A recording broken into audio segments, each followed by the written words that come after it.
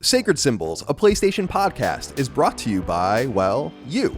If you want to learn how to support our show, go to patreon.com/laststandmedia. Greetings and salutations. Welcome back to Sacred Symbols, a PlayStation podcast. This is episode number 377.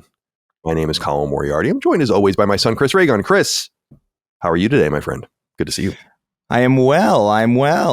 I've been growing. I think I mentioned on the last episode that I'm growing basil, and I used some of it last night, and it was awesome. And so it's nice. It's a good feeling. Plus, it's cool to grow your own food. What? You're like in Tales, where in Tales, like there's all these different herbs, and they give you like permanent stat increases. Yeah. So you no, exactly the basil. I love basil.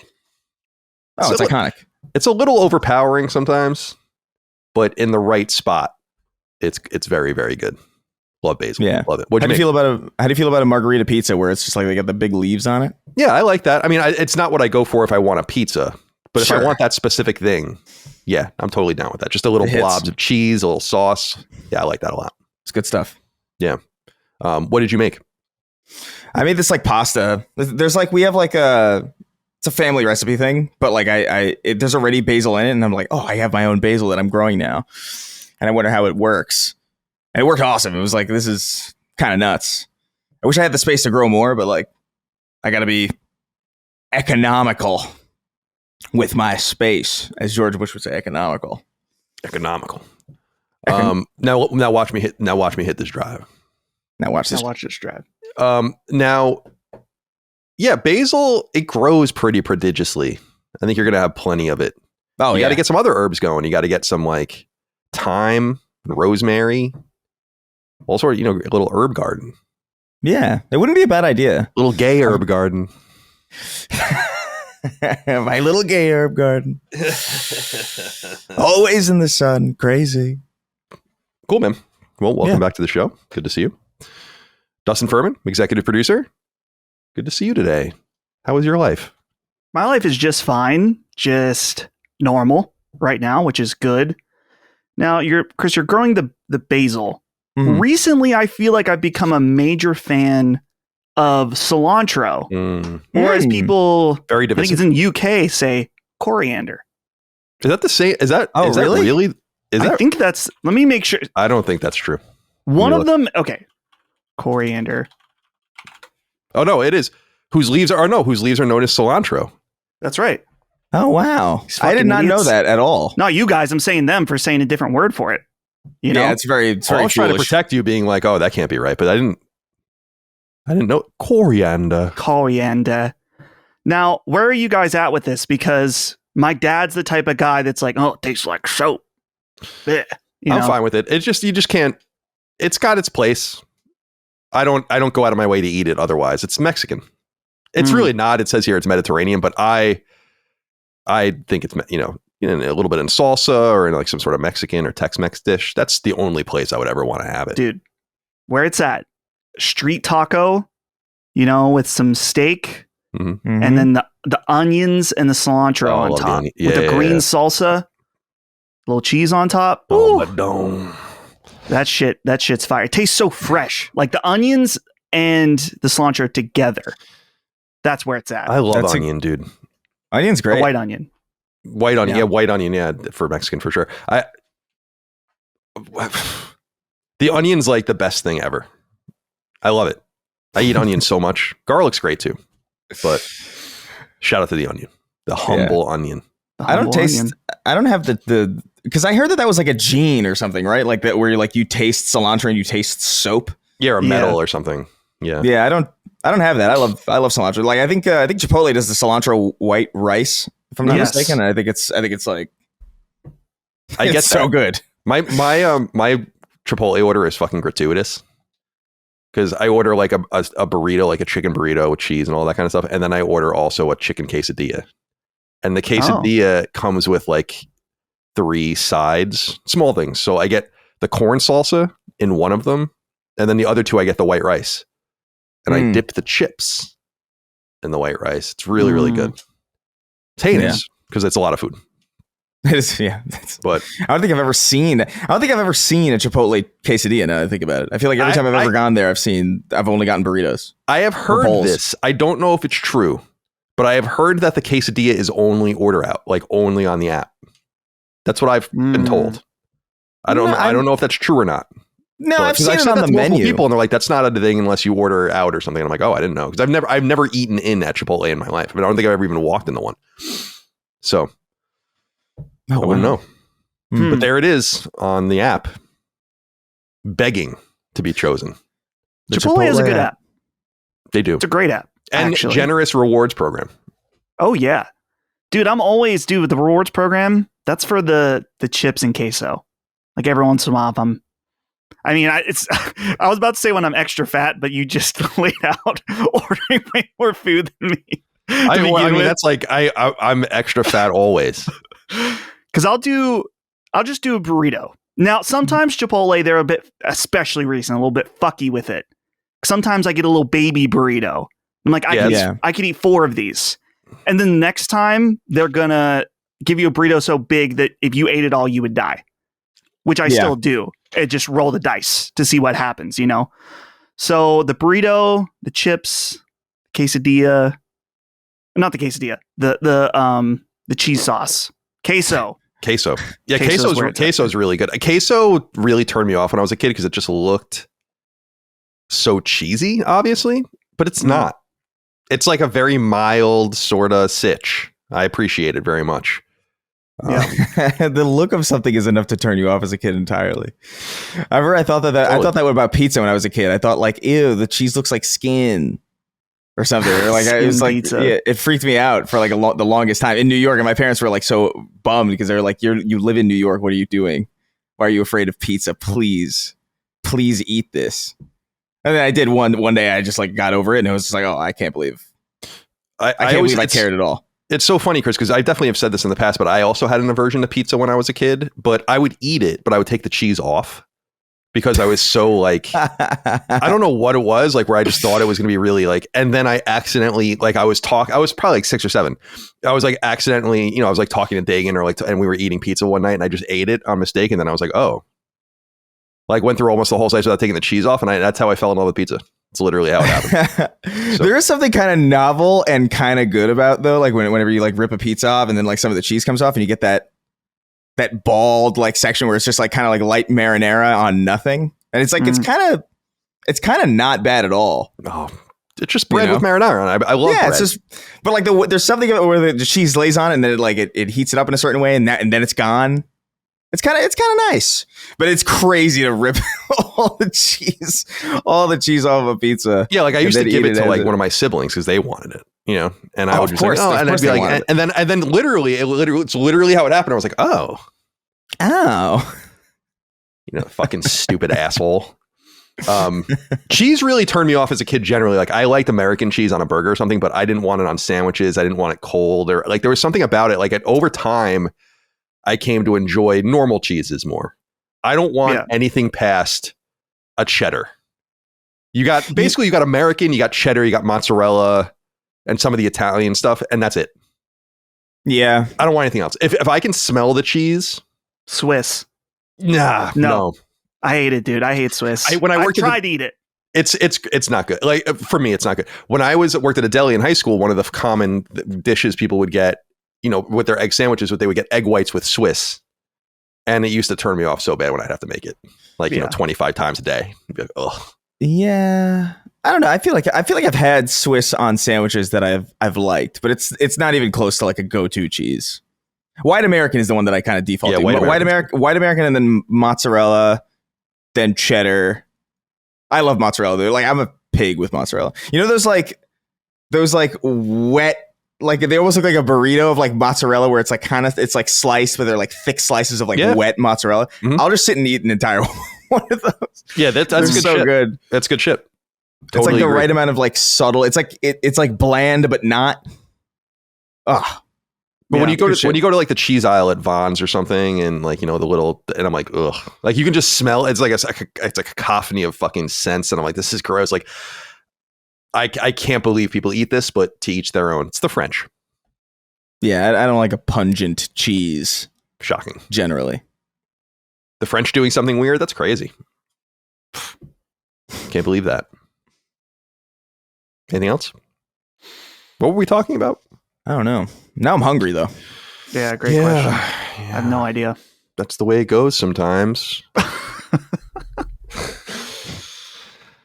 Well, it's good to be here with you guys today. Sacred Symbols, a PlayStation podcast. We go live each and every week. You can get it 3 days early and ad-free over on Patreon. Patreon.com/laststandmedia.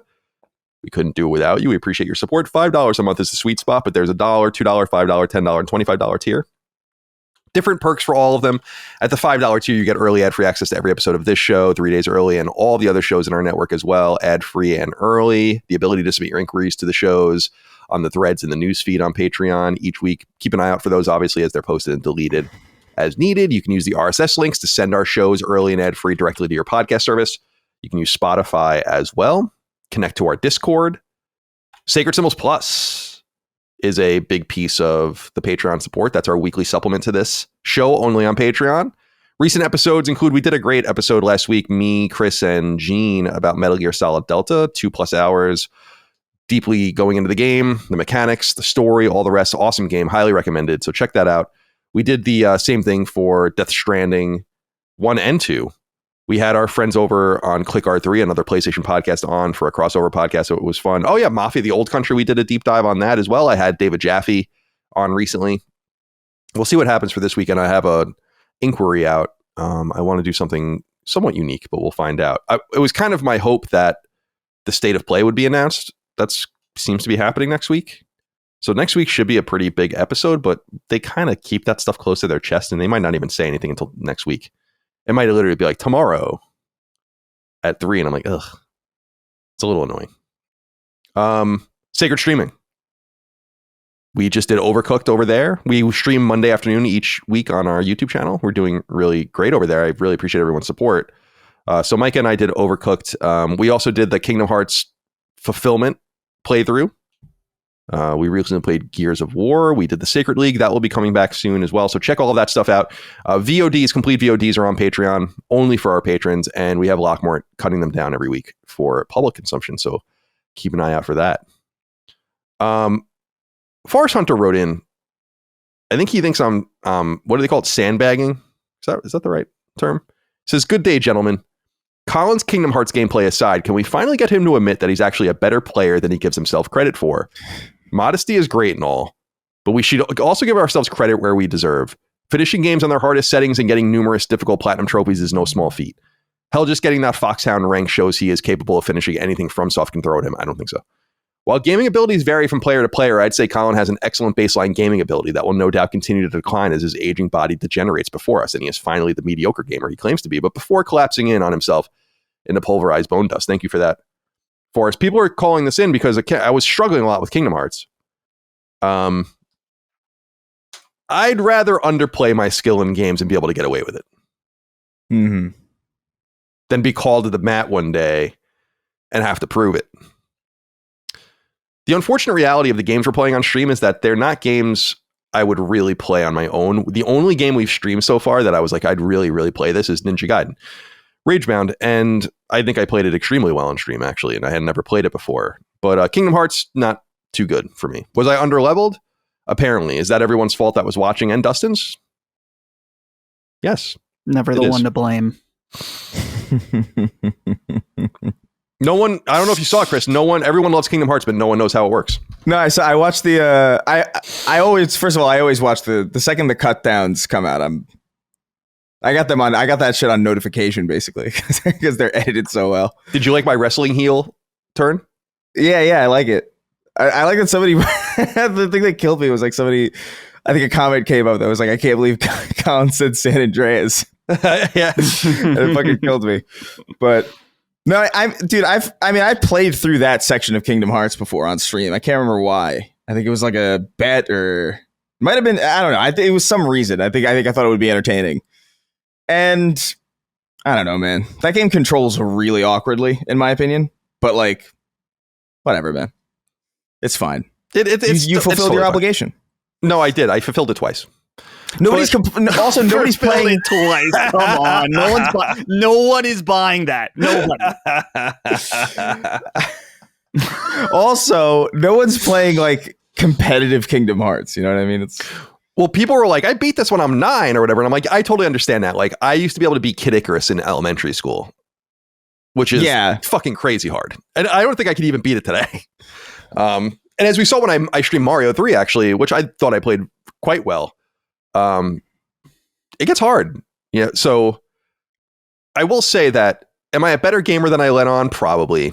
But I've never been one of those guys that's like, look how good I am. Like, I don't give a shit. It's not really why I'm playing, you know? Yeah. So, and there are games I'm good at and games I'm bad at. So, can I brute force my way through most games? Yes, absolutely. I used to, because I remember beating, like when I was a kid and I beat Contra, and that was like apparently impressive. I don't remember. That's hard. And without the Konami code, that's really hard. But I tried that even when I was like, I think 22 or something. I was like, I don't understand how I did this. I can't do this. Just straight up. That's a hard game. The first Contra is hard. I remember it being hard even when I was a kid, but like I remember I did it, and I just remember being like, I don't even think I must have just. You just have so much time, I guess, as a kid that you just lock in and throw yourself at the wall over and over again until you just win. And you're adult, you don't have that time really. It's all about memorization and keeping the right weapon. The boss battles can be a little tough if you don't know what you're doing because it changes perspective. I don't think I've ever beaten Contra without the Konami code. I guess I could do it, but you probably, if you dedicated like a time to it, you could do it. That's a Dagan special. Dagan loves that fucking stupid game. You know who loved that game? Dave Rubin, old mutual friend of ours. He was like obsessed with that game Contra, and he had. That's right. I think we played it because he had a room in his building or his It was his house. It was his house. It was like a green room. Yeah, it was a green room. Mm-hmm. And he had like I think, was it an NES proper in there or was it like it was like a proper NES, I think. Yeah. And then, and we played it on stream or something once. Like he, some pre-show stuff for his like paying clientele or whatever. And I remember making fun of him because he definitely had a broken controller and I was definitely like struggling because it was a broken NES controller. And then it became a joke because I was like, come on. Like I never blamed the controller, but I'm like, this controller's busted. No, not for nothing. It's totally busted up. Nothing's worse than a broken NES controller because there's just so much you can do with it. And they're hard to break. Those are still the best controller ever. I love that controller. Perfect. But shout out to Contra. Shout out to Konami. Shout out to Konami code. Yeah. And one hit kills. Always tough in a game. Fucked. Kingdom Hearts. So let's go through it again. Fulfilled the obligation 2 times. Played badly because of Dustin. And I think that's it. So I think we're all set on that now, right, Dustin? I would ask Brad as the person that you put in charge of the game. You kind of decided, I can fulfill. I guess we can just fulfill it whenever we want. Who cares about deadlines? Sacred. Let's just release it sometime next week, this episode. Because who cares? Deadlines don't matter, according to you. You set the example, boss. The buck does stop with me, like Harry Truman. Right. That's a good point. Well, let me marinate on that for a little while. We'll see when we release this podcast. All right. So that's that. Merch, laststandmedia.store. We had our merch meeting. I saw a new design. I have to pay for it still. I'm not going to pay. I have to pay Hodge for it. I'm not going to pay him anytime soon. Just going to be totally honest with you. I mean, he'll get paid before the end of the year, but I don't think he's going to get paid before that. I'm going to really string him along. But I got his invoice, so that's appreciated. So it's there. Better than Lockmort, right? I actually kind of realized because I have to pay a fee to pay Lockmort because he lives in Europe and it has to translate into like the fake money that they use over there. So that's like a thing I have to pay like a small fee on PayPal to do that. So it'd actually be better if I paid him more seldom. Right. Or I can hold it out of his pay. One way or another. Options. There are a lot of options on the table. All options are on the table. And Jacob Starr wrote in. A lot of people wrote in. Said, Colin, since last week you said you were going to be unusually curious about the audience sentiment regarding the episode, I'm much more curious about the shakeup of Patreon subscriptions. Glancing through the 1,500 comments left on last week's episode, it seems people move tiers in both directions. Historically, you have also stated that Patreon gives contradicting information regarding numbers. Has this past week obfuscated the numbers further, or do you have any insights?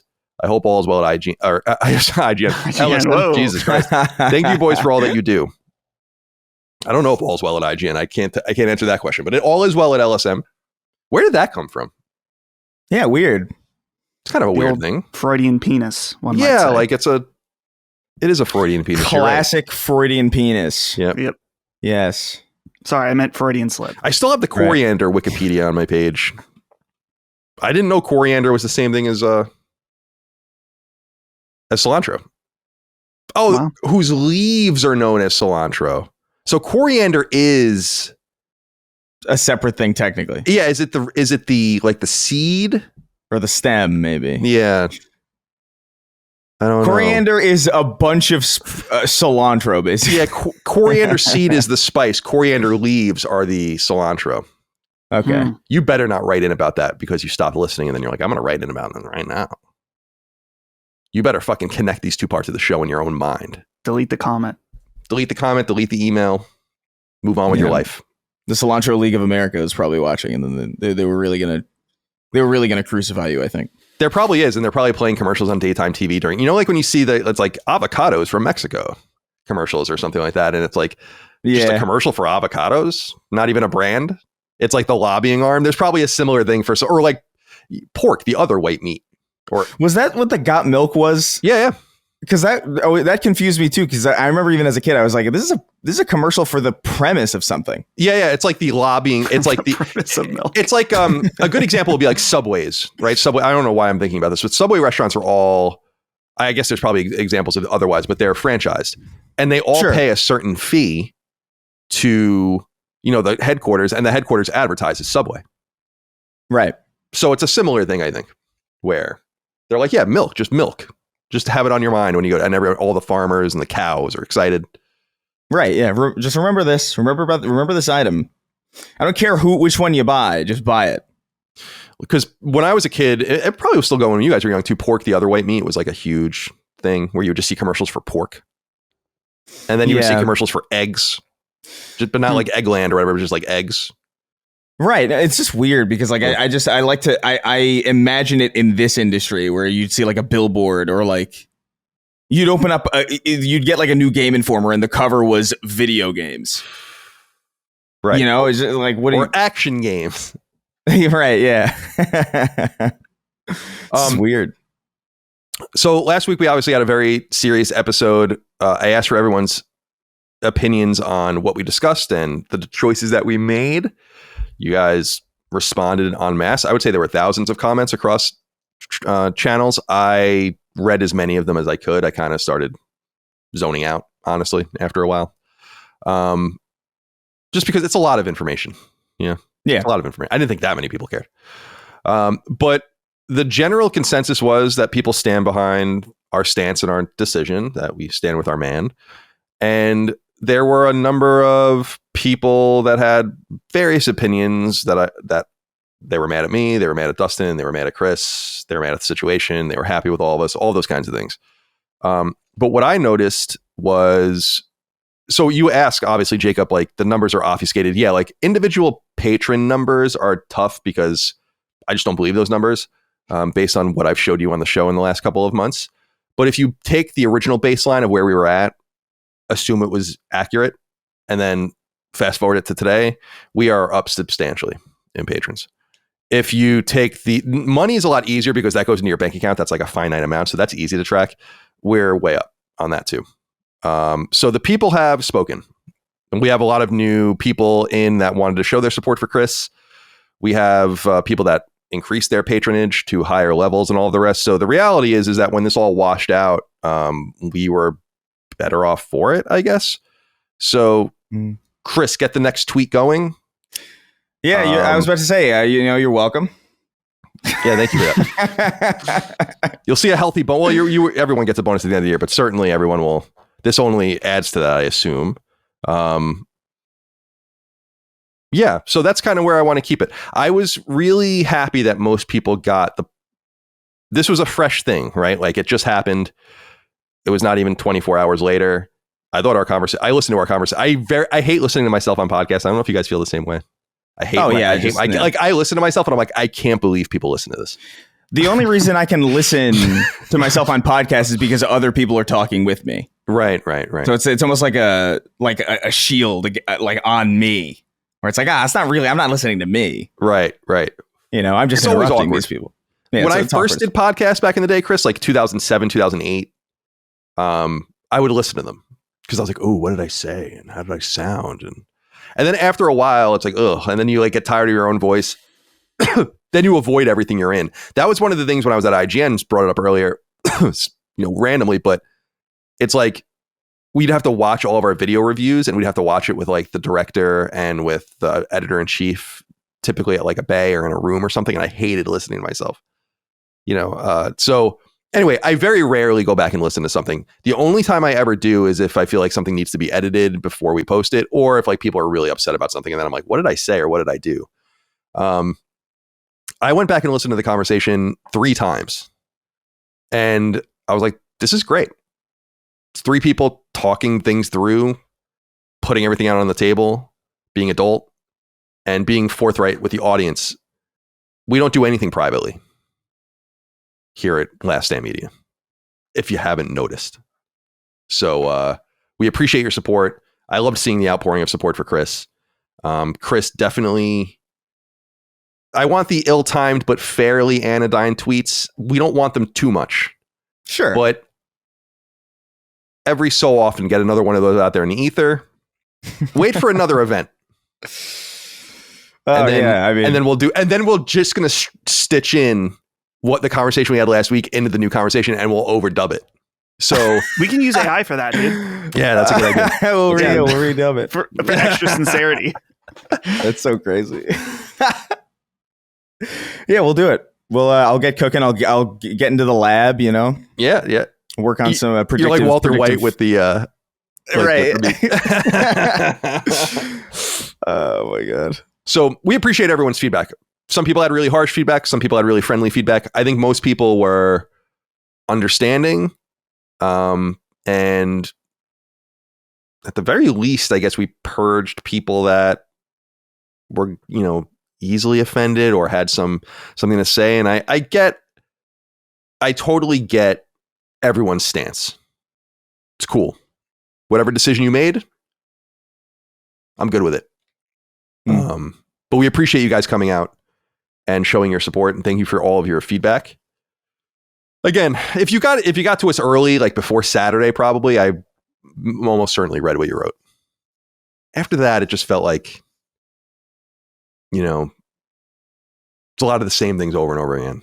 Yeah. That's what kind of the upvote system's for, in my opinion. People don't use that enough. I very rarely leave comments on YouTube videos. What I like to go is look at the comment that said exactly what I was thinking, which is always there. Right. And then I thumb it up. That's what always bothers me. Oh, this person's really fucking annoying. And then I go into the comments and it's like, yeah, this person sucks. And then I just thumb that up. Right. Too few people do that. Yeah. Even in the replies on tweets and stuff, where it's just like, I'll see the same, like somebody reply with the same thing as somebody like a million times. I'm like, brother, like that's already there, man. This is like, we already have a George times like a million with some of this shit. Absolutely. Read the threads. Right. And yeah, read the thread. And also one thing I realized too, is that people are going to hear whatever they want at some point. Yeah. That's the thing. Chris and I were talking about that a lot over the weekend about some stuff. And I'm like, it's really frustrating to me because I don't get it. Like, I don't get, like, that's why I was so intrigued to listen. I was like listening very intently, like, yeah, waiting for like the horrible part. I'm like, what was the horrible part? Like, what was it? I swear to God, people are like they're either angrily listening to the show while they're cranking one out and they're like not paying attention to it at all. Yeah, or they're just sitting there half, like one of their eyes glazed over, just barely paying attention. Because it is wild, some of the stuff that like people will swear to God they heard. I saw somebody be like, I saw somebody say Chris said Charlie Kirk was Mossad. I'm like, what? Complete fucking MK Ultra God. shit. It's insane. Like, oh God. I realized that. Like, I just realized I have a business idea. It would be an AI that people would subscribe to to harass creators that they don't like.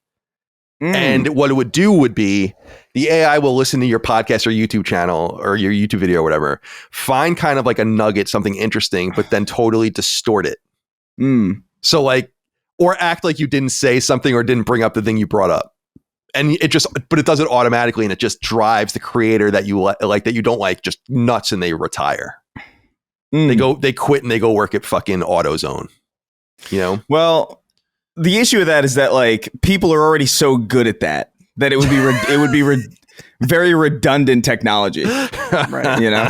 Right. It almost seems like it's the default way that people interact with things is to just project a completely separate meaning onto things. So it's like, you know, I don't know if we need robots doing that. That's fair enough. We already have all the robots we need anyway. Right. So thank you guys, regardless of where you stood, regardless of what you said. We appreciate your feedback. We appreciate you rolling with us and listening to us. Yeah, stressful.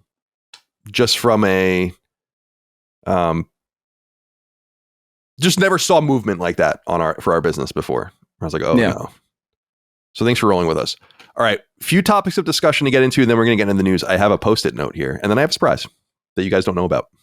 The Post-it is I gotta read this out because we had another submission, and I just want to be clear about this. If you have a charity or a GoFundMe or something like that, I'm not going to typically put it on the show. And I don't even remember the nature of it anymore, but like every few weeks, someone will be like, I'm running a GoFundMe. This thing happened for this person or myself or whatever. I have no problem if you put that in the thread, hoping that maybe a few people see it as they're pouring through the comments and seeing what other people had said. I think that's totally fine. But please understand that I simply, with rare exceptions, so like when the awful situation happened with Dustin and there was a GoFundMe that Ben set up, when Hogue had a stroke, who's a host of one of our shows and a friend of the show, that kind of stuff I am happy to promote. But I can't promote your charities or your GoFundMes or whatever because this is obvious. It opens up a can of worms, and then it forces me to pick and choose. And then I feel bad. So I feel like I should have said this a long time ago, but I've just kind of ignored them. But because I'm not trying to be an asshole, it's just not possible. And I hope that you understand that. So whatever you're going through out there, where we get these occasional submissions, I'm sorry about that. And I think you'll understand that if we said yes to that, then we would be selling you something in quotes every episode because someone will have something to share. So I wanted to throw that out there. I wrote a Post-it note just about it because I keep forgetting. Now for the surprise. Mayor Garbage Man wrote in. This isn't on the document. I printed it out. So it wouldn't get spoiled.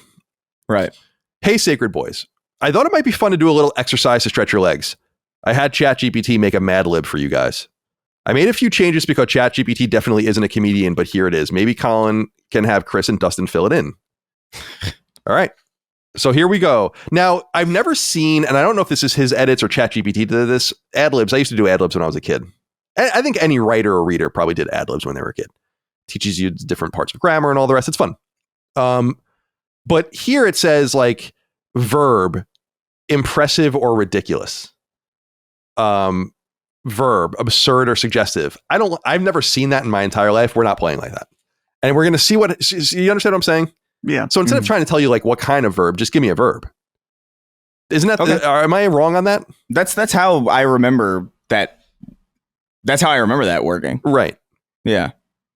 So, I hope that makes sense, and we'll see how it comes out, I guess.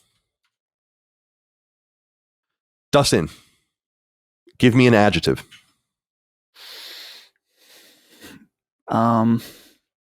Beautiful. Okay. Chris, give me a video game character.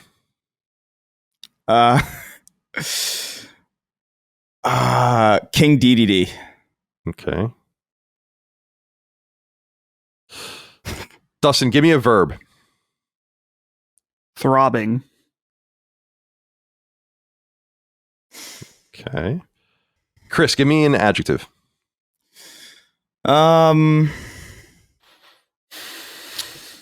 Silly. That's funny. Dustin, give me a video game character. Give me 2 video game characters. They don't have to be related because they're going to be on separate lines. Sora. And Master Chief. Okay. They go so well together. Chris, give me another video game character first. Ocelot. Okay. And then also give me a verb. Jumped or jump or jumping, Jumping. whatever the Jumping whatever the, would be, yeah. whatever the tense. Okay. Dustin, give me an adjective and a snack food. Adjective. Hairy. Mm-hmm. Oh, Snack food. So a snack specifically, not just a food, right? Yeah, it says technically plural snack foods, so I can pluralize it though. Doritos? I mean, this is a gamer theme. Yeah. Okay.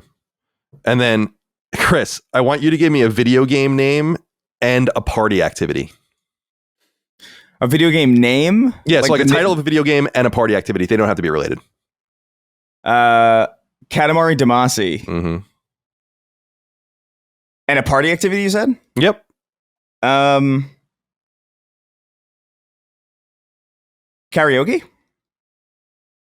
Okay. Dustin, give me a number. 28.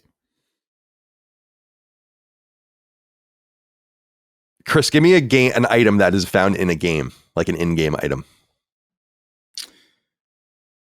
Oh man. No, that's too specific. I'll go put ZYME. It's the poison in it's like a illicit drug in Deus Ex. Okay, ZYME. Yeah. Is it an acronym or is it called Zyme? It's called Zyme. Okay. Is what it is. And then Dustin, give me a noun. A noun. Pizza. Okay. We're almost there. Not really. There's a lot more. I should have said boner. Okay. We haven't had any Yeah. explicit Yeah. sexual ones. There you go. I crossed Those it up. are either really good or they fall flat. It's like huge risk. I will say that it said here dirty noun. So you're playing Dirty into it. noun. Yep. Okay, I then told put you I wouldn't boner. qualify. I told you I wouldn't qualify it though. I told you that at the beginning. Remember? I didn't want to. And That's right. we you're right. just had the conversation. I want it to have boner in it. I want the boner. Fuck. That can be arranged. All right. It's one of the says pick a defining Duke member. Let's do Cog. Oh, and the other defining Duke member. So I'll put Matt. Okay, so that's perfect.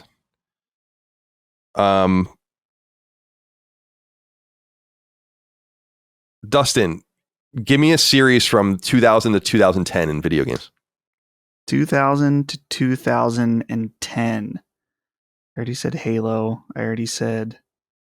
I mean, Kingdom Hearts. I don't know if that's lame because we already said Sora. But it's in the sphere of fine. our show right now. That's fine. We'll do Kingdom Hearts. Chris, give me an Xbox executive. Is he still Matt Booty? Yeah, he's there. Yeah, it's got to be Matt Somehow. Booty, dude. Somehow he continues to work there. Dustin, give me a verb. A verb. Painful.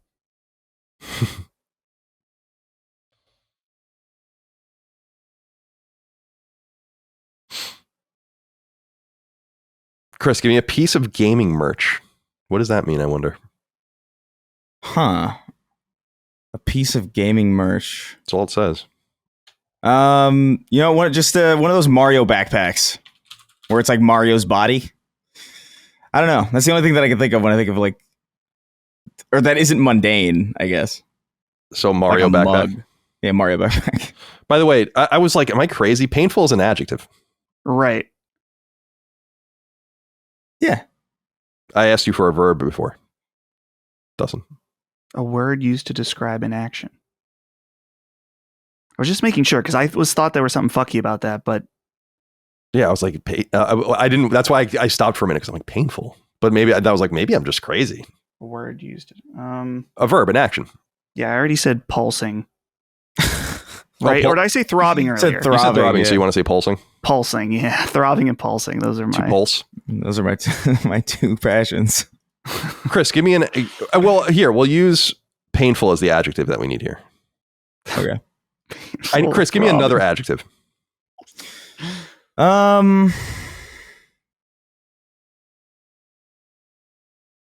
Volatile? Is that an adjective? Yeah, it is. Chris, Dustin, give me a piece of PlayStation hardware. A piece of PlayStation hardware. The PlayStation Portable or PSP. Okay. Chris, give me a game studio. Alive or dead, or does it doesn't matter? Lionhead. Wait. And then Dustin, give me an adjective and a year. Adjective and a year. Adjective.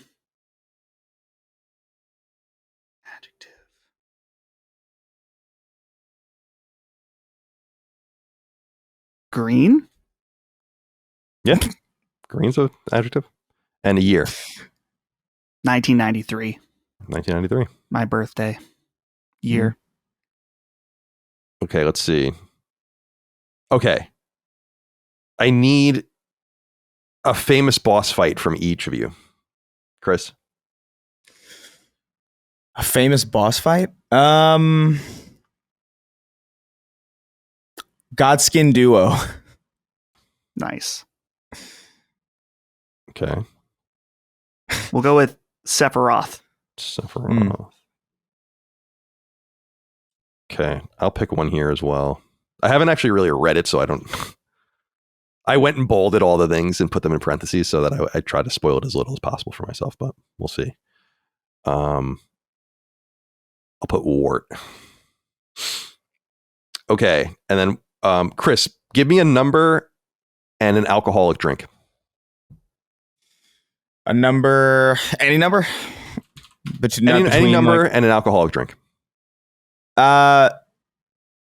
7. Mm-hmm. Teen. Mike's Hard Lemonade. 17, you said? Yeah. And Mike's Hard Lemonade. Okay.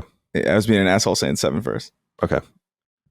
And then this is the last one. Dustin, bad dating app scenario. I have one for this, but I didn't want to use it. Bad dating app scenario. Came early. Here you go. Love that. All right. I don't know. That's a dating app. I mean, that's kind of beyond a dating app, but let's just roll with it. Yeah, it works. Okay. All right. Here's what it says. Who knows if this turns out or not? Yeah. On this week's episode of Sacred Symbols, a beautiful PlayStation podcast, Colin kicks things off with a fiery declaration. He insists that King DDD can throb way better than Sora, and anyone who disagrees is clearly silly. Chris immediately fires back, arguing that Master Chief could easily jump better than Ocelot, and the conversation quickly spirals into chaos. So here I can see the verb. It says verb absurd or suggestive. So maybe that's why I was trying to tell us that. But again, I've never seen that. That's a new thing. Okay, so that's where we are. Dustin joins in, explaining that the graphics on the latest showcase looked like hairy Doritos left in a Dora microwave after a round of karaoke Katamari Damacy. Whether paying $28 for extra Zyme is visionary or just financial boner?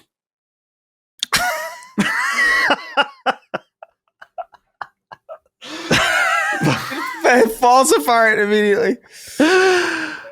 Halfway through, Colin roasts the Defining Duke boys. He claims Cog has a shrine made entirely of Kingdom Hearts, while Chris jokes that Maddie could convince Matt Booty to pulse in a Mario backpack if it meant good press for Xbox. Dustin says it all reminds him of painful anime convention floors. That's pretty good.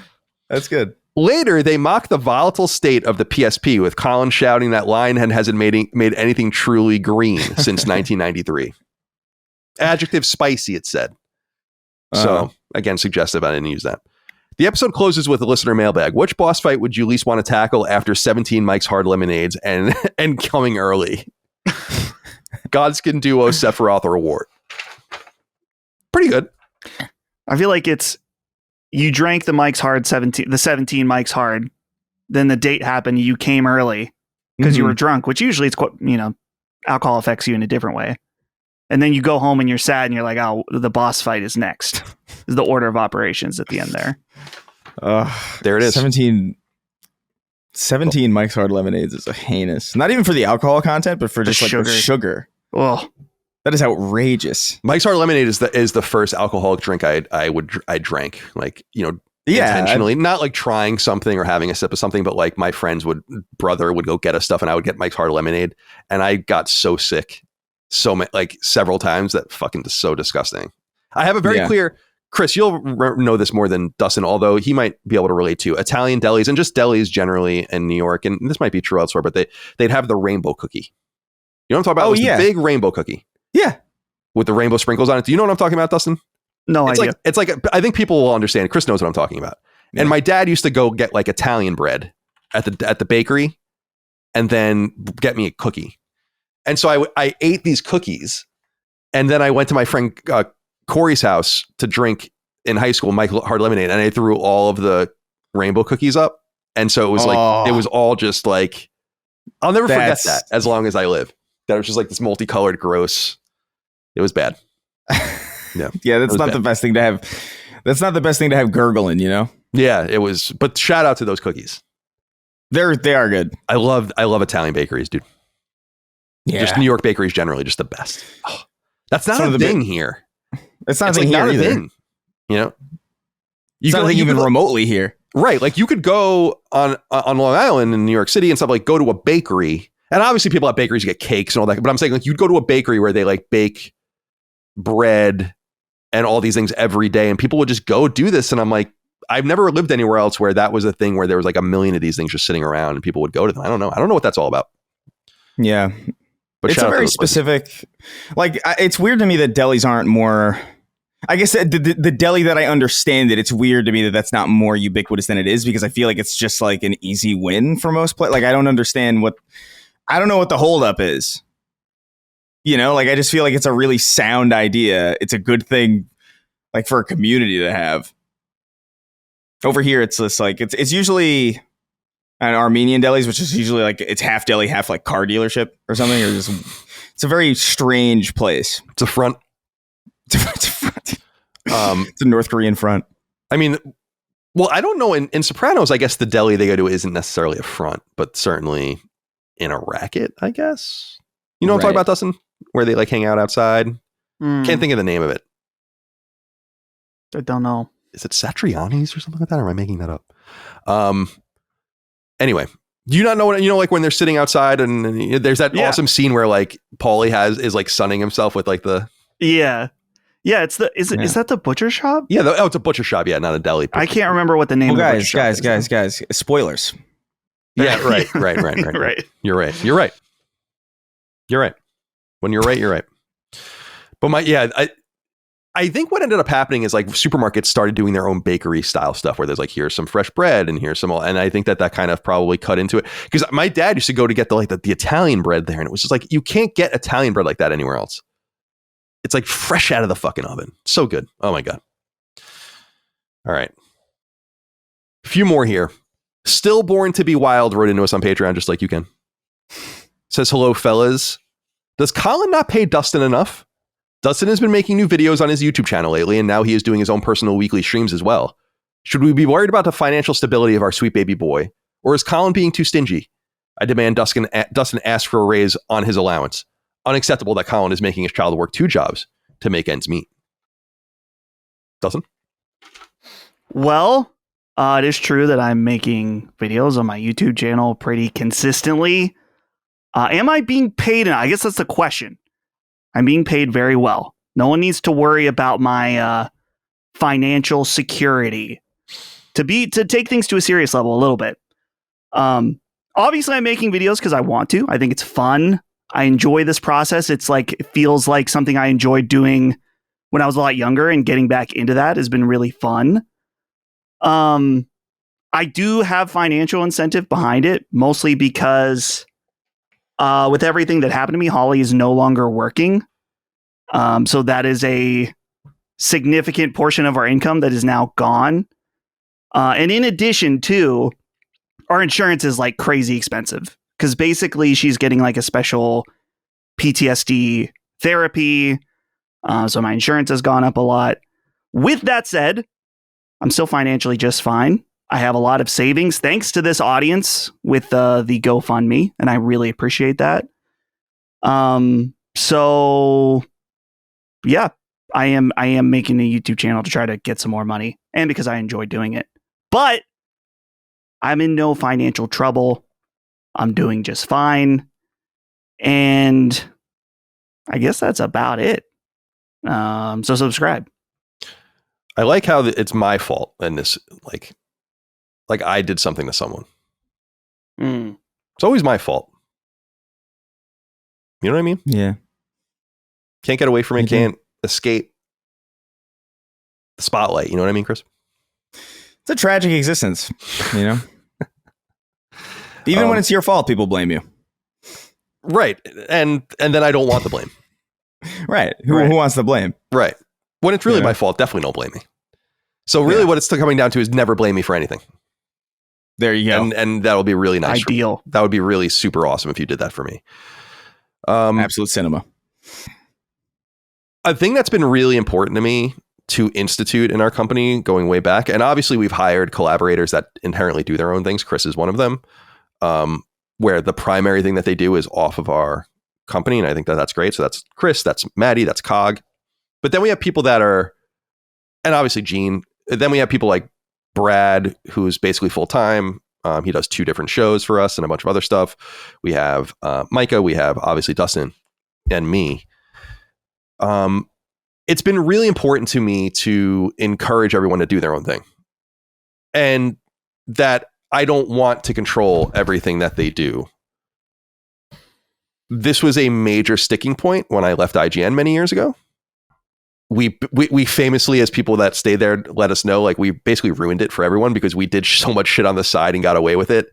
And then that thing became so big that we just left and did that thing. And they tamped that shit down hard after that. And then in more recent years, they started kind of loosening it up again. You know, Destin, you see Destin Legary out there. He doesn't work there anymore, but he started doing his own thing and all that stuff. But I feel like that created a wedge. The easiest way, like what IGN should have done is said like, yeah, go do your own stuff and do as much for us as you can, and we'll have some sort of relationship. And instead they said, do one or the other. And so they just lost, right? The talent completely. I don't want to do that. If people leave, it's because I want them to leave because they have other things, but not because I put them in a corner. So I think it's important and vital, and I'm glad to see Dustin doing these other things. I think there's another thing too that I've learned over the years, because we're really a new company anymore, and I've been doing this for a really long time now, is that we are what we are. And what I mean by that is we're a podcast network with lots of disparate voices, but in the past, when we've done content that I wasn't on, that wasn't a podcast, it never really did very well. And I'm not saying that to pat myself on the back. What I'm saying is that we are what we are. That company comes here for podcasts, and then maybe I could court some sort of audience if I did an episode of Side Quest or whatever. But so there's no even financial reason for me to want to take a squeeze of other people's juices. Yeah. Like that. Yeah. Did you like that noise? No, not even a little bit. Yeah. Yeah, it was really upsetting. So I'm really glad high quality audio on that. Thank you. Thank you. So I'm glad to see it. I know Brad's doing his own thing too. Obviously, like I said, Maddie and Cog are have all long been doing their own things and will continue to. So I think that's great. How are you finding the process? Really fun overall. It's I'm working with Jimmy on my thumbnails and titles, which has been really helpful. Just figuring out like what works and what doesn't work. You know, like I did the video I recently did on Hell Is Us was like the main kind of video I want to make. And it did all right. You know, you kind of figure like the videos that do really well are the ones that not that I don't want to make them. I still enjoy it, but like as I'm building up subscribers, I kind of have to do a few like hot news-ish type things. Like I did a video about Metal Gear Solid and Unreal 5, and that one like shot up many times my other videos. So you kind of got to mix in like some crowd appeal stuff along with the stuff you want to do. And it's interesting too, just like I'm monetized now. And so it's like you'll work 2 or 3 hours on a video, which is like not a ton of time. And like you make $20. Yeah. I mean, with gaming CPMs, dude. And it's like, oh man. Oh man. But I'm not like, dude, the money from YouTube specifically, I wasn't never expecting it to be anything crazy, but it's been really fun. It's been fun to just like getting back into, I edit every day for Last Stand, but it's not creative editing at all. It's like plugging things into our default templates and stuff like that. And so being able to flex the creative side of editing is fun. It's like I said, it's something I haven't done for a very, very long time. So it feels good to do it. And you should do what feels good, in my opinion. Yeah. I have so many ideas for content, and the only thing that stops me from doing it is my job at this point, right? Like, I have these ideas for things like one thing I've wanted to do this for years, and it's not really a unique idea, but I want to do like these deep dive, multi-hour even videos on game stories, but for games that really no one cares about.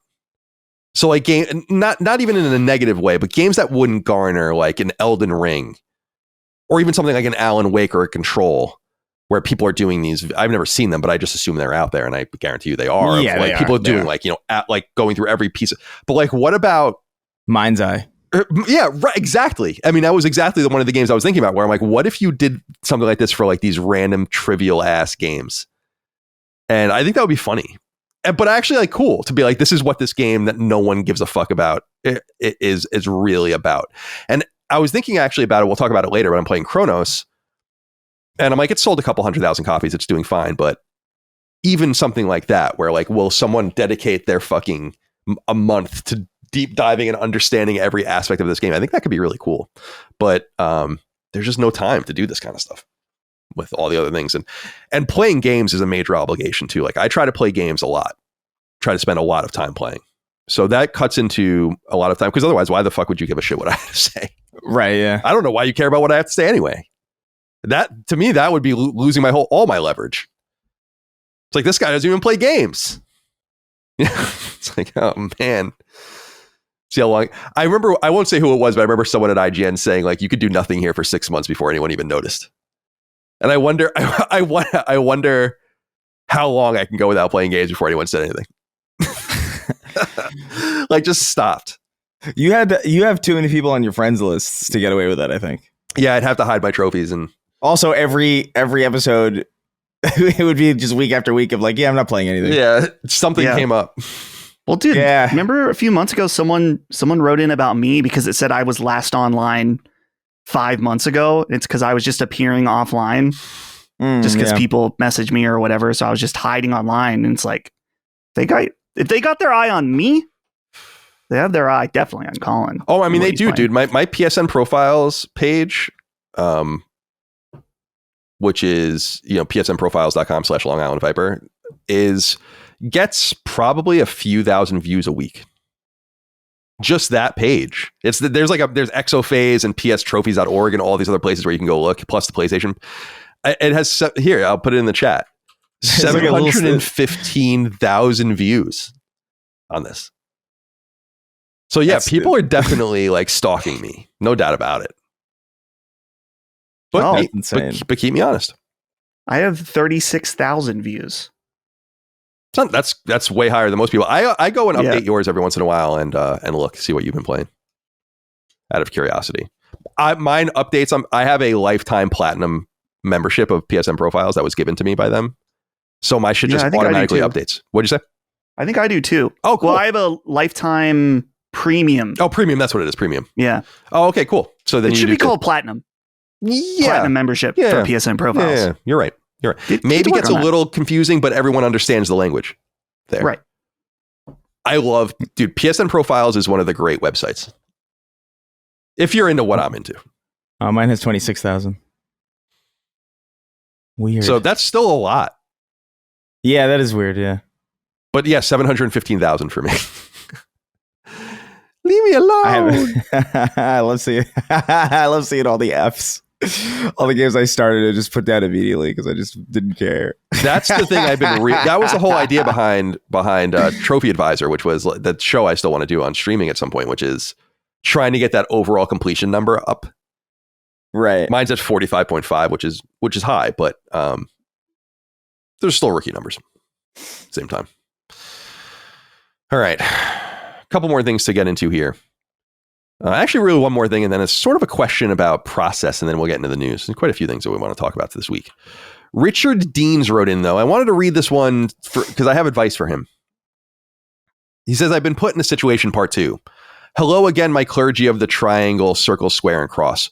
A few months ago, I wrote in about a long-term friend who was getting married abroad. He casually mentioned that the wedding might not be happening after I had already booked my flight and accommodation. Dustin probably won't remember this. It was the week he was in LA and Brad asked him, are you gay, son? Are you gay for me? Anyway, the saga... sorry, is that a HR thing that we should be... I mean, it's not an HR. This person doesn't work for us. Right, but I chose to read it. You chose to read it and you encouraged it. You put this out there. Are you gay, son? So it's fine. Are it's you fine. gay for me?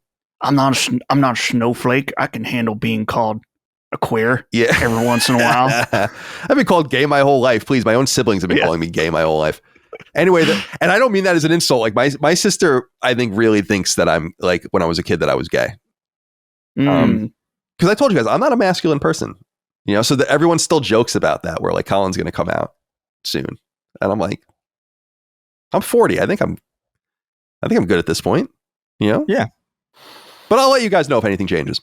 Sure. I could teach their own, of course. Bisexuals, I feel like they're kind of being a little greedy, though. You gotta you want a little bit of everything. You gotta clue in on what you're really. I feel like you're being too aggressive. You're being too greedy. Anyway, are you gay for me? Anyway, dude, I love that video. Anyway, the saga continues, and once again, I need your advice. The wedding was eventually canceled. I lost about 500 pounds. Not the end of the world, but still not ideal. I mean, that's a lot of money, dude. More recently, I became a driving instructor and generously offered the same friend 10 hours of free lessons. I'm not sure how it works on your side of the pond, but over here, it's notoriously hard to book an instructor. Lessons typically cost between 35 and 50 pounds an hour, so I thought I was doing him a favor, helping him get started before he moved on to someone else. By the way, there are a bunch of private driving instruction. I've never used it. A big thing in the United States is driver's ed, which is through school. And in New York, Chris, you might remember in New York, you can get your junior's license if you take driver's ed. And that allows you to, at 16 years old, drive to work and school. Sure, yeah. I remember driving to work and school. Everyone treated that license as the real license. They're like, you can only drive to work in your school. It's like, all right, cool. We're going to the mall. That's interesting. What'd you say? In PA, you can get your license at 16, but you have a curfew. Oh, that's that too. You can't drive after dark. Yeah, but that's it. Yeah. No one gave a fuck. Yeah. Yeah, nobody gave a shit. That was literally around the only time I ever drove, like as a driver of a car, was like in that during that time. All right, so where was I? So lessons typically cost between $35 and $50 a pound, as I said. So I thought I was doing him a favor, et cetera, et cetera. Despite my best efforts, he keeps canceling or rescheduling at the last minute. This is time I could be spending with paying students, and I'm starting to feel like I'm being taken advantage of again. Would it be wrong or disingenuous of me to retract the offer? Because frankly, I'm beginning to feel like he's taking the piss. As we say here in England, does it look like I have written on my forehead? Because that's exactly how I'm starting to feel. Anyway, I'll go listen to reruns of Constellation and continue to wonder why you lot refuse to love it the way we did. Shut up about Constellation. Okay. Are we still talking We're still about talking about Constellation? Constellation. We're still talking We're still about talking about Constellation. We're still talking about this. It's crazy. Nobody watched it. Nobody cared.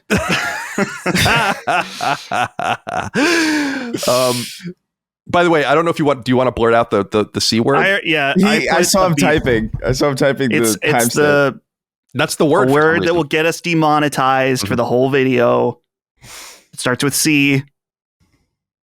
Just is what it is. We can't control it. Ends with "unt." YouTube is censoring me.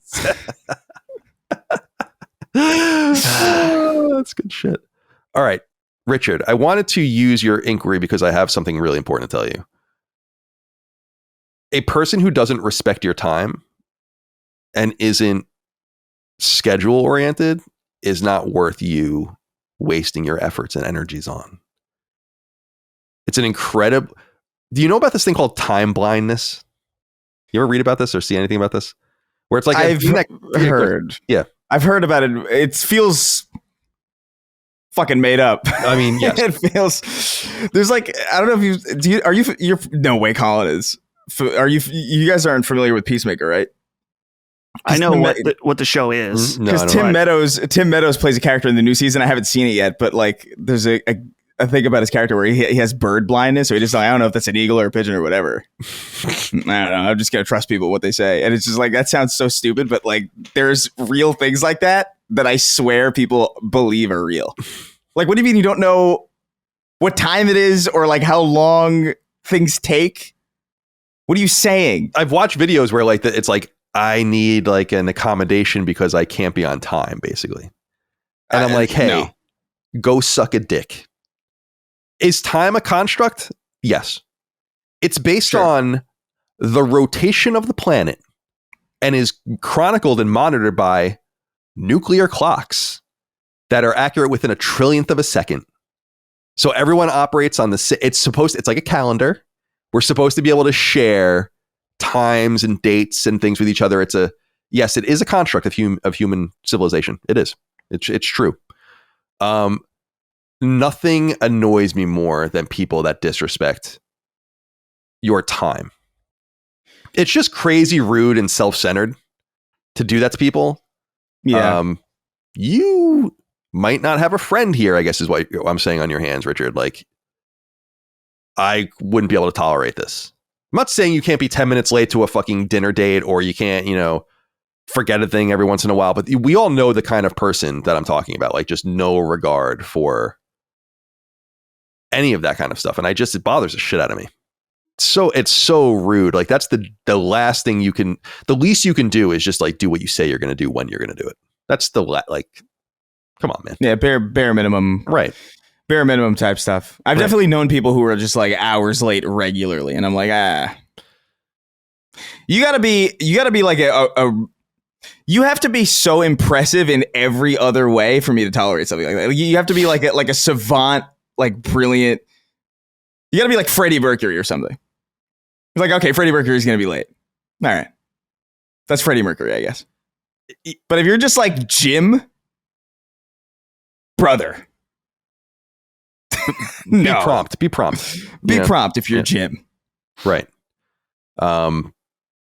It's crazy. Like, have we discussed this in the past? This goes entirely into like people that set their clocks wrong on purpose. Mm-hmm. I don't think we've talked about it on the show. Actually, now I think about it, I don't think we've ever talked about this. So like my mom did this back in the day. I don't know if she does this anymore, but I remember when I was a kid, it was like the clock in the car was like 7 minutes fast. And I'm like, why? Like, I don't understand. It's wrong. That's the issue. It only works if you don't know that it's wrong. Like someone else in your life needs to change it without you knowing. But now, I mean, everyone carries around a phone with the time. There's always multiple sources to check the time. So it doesn't really work. It's just, that was always the strangest. Even as a little kid, I'm like, this doesn't make any sense. Like, it would actually bother me. Yeah. And that was during the era where I'm like, I don't know what time it is. I don't have a phone in my pocket. And all I know is that this clock is wrong for some reason. It's wrong by a certain amount of minutes off the real clock, and everyone knows it. Fucking weird. Yeah, because the premise is that you would see it, and you'd be like, let's say it's like, oh, it's 5 p.m. and there's something you had to do. Oh, it's 7 minutes. It's 7 minutes behind. So like, oh my God, I gotta kick into gear because it's 5 o'clock. But you know it's 5:07. And if it was 4:53, wouldn't that just be the same? Wouldn't that just? I've never understood that. I hate like it. The premise of it just doesn't make sense. I hate it. Yeah. If you do that out there, you're crazy. You hear me? I love that question. You hear me? That's another white person thing. You know how like those lists go around of like like you hear me? Y'all come back now. You hear? All right. This is more of a inquiry about the protocol of grammar. But I wanted to read it because I thought it was interesting, and I wonder if a lot of people think about this. R. McQuaid19 wrote in and said, "Hey, CDC, longtime listener, first-time caller. This one is for Colin, as it sits squarely at the intersection of video games and of all things grammar. Riveting, I know. Could you settle once and for all how to handle verb agreement when speaking about companies? Would you say Sony is publishing a new game or Sony are publishing a new game? The reason I ask is the perceived emergent use of the latter, which sounds off to my American English ears and, dare I say, a little pretentious, like the way gaming influencers love to overuse the word IP. It's my personal roll credits." Yeah, I hear that, and I use that term too. We got to find a better way to talk. I can understand the UK English inclination for this pluralization, but it also seems to be starting to bleed its way into American games journalism. Thanks for the excellent content and keep on keeping on. I'll press circle halfway through my mountain zip line and listen. Okay. It's Sony is publishing. Because Sony R would indicate that Sony was a plural. Right? I mean, that's the way I've always read it. Yeah, I think the indication is that Sony is a plural because it's a company made up of individuals. But like I would consider it more like Sony is a single company. Right, exactly. Sony is the entity. If it was Sony's game studios are, but Sony is. Santa Monica Studio is. Naughty Dog and Santa Monica are. Right? Yeah. So I mean that's the way I would read it. Sony are publishing a new game is bad English. Yeah. No, I don't just replace Sony with like some other singular noun. Chris are publishing a new game. Chris and Sony are both singular nouns. So I've seen this too. It bothers the fuck out of me. But you see it less and less because there's just less and less writing. Yeah. And there's like rules of grammar that everyone like. There are still. I'm a writer, yes, but like there's a lot of, and I know how to write because I know how to read, and I you just know how things are supposed to sound. But often there are like really intricate, detailed rules about grammar and stuff I don't get at all. So I'm not judging anyone at all. Like sure. When you see these like really mega serious breakdowns of the structure of a sentence and stuff, I'm like, I don't know, dude. Like I just know what sounds right and what sounds wrong. It's just that simple. So I understand some people getting these things wrong, but yeah, that's one of those things that we have. So yeah, Sony is a singular entity, and Sony is publishing a new game. All right. Speaking of Sony, we have a few Sony related news items to get through, and then some other games news to get through as well.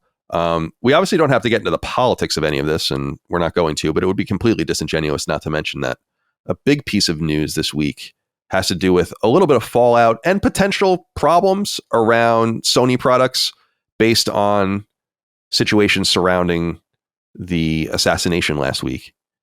So I just wanted to throw these things out there. We don't really have to linger on them, but again, to add them to the record, we shouldn't ignore them because we don't want to talk about it. Yeah. Two things related to this. The first is that someone seems to have been fired from Sucker Punch for what I would consider celebratory, but whatever, tweets, or actually Blue Sky posts, which makes it even worse. You know, because no one saw it, right? Like you didn't have a platform saying any of your stuff, but this person, and I don't even know if I'm here on Push Square's. Let me see here. Drew Harrison. I'm on Push Square's story. She wrote just I don't want to say celebration, whatever it is, of joking about the shooting. And people got really upset about it. People weren't really upset on Blue Sky, but obviously it got screenshotted and then shared on other platforms. Surprisingly, Sucker Punch seems to have responded by firing this employee. And I think they actually released a statement acknowledging it. I thought it was a little weird when they first did it because they didn't acknowledge it. And I'm like, but if you're not going to acknowledge it, then what was the purpose of even doing it? Because no one really knows what you've done. So you might as well just stood by your person in that case. But apparently they released a statement to Kotaku confirming that that person no longer works at Sucker Punch Productions. The reason I wanted to bring this up is not only because of the newsworthiness of that, I guess, and the intersection of that with reality, but that it seems to be riling a lot of people up, and they claim that they're not going to buy the game anymore. I don't know if that's true, people canceling pre-orders and all of that kind of stuff. I did look at the most recent trailer for the game. Actually, I guess it would be 2 trailers ago now because they did release another. They're kind of gearing up. The game comes out soon. So they're releasing more content, but a lot of downvotes and a lot of really negative comments. But we say this all the time where I don't know how this translates. Yeah. To the real world. Call of Duty gets destroyed every year on YouTube and then it sells 20 million copies. So I don't know. Do you guys think that this will affect, Chris, do you think that this will affect this whole situation? People are also not crazy about the voice or the motion capture and voice actress who apparently is like a very left-wing person, but yeah, I don't really give a shit about people's individual politics, to be perfectly honest with you. So that doesn't do anything for me. Do you think this rates as something that Sony should be concerned about, or do you think this is kind of a blip for them? I wonder what they are seeing. I mean, they did take action, so there's something to it, I guess. Sure. Yeah. I mean, I don't know really. Like these games are really big. And so like, I just generally don't really have faith in people to put their money where their mouth is. I have a strong suspicion that a lot of the people who are saying they're not going to buy this are people who probably weren't anyway also. Because to be fair, like we've talked about it on the show where like the hype around Ghosts of Yotei even before this seemed kind of muted in comparison to like other first party games. Like it doesn't really feel like a first party game is as imminent as it is really. I don't know if you guys get that feeling too, but like it just absolutely, I absolutely do. It doesn't feel like people really care, but I feel like I wonder if that's just me being disconnected from. Yeah, look, I think Ghost of Yotei is going to do well. I think it's going to sell very, very many copies. I think there's a possibility that it doesn't do as well as the original. In fact, I probably think I wouldn't be surprised if that was the case necessarily, purely because that is kind of the way things go with sequels. I think Ghost of Tsushima was a little bit more exciting when it was new. It also had the benefit or detriment, depending on how you want to really frame it, of coming out so soon after the Last of Us debacle when that was going on. And so it had an opportunity to pleasantly surprise people. So that was good for it. Get some good word of mouth going. But I just kind of feel like, I don't know. I feel like this game's going to do softer, I should say, not unsuccessful, but softer with or without this happening. I'm sure materially, like they've lost some customers, but I don't know if it's to the degree that it would meaningfully like jeopardize a studio or anything, you know? Yeah. Oh yeah, certainly not. Dustin, what do you think? My theory is that they probably did see a significant, not only just like emails and backlash or whatever, but I'm guessing they also materially saw a lot of cancellations. And my only basis from this, and maybe it's anecdotal, is just from our experience. I don't want to like bring all that back up, but from what happened with us, which I would say is way less, we saw a definitely material thing happening that was more, it was actions and not just words. With something like this, which is way spread way farther and is our podcast is nowhere near the size of a giant AAA game release. I'm assuming that they probably got a significant amount of backlash and potentially pre-orders that were canceled. So it would make sense that they would want to act as soon as possible, just so these things, I can see a situation where if they didn't do anything, that it would just continue to snowball. Mm-hmm. Where they're like, they're not saying anything. They're standing by this guy, Sony as a whole. And it could even start to affect other games too. So, yeah, I mean, it's not good all around, but I don't know. I just their pre-orders for this, I'm sure, are slightly lower, as Chris was saying, maybe a little softer. So I don't know. We'll have to see. They clearly are very confident in it though, because the reviewers have had it for weeks.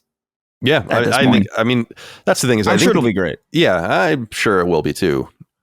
And I'm going to buy it. I mean, this didn't affect anything for me because it's one person and expressing their opinion. That's probably fairly commonly held there, and certainly in parts of the games industry. So you have to kind of accept, if you want to interact with art, if you want to interact with anything, really, that like there are going to be there are people that are making your Wonder Bread that probably hate you or something. Like you can't track through the economy everyone's opinions. Like it's just.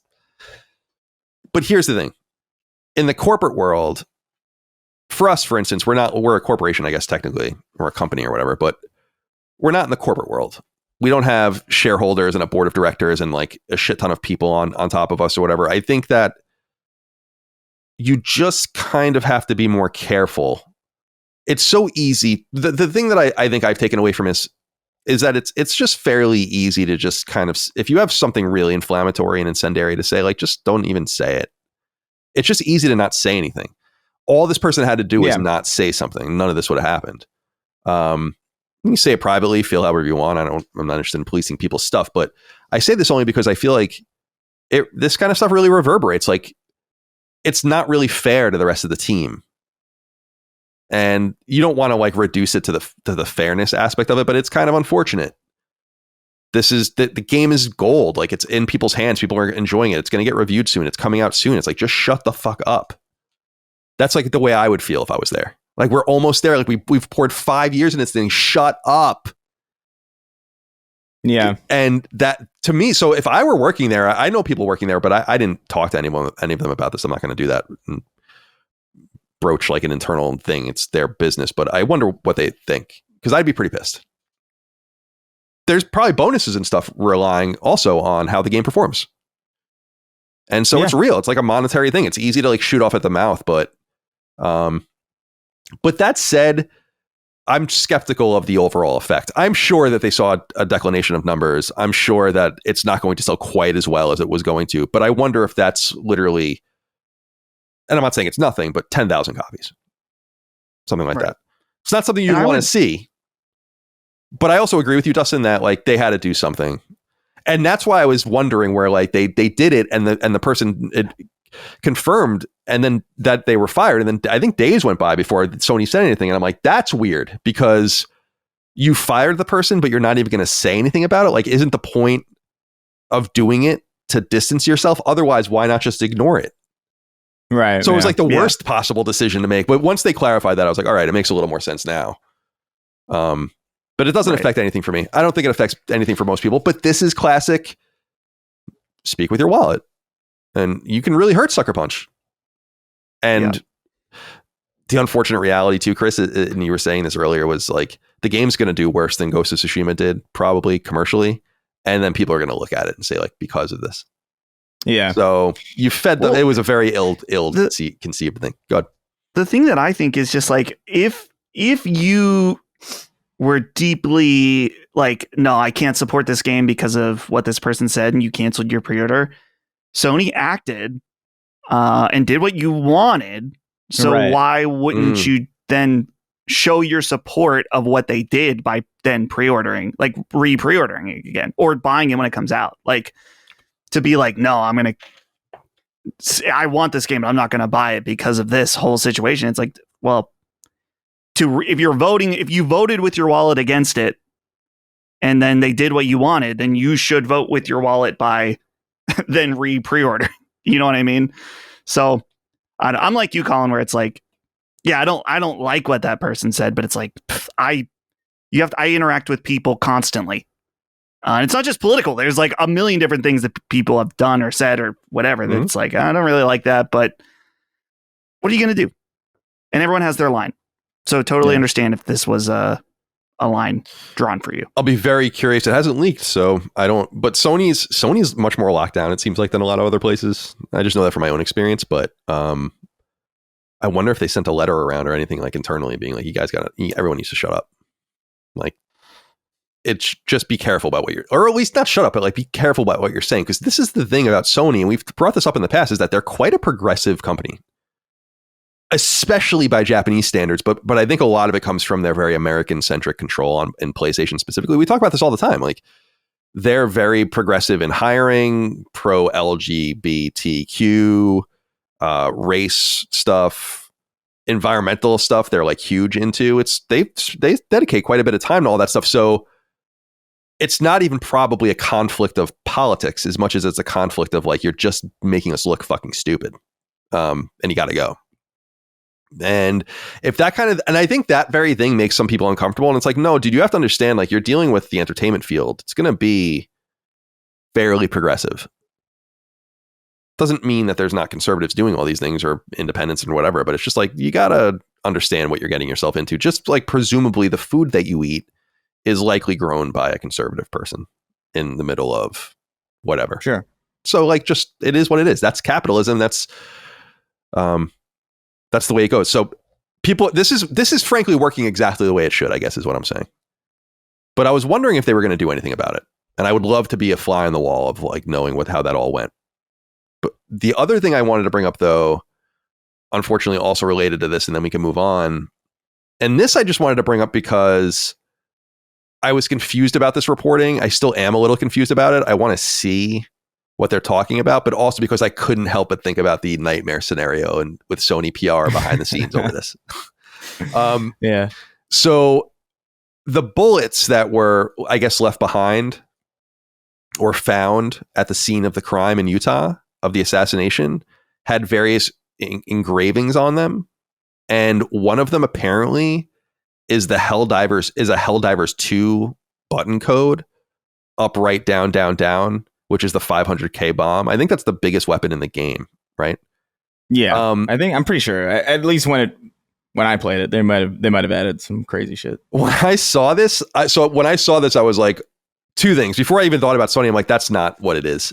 And I think I said this on a previous show, or maybe I was saying it to someone, I don't remember where, I was like, I interpreted it as the anti-fascist 3 arrow pointing down thing, which is logo of theirs. I was like, oh, that's what that is. But no, they're like, no, it is specifically up, right, down, down, down. And I was like, oh man. And when that, like, so we haven't, I wonder if they'll ever release pictures of these things so we can see them for ourselves. But it's like, I could just imagine what, like, the email threads and the fucking frantic phone calls that were going on. Nothing's come of it. It's no one. And by the way, I should be clear, it's not their fault, obviously, but just the relation and proximity to this is very interesting. I don't know if you guys have anything you want to add to that, but I was like, oh, this dude played Helldivers. And it affected him enough that he literally engraved it into a bullet. And I can only imagine whether they're just like, oh no. It is unfortunate. It's like, was it that guy at the church who shouted like subscribe to PewDiePie or whatever before? Oh, right. Went down, yeah. It's a very similar thing with that, I think, where it's just like, I don't think it really, I don't know. I almost wonder, like, if you're at a company like this and you just kind of intrinsically understand that, like, listen, we're doing really, really well anyway. Nobody who is in our audience cares, because people who are in our audience understand what the game is. I almost wonder what this matters to you in a post like mid 2000s world where these things clearly don't manifest in any real meaningful way. I wonder if there was even a conversation, you know, where it's just like, I mean, yeah, you made a reference to a very, very popular game. Do you think you ever played with them? Maybe. I think about that sometimes. Just with random, like the people, like not with this specifically, but like I wonder who I've drawn into these random games in the past, like with me. Right. And actually, it's very similar to Gene. And I were talking that our first E3 was both E3 2004, like 15 years before we even knew each other. And I'm like, that's so interesting. What if we were like walked past each other, saw each other, looked at each other? Kind of weird. So I was thinking about that. I'm like, this guy was just floating around. And one of the games that we love and talk about all the time was a big inspiration for him, I guess, or something that really stuck with him. So it is my hope that they had conversations behind the scenes about this, just in like, what do we do if anything happens? But you don't want to bring attention to it or anything like that. But and again, it's not their fault. I'm just saying, I think that's an interesting piece of unfortunate lore about this. He was a big gamer in many ways. It seems like. So anyway, Dustin, you were going to say something? I think it's worth clarifying. You said big inspiration for him, and I know you don't mean this, but clearly Helldivers was not an inspiration for him to. Yeah, that's the wrong word. Do what he did, assassinate someone. That's the wrong word. You're right. So it was a big thing in his, or was a thing in his life. Yeah, you're right. That's the wrong word. I'm sorry. I think for Sony PR and Arrowhead, the thing that I would be concerned about is just that there's already, quite frankly, retarded statements going around about video games affecting the shooter, and how, more like what not what Colin meant, but like, oh well, he was radicalized in Helldivers too, and it's like, yeah, the game where you're literally shooting bugs and robots. Just see fucking Geraldo Rivera. Yeah, dude. I mean, that's what I'm saying with these retarded things we were saying. It's like, dude, it's Halo, absolutely brain dead. And so if some of that starts to come up more from people that are just completely ignorant, I could see Helldivers becoming a spotlight. It's like, well, he engraved this on a bullet, and it's like, dude, if you take just a few seconds, a minute or two to learn about Helldivers, it's like, no. There's other games which you could make a much greater argument. Grand Theft Auto or something. I don't agree, but I can understand where the threads are being drawn, right? Yeah. It's like, Helldivers has guns, therefore it's like, no. And in Helldivers, you technically play as the fascist, technically. Mm-hmm. Like, you are the fascist. Isn't that the whole conceit of everything? I love that Geraldo Rivera thing where he said Halo did this. Like, that this 22-year-old was radicalized by Halo very clearly. I think that's very near and dear and relevant to a lot of 22-year-old people. And also, like, radical. Like, I was just thinking about when I saw that, and I saw your response to it too. I was like, what does it mean to be radicalized by Halo? Like, it's a religious radicalization, I guess, or something. Like, it's not. It's the game's obviously deeply violent, but it doesn't even come off as violent. Sci-fi violence doesn't come off as violent. Like, it comes off as something else.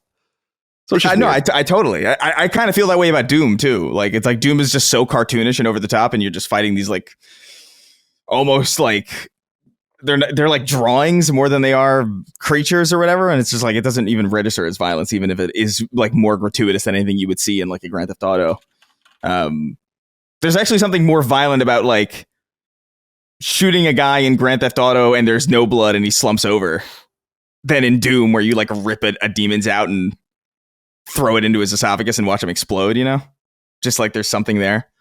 But I was radicalized by the high prophet of truth in Halo 2. I appreciate that you said high before it. The high prophet. That's elite ball of knowledge right there. But I don't know. I just feel like we're so past this, and every time it comes back, it always like it truly is bewildering. I think RFK was talking about it too. I'm just like, what are we doing? We're back here again. People are they're going to look for a scapegoat. It's not only. I know, it's just tiring. No, I totally agree with you. I mean, it sucks and it's unfair. It's as you said. If you just think about it, it's kind of nonsensical to blame this sort of thing on anything other than the individual, because we could all be corrupted by the same stuff. If Grand Theft Auto, like, think about how crazy it is that I think Grand Theft Auto 5, and don't hold me to this, but might have been noted in a few crimes or something, like as like an inspiration or whatever. It's like, dude, like half of the 150 million people have played it. It would actually be crazy that more people weren't Right. inspired by it if it was really the game. But obviously it's some other permutation of environmental factors and psychological factors and upbringing and values and all these kinds of things. It's just strange. You know? It's a big cocktail. It's like the Catcher in the Rye, the guy who what is it? Shot John Lennon, I think. Was it Catcher in the Rye? Oh yeah. I'll look, Yeah. yeah. I was gonna say Sirhan, but that's not right. Yeah. And so it's just like, I don't know, man. If millions of people are engaging with this thing and it's not resulting, like if, and this is we're preaching to the choir here, I guess, obviously. But like if video games were this deep reason for like violence, we would see way, way, way more of it. And also it wouldn't be just landlocked to the United States. You know, Japan, South Korea and Japan are like very, very video game heavy places that don't have these types of problems. Now they have violence, of course, but it's like it's different very clearly. So like, I just think the scapegoat of video games is just so obviously false that I'm just like, what do we? It's not even related to the like, because I can see people relating it to guns, obviously because it's a gun situation. But like, even if the argument was like, oh well, it's not guns, it's mental health. It's like, okay, well, those two things I think are at least relevant, germane to the conversation. It's not like a video game, which is like completely separate in every way. Dumb. Yeah, I just don't like people outsourcing responsibility for things. It's Sure, yeah. It's too easy. And games are going to be very tempting, I think, for people to kind of go after, and have been very tempting to go after because of the interactivity of it. And I understand that, but I would, and I'm sure there's probably studies on this. You have to understand that I don't really give a shit either, because I just know inherently what's true about games. I think we all kind of do if you're really into them and you don't feel like you have to explain anything to anyone. And also just reason, even if you weren't in the games, you wouldn't want to externalize the blame for these sorts of things. But I would assume that games are a way for people to get shit out of them too. That you could argue that games might be like a lever to let steam out to not do stupid shit, to do stupid shit digitally. I don't know if you can quantify that, but I think that argument would be just as easy to make. And so people have been blaming movies and TV forever, music, obviously.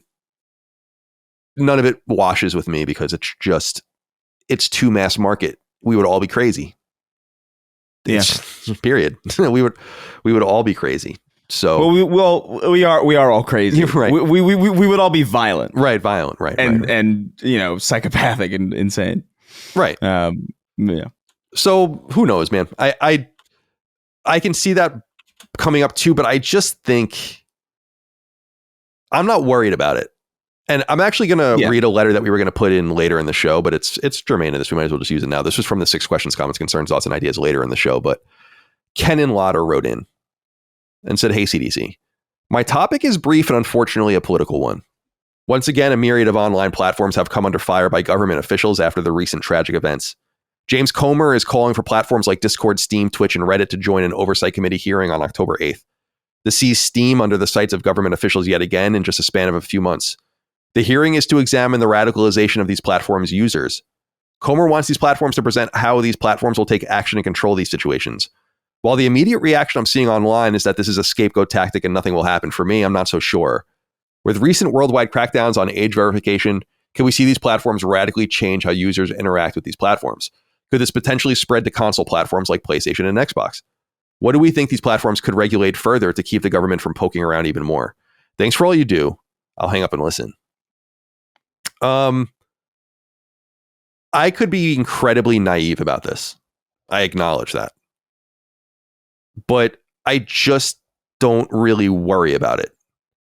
Because I think at the end of the day, these platforms have proliferated in part because they are generally open to different people with different conversations, and sometimes things cross the line and all that kind of stuff. And certainly people are radicalized in all these different places too, but it discounts all the normalcy and all the normal shit that goes on these platforms, which is the normal course of business for these things. Like the normal course of business on Steam is totally reasonable. People buying games, not saying anything to anyone. And If they do, they go look for help or they say something nice in a comment somewhere or something like that. Like,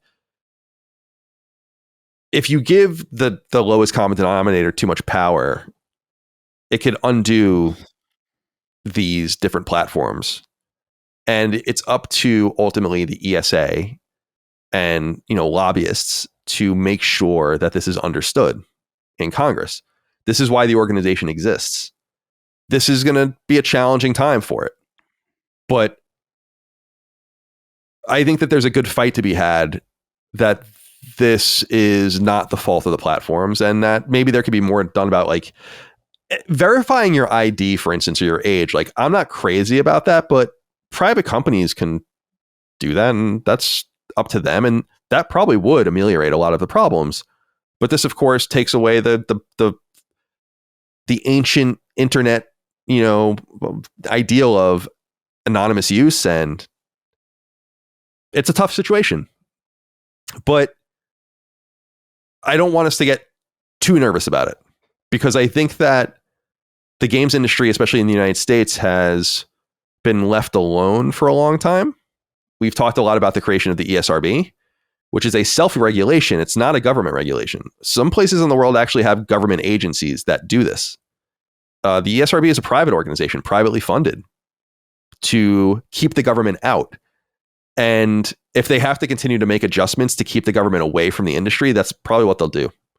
So I don't know if you guys have anything you want to add to that or not, but I understand that this is a thing that people are becoming increasingly scared of. I think we need to see how it plays out, but I just always feel like generally nothing happens. And so perhaps there's not too much to worry about here. I'll see if I'm right or wrong as the months go on. Dustin, seems like you have something. Yeah, I think Discord and Steam, Twitch, Reddit, whatever, these are all just current forms of communication. At one point, you could radicalize people through sending newsletters. Do we need to put newsletters under investigations back then? You know what I mean? And if let's say the worst case scenario where these platforms do become heavily regulated, then there will just be new forms of communication that pop up. It just seems dumb. Like, we don't, like, people can be radicalized or whatever you want to say through any form, through speech, through texting, through whatever. Communication is just something. I mean, obviously communication has become so much more broad in our internet era. So I understand that it's like, oh, well, this is where these things are happening. But it's like, dude, there will always be another. And honestly, probably where the real shit happens is not on Discord, Steam, Twitch, and Reddit. I'm sure that there is some deep web shit going on that maybe is where the actual stuff is happening. So it just seems fruitless to me to go after something like this, period. Yeah, I have a hard time squaring if the Supreme Court says that games are protected speech, which it does, then the speech around the protected speech has to itself be in some way protected, not from market forces, not from investigation if someone does something illegal on the platform, but just from the general existence of them. I don't like some of these platforms at all. I think they suck, but I'd want them to exist. I don't want them to disappear. That's not up to me. So we'll see what happens. There's a lot of concern out there right now because this does throw things in the air, but the games industry has proven pretty robust in the United States, comparable to a lot of other places. I mean, there are games that are just straight up banned in Australia by the government. Just straight up banned. Like, can't buy them. Illegal to have them. Games that are normal games, by the way. Not like, pornographic games or games that you couldn't even buy on Steam. It's very, very interesting that we've managed to kind of not have that problem here. But it's because we have a great tradition of parental advisory stickers instead of overarching top-down control of the art. We'll see how it all shakes out. Thank you for writing in. All right. This is another piece of big news here. It comes from the website MP First, which is on a roll of we've been using these guys reporting quite a bit over the last year, I'll say, or whatever. They seem to have some good sources at various outlets. One of them is Sony I won't read the entire story here, which is listed: report Marvel's Wolverine aims for a 2026 release. Venom project still in development. But I will say that they have a source in which they claim that Wolverine will be coming out next year on PlayStation 5. It's not a huge surprise, I guess. I really think they need to shit or get off the pot with that game and move on. We might see it by the next episode of the show. I wouldn't be surprised if this was a big part of what they're going to show at State of Play. I have no inside information on that. I'm not saying that. It just seems like that would be a good anchor game to bring that back to the spotlight and maybe even put a date on it, show us some gameplay, all of that. I wouldn't be surprised. The other thing here is that they say that there is a Venom interstitial still in development. So it could be that it comes Wolverine, Venom, Spider-Man 3 in that order. That would be pretty interesting. So a lot of Marvel stuff coming out of Insomniac. Plus they're working on another Ratchet game, which I believe the leak said was 27 or 28. So that's like far away because there's a small team working on it. I think they're North Carolina team. So those are the two things that have come out of this MP First article. I won't read it verbatim. Dustin, let's go to you. What are your thoughts here? The reemergence of Wolverine potential. So not a huge surprise there. And the Venom game, which we were kind of wondering about because Insomniac had canceled its plans for a trilogy of DLC expansions for Spider-Man 2. People were wondering if this Venom game was kind of wrapped up in that as well. I don't want to even say anymore because there's just a huge indication that this game was going to exist for a different reason if you've played Spider-Man 2, let's say. Right. So it does seem like it exists. What are your thoughts? Venom is the most interesting new direction, I guess, for Spider-Man after... I mean, Spider-Man and Spider-Man 2 and, of course, Miles Morales are all fantastic games. They all play... I mean, Miles has some different abilities and stuff like that, but they all generally play about the same. So Venom, I think, would be a pretty interesting shakeup. And I'm totally fine with them reusing a lot of the work they did for Spider-Man 2, incorporating the world and the city into a Venom game. I think it sounds awesome.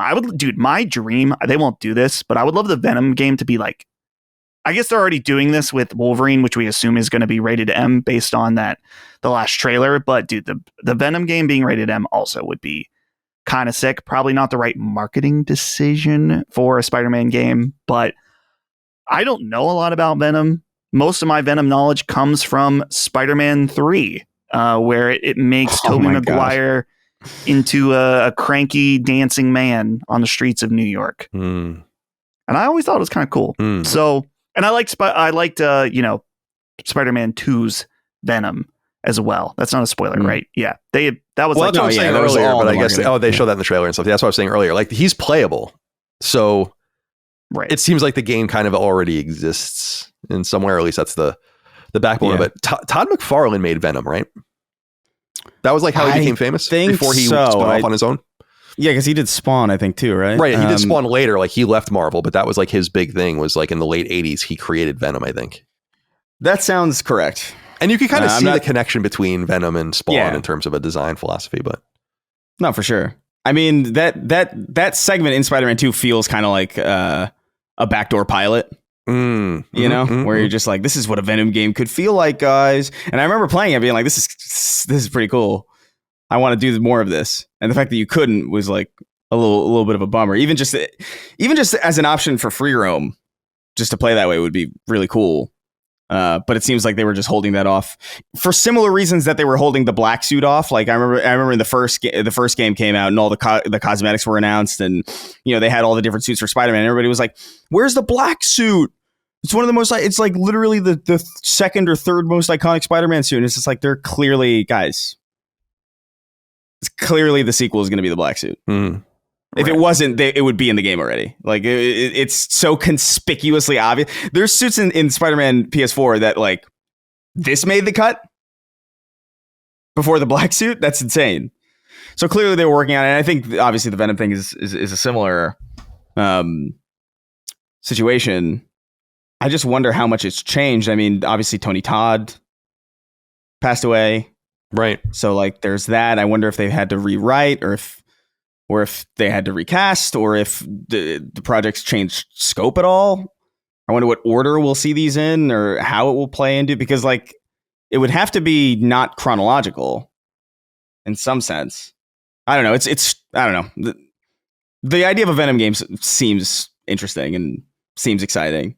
It reminds me of like Hulk's Ultimate Destruction back in the day or something, like just some like sandbox where you're just running around like a big angry thing.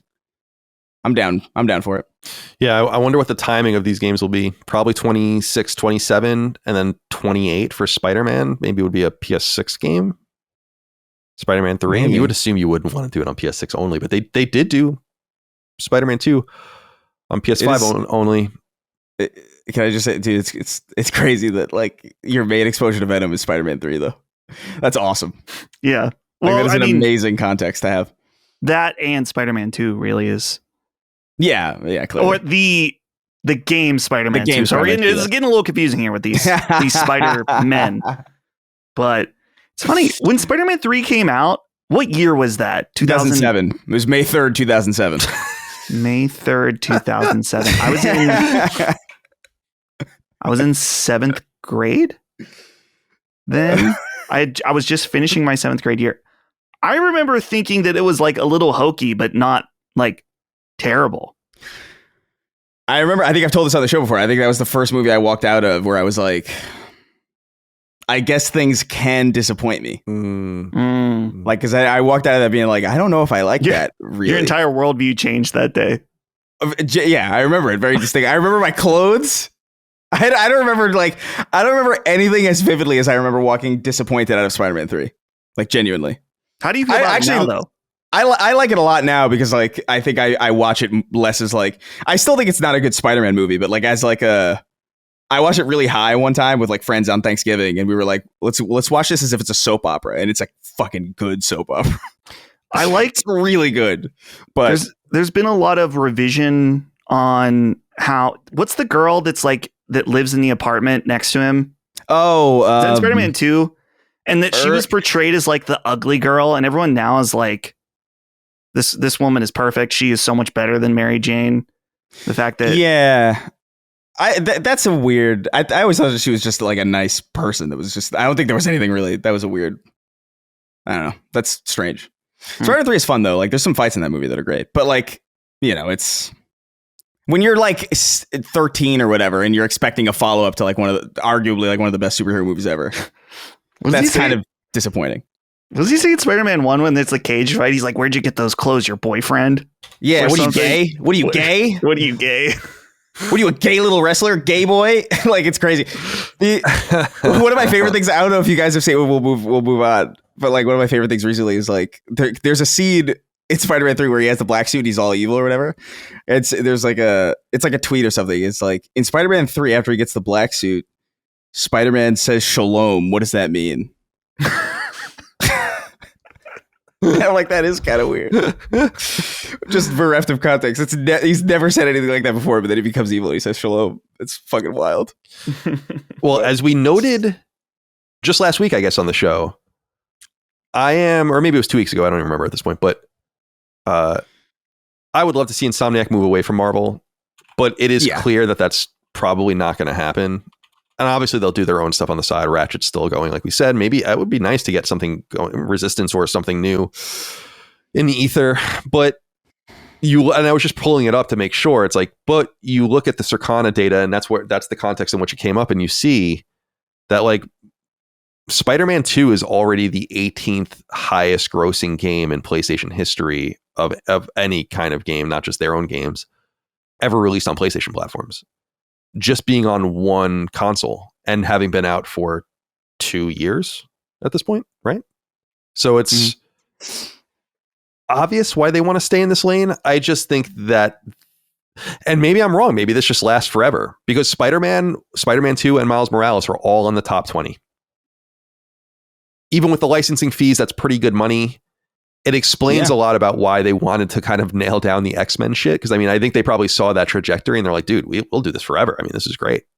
So I know I don't, you don't want, in other words, I want what I want, but I guess you can't ignore the reality of how it's performing and what it's doing. And those games are good. Like I don't really give a shit about Wolverine, but I'll play it and it'll probably be pretty good. Again, I don't know how you do that game without it being a gory mess. I'm really interested to I'm really curious about that game just because I want to see. Yeah. What is this? Like, what is this really going to be? And because it's hard to envision, to be perfectly honest. Venom, we've already seen, like you said, in Spider-Man 2, and it's a lot easier to envision what that could be. I mean, I envision Venom, something like Prototype. Yeah, exactly. I think I have a hard time imagining how Wolverine wouldn't be just gory, which I hope it is. Although, like, part of me also imagines, no disrespect to Insomniac writers necessarily, but like the tone of Spider-Man 1, Miles Morales, and 2 would be very jarring if, like, you know, an old lady got her head cut in half. Yeah, it'd be a very jarring experience. Totally. You know, they did do for Miles Morales being like, "Oh my God, Peter, that's scary." I don't know. It's a little.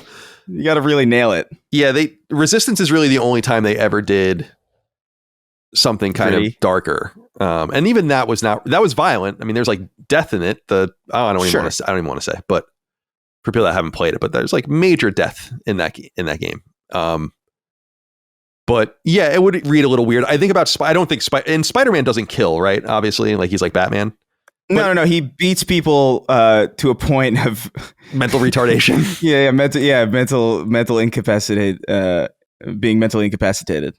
Yeah. Because I loved in the game how, and I would try to do it to see if you can get funny animations of like knocking someone off a building and then the web like swinging them in and tying them to the. It's almost a fate worse than death when you think about it.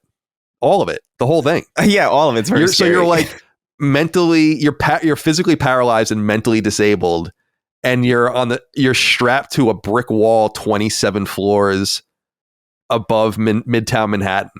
It's like, just kill me. And then I think what's funny about it to me is that like the web, I think in lore, like the reason why like the webs aren't littered throughout New York City all the time is because they disintegrate in like an hour. So like now you're just like panicking up there, like 50 stories up, being like, someone better get me. They're clearly traumatized after you've been beat up by a superhuman and then left stranded on the 70th floor of a New York, skyscraper. It's good shit. With the wind hitting you. Oh my God. Sounds great. It's a fate worse than death. Yeah, it sounds great.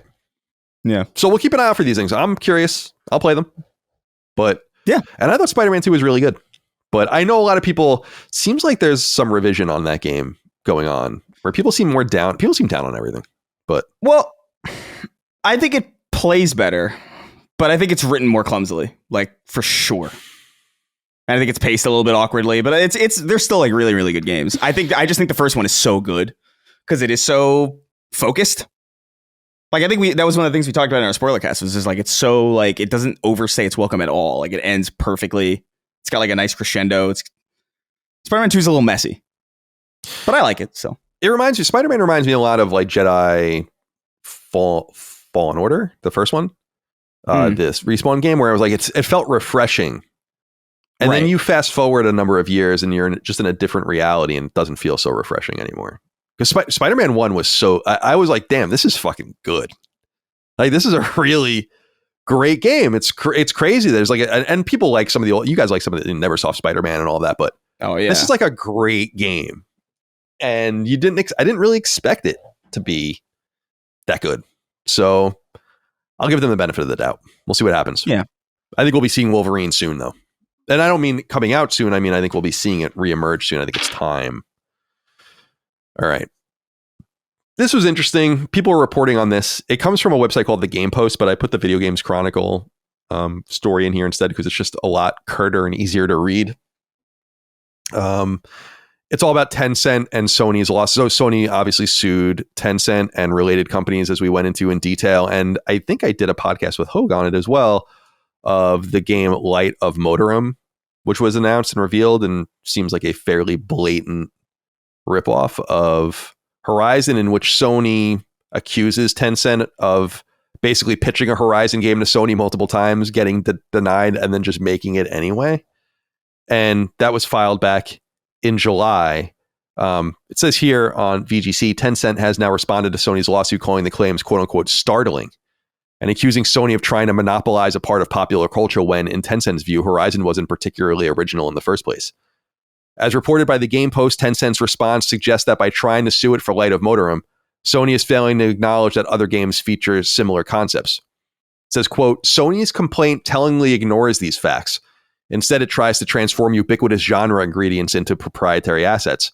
By suing over an unreleased project that merely employs the same time-honored tropes embraced by scores of other games released both before and after Horizon, like Enslaved, The Legend of Zelda Breath of the Wild, Far Cry, Primal, Far Cry New Dawn, Outer Wilds, Biomutant, and many more, Sony seeks an impermissible monopoly on genre conventions, end quote.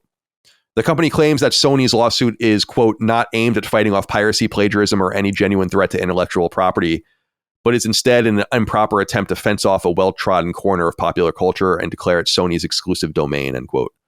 Tencent also alleges that Sony already knew Horizon wasn't an original idea when in development, citing a documentary in which Horizon Zero Dawn art director Jan Bart van Beek reportedly said there were concerns during planning that the game was too similar to Bandai Namco's 2013 game Enslaved Odyssey to the West.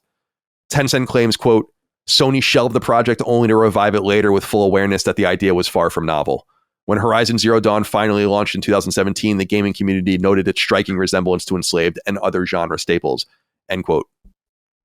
Dustin, what are your thoughts? Yeah, this is copium. But I mean, that's what a lawyer is supposed to do when they're defending themselves. They gotta do what they can. Clearly, I understand. Like Breath of the Wild stuck out to me. You're in kind of like I don't want to say post-apocalyptic, but post-calamity Hyrule, and there are machine monsters in the world, but they don't look anything like Horizon Zero Dawn. The games also came out at the same time, right? Right. Yeah, they came out like a week or two apart. So I mean, they were so they were demonstrably in development, isolated from one another. Right. So the idea of post-apocalyptic mechanical monsters, I think it is fair to say it's not like the most original idea ever, but what Horizon was able to do was make it visually unique. That clearly it's very easy to tell what a Horizon robot, dinosaur, whatever it looks like. It's like, you immediately can see that distinct art style. And I think that's kind of the main point here. And the funniest thing to me is that they already kind of admitted that they were wrong when they immediately changed all the assets on their Steam page. You know? And so now you're going to be like, oh, well, actually, it's like, I get it. The lawyers gotta do what they gotta do to try to defend themselves. Yeah, it's a decent defense. I mean, it's not. I don't think it's a workable defense, but I couldn't think of a better defense than saying like, yeah, they copied Enslaved to the point where they weren't even going to pursue it. And I'm like, okay, it's interesting. I don't think I played Enslaved. I don't think this game and Enslaved are all that similar. I think you're kind of grasping at straws, and he probably did say something like they were inspired by it, but they're very distinct games. I'm not trying to discount Ninja Theory's work there. I mean, it's cool, but yeah, I think the main thing is that sure, there's nothing new under the sun, but clearly Horizon had a very distinct visual style, and that is the part that was clearly copied. Yeah, I agree. I'll be very interested to see. I'm surprised that I'm not a huge. This is I think Hogue would tell us like this is the first act of a ongoing dance between these entities, and eventually they'll probably just settle it somehow. But so I was going to say I'm surprised they're even defending themselves because it's so crazy how obvious it is. But I guess you got to do what you got to do. Chris, you have anything you want to add about this Tencent hitting back here? No, I think you guys touched on everything that I would have said. Like the similarities between Enslaved and Horizon, like I see them, but like ultimately, like they're very distinct video games with very, very different tones, and like I get it, but like it's not a workable defense. And it was already mentioned that they changed the assets. I think they even wasn't this whole thing pitched as a Horizon game also? Like wasn't that a whole key that's part the big of this? thing is like Sony accuses them multiple times of basically trying to make it into a Horizon game set in Asia. That's what they say. So I just ultimately I don't think it's like you said it's the best defense that I could have thought of, or it's a decent one that warrants at least like a quick ponder. Yeah, I would like to see what he said in that documentary. I don't know that it even really matters because, again, Enslaved is a post-apocalyptic game and it's got some similarities, but not really. I mean, when you break it down, it's like, not really, dude. I mean, so it seems a little specious to me. Yeah. But the thing that bothered me here, though, is that they mention these games and they're like, it's like games released both before and after Horizon, like Enslaved, The Legend of Zelda Breath of the Wild, which came out at the same time, Far Cry Primal and Far Cry New Dawn, which came out both when this game was in development, Outer Wilds and Biomutant, which both came out after it. I know they said before and after, but it's like you're kind of just naming games that in no way, shape, or form are influenced by Horizon. They can't be. And that Horizon couldn't have possibly been influenced by if they came out afterwards or were in development already. So it's just like, I don't. But again, now Sony's got to get into the weeds and respond to this in a meaningful way. It all hinges on the. I mean, it doesn't even hinge on it. But if you could just if that comment by Van Beek is nonsense or it doesn't really hold, then it's like everything else is kind of unnecessary too.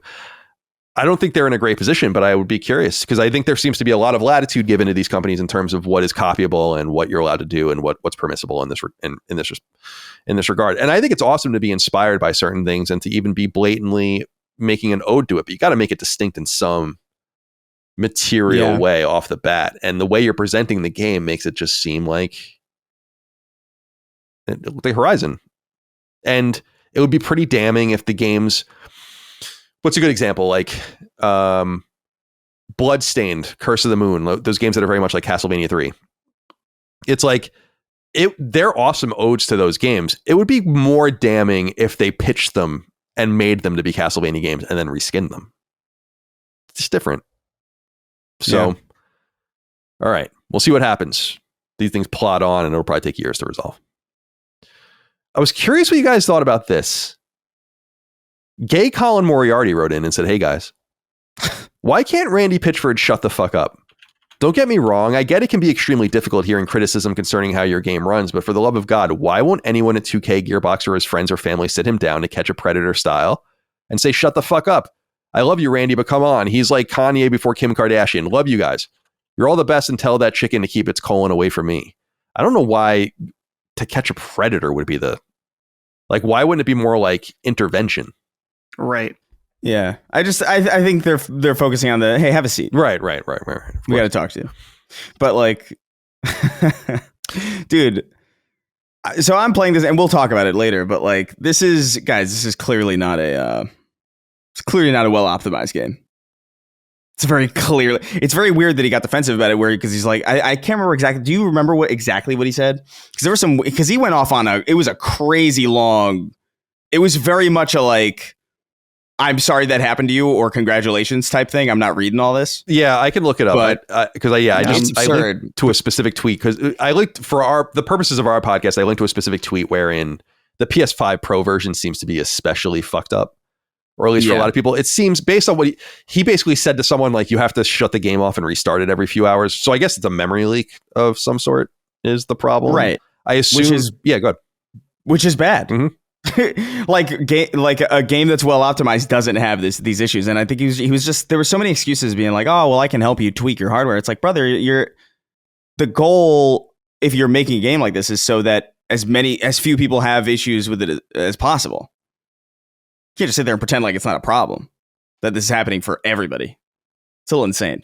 For people that are unaware of what we're saying, I mean, I'm looking at a lot of his tweets now. It's like Randy Pitchford, who's obviously the head of Gearbox, has been incredibly aggressive in combating people's claims that Borderlands just isn't working properly, though it's selling extremely well. I think it got to almost 300,000 concurrents, which is incredibly respectable on Steam, and it's probably sold millions of copies at this point, I would assume. So they're probably feeling pretty good, but he's being incredibly defensive. So I wanted to just say that I'll try to find some specific examples. Dustin, what are you thinking about this? Yeah, I mean, Randy Pitchford, no stranger to a crash out here and there. Clearly, this game does have, let me restart. On PC specifically, I've seen that it has the traversal stutter. It has various issues. A lot of people, I've seen things where people are playing the game and it's just crashing and they're losing some of the drops that they've got, things like that. And particularly PlayStation, as you guys were saying, the issue is like it has some kind of memory leak where eventually it just starts to completely fuck up and you need to turn it off and restart it or whatever. Clearly, there's no denying there is some level of performance issues across the board with this game. And so for Randy, it's like, yeah, your best bet is probably to say like, yeah, we know we're working on some issues, but what I'm trying to find, didn't he tell somebody like learn to code your own game? Yeah, he said like make your own engine. I'm reading a lot of the stuff here. You have to kind of read it, but it's a lot of it is like very snarky troll, like concern troll kind of shit, where he's like trying to help people optimize their PCs, and he's arguing with the journalist Paul Tassi about stuff, and it's just a strange situation. Just in that I don't know Randy personally. I don't know that I've ever met him. I actually might have met him, but not at a Borderlands event. Actually, this comes up every once in a while. The Alien Colonial Marines event that I was at.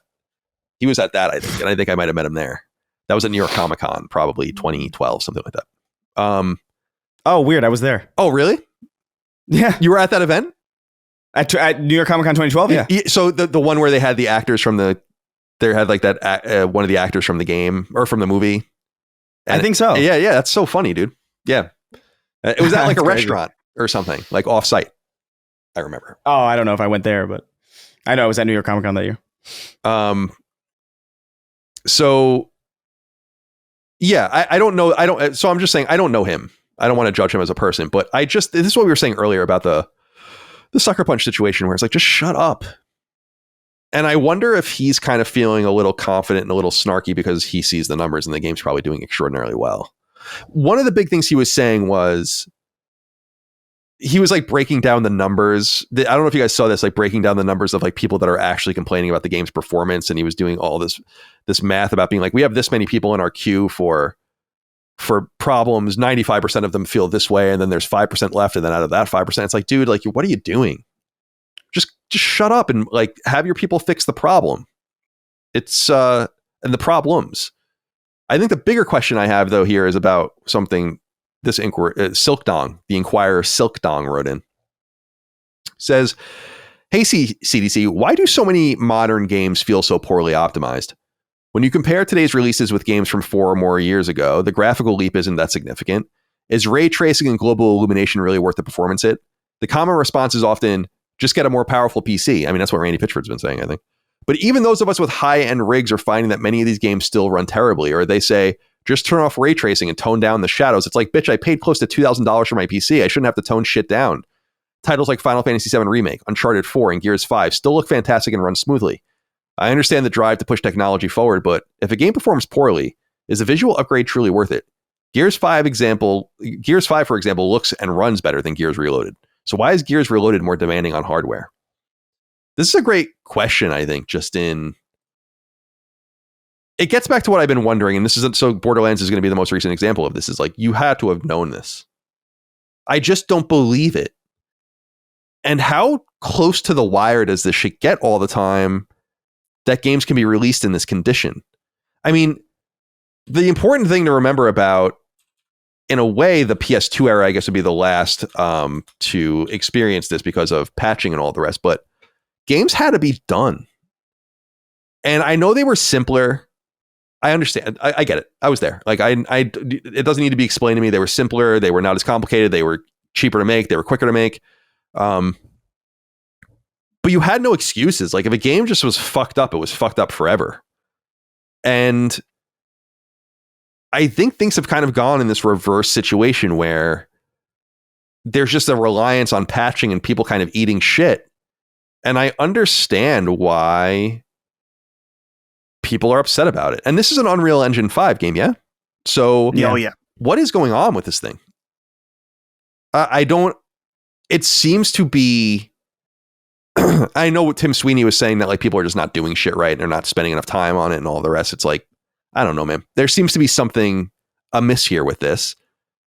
And I just don't understand why developers aren't more forthright. It's like, how could you not know that the PS5 Pro version had a memory leak issue? I don't get how you didn't know that.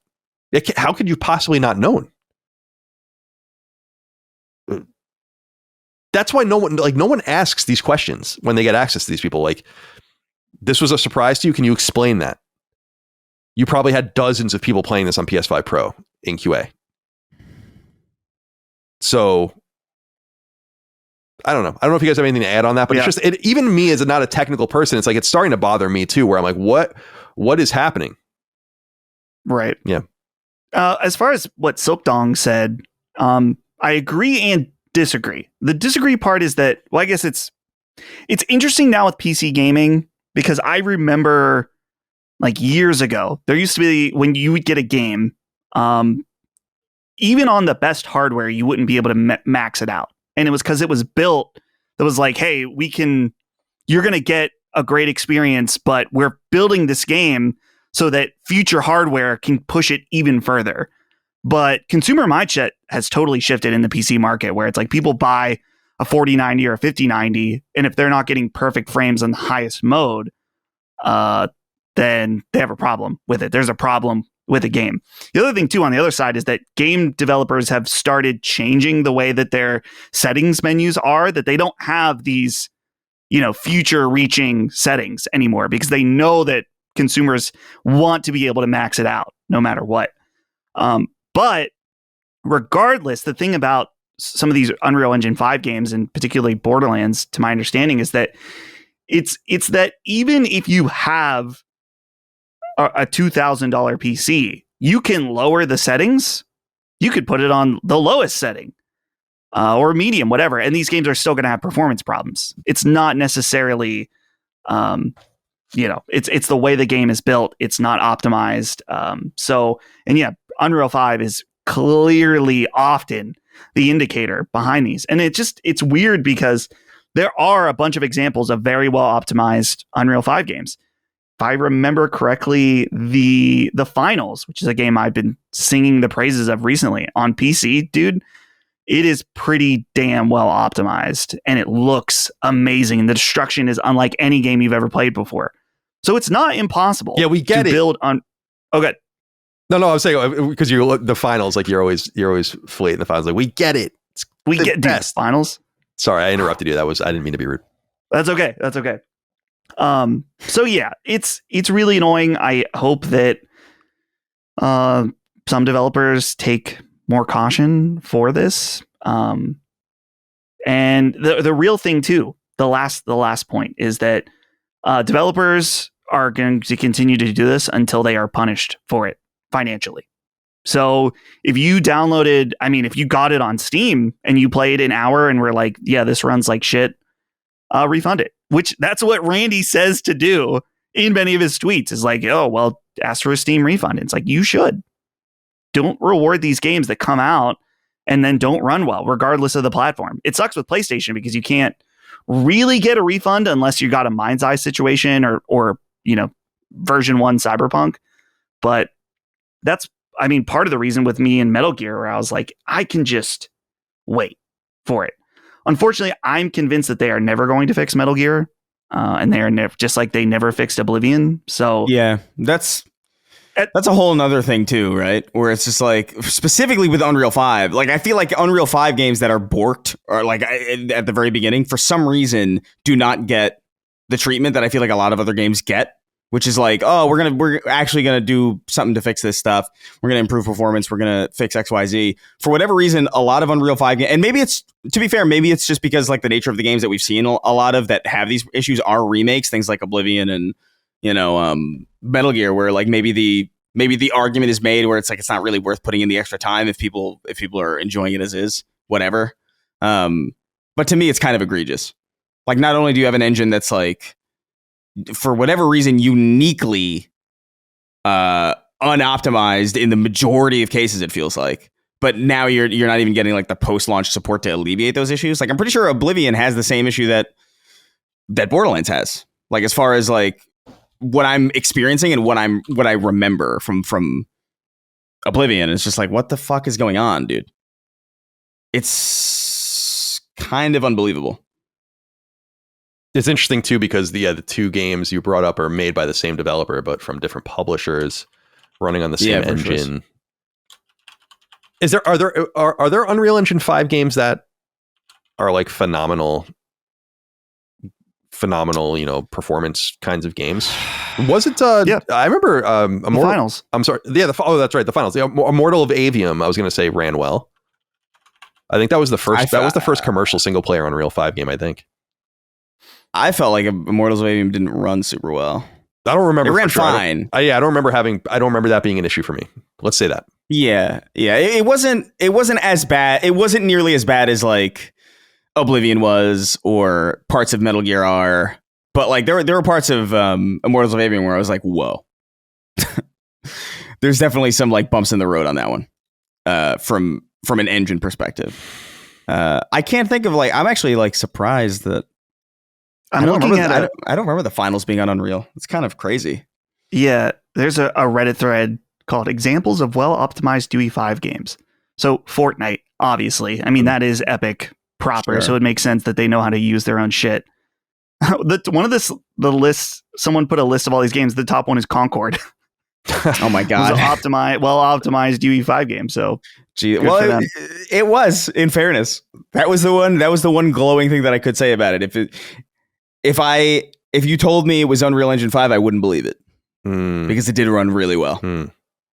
Yeah, so I guess the Fortnite example in particular really, I mean, again, internal Epic game, but shows that it's not the engine per se.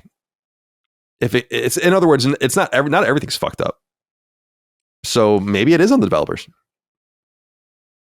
Probably a little column A and column B, I would assume. Expedition 33. Oh yeah, it was a UE5 game. So I don't remember how that performance was, but that's not an intensive game, really. I mean, I guess it is in the battles; it can be with the effects and stuff. But yeah, it's Split Fiction, UE5 game. I didn't play it. Not intensive. Yeah, so we'll but multiplayer. Well, that's the thing, though, is that it doesn't even necessarily matter if it's intensive. Does it have?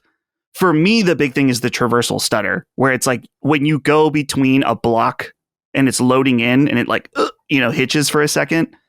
That shit bothers me so much. So, it doesn't even matter with some of these games, whether they're intensive or not, they'll still do this stutter thing. Well, yeah.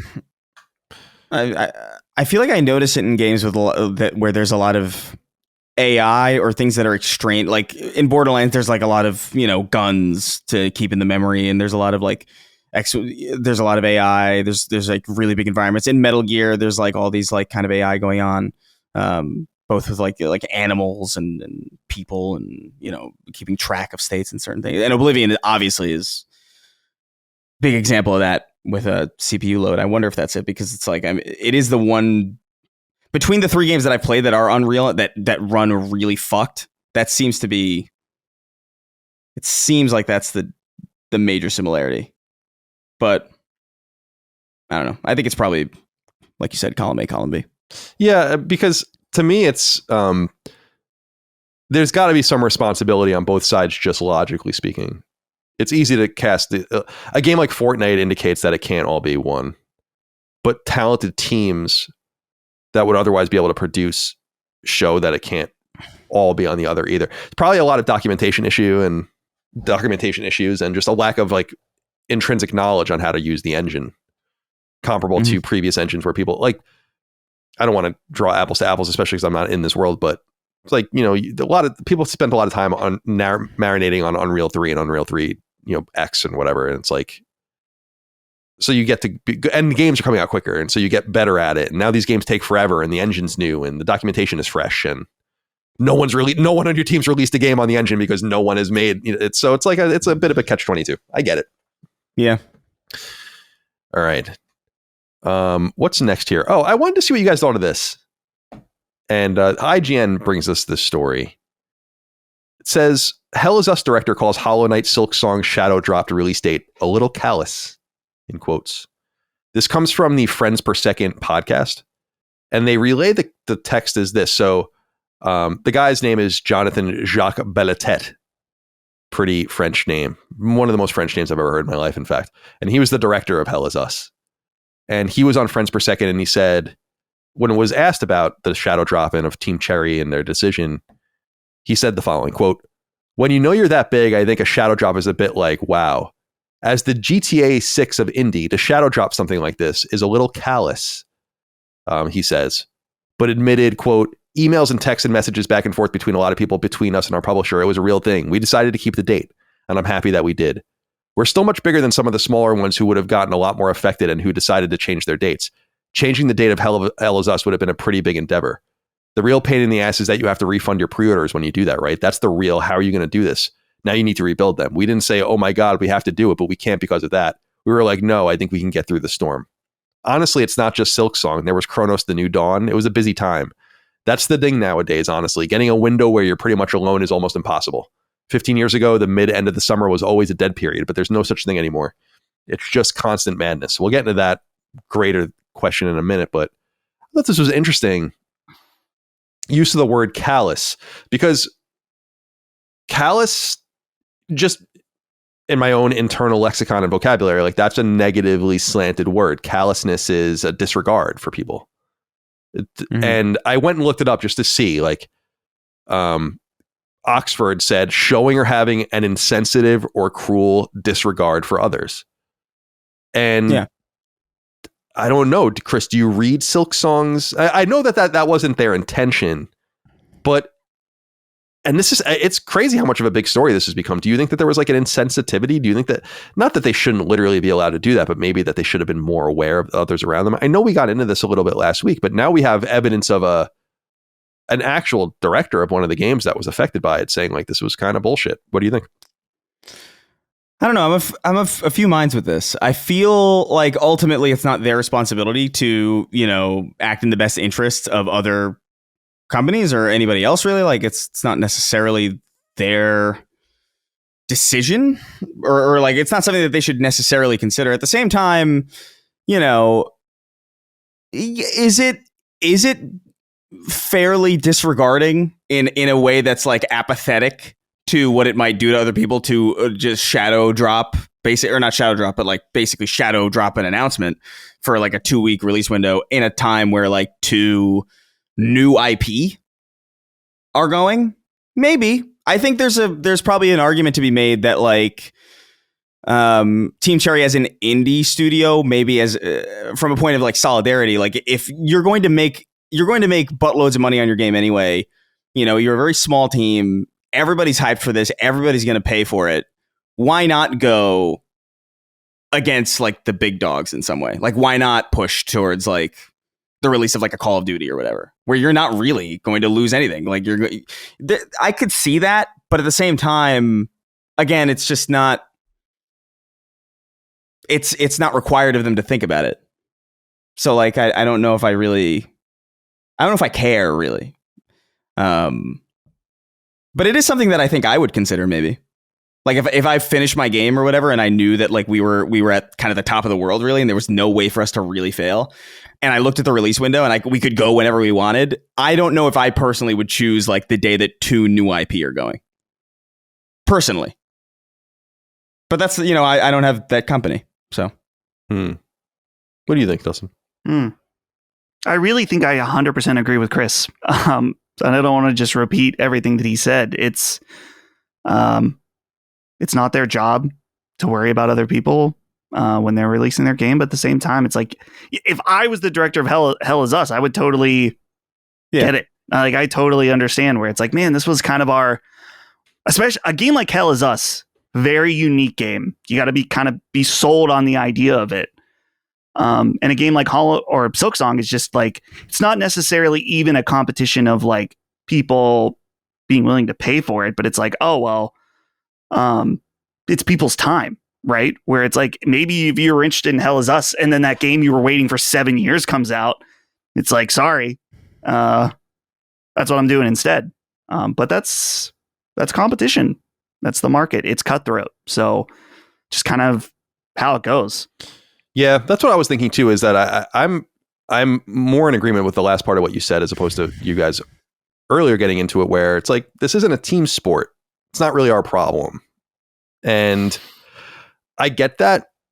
That is, I guess, inherently callous, but I wouldn't call it cruel disregard, as the Oxford Dictionary says. I would call it more insensitive than anything. I mean, it may be definitionally insensitive, but to what end? I mean, anywhere. And this is what I wanted to get into. I'll get into this next inquiry, and then it'll explain a little bit better where I'm coming from. Al Pacacino wrote in, said, "Hi, CDC. First off, thank you for all that you do. I'll steer clear of the controversy and send in a gaming-related question to lighten things up." Oh, thank you, Al.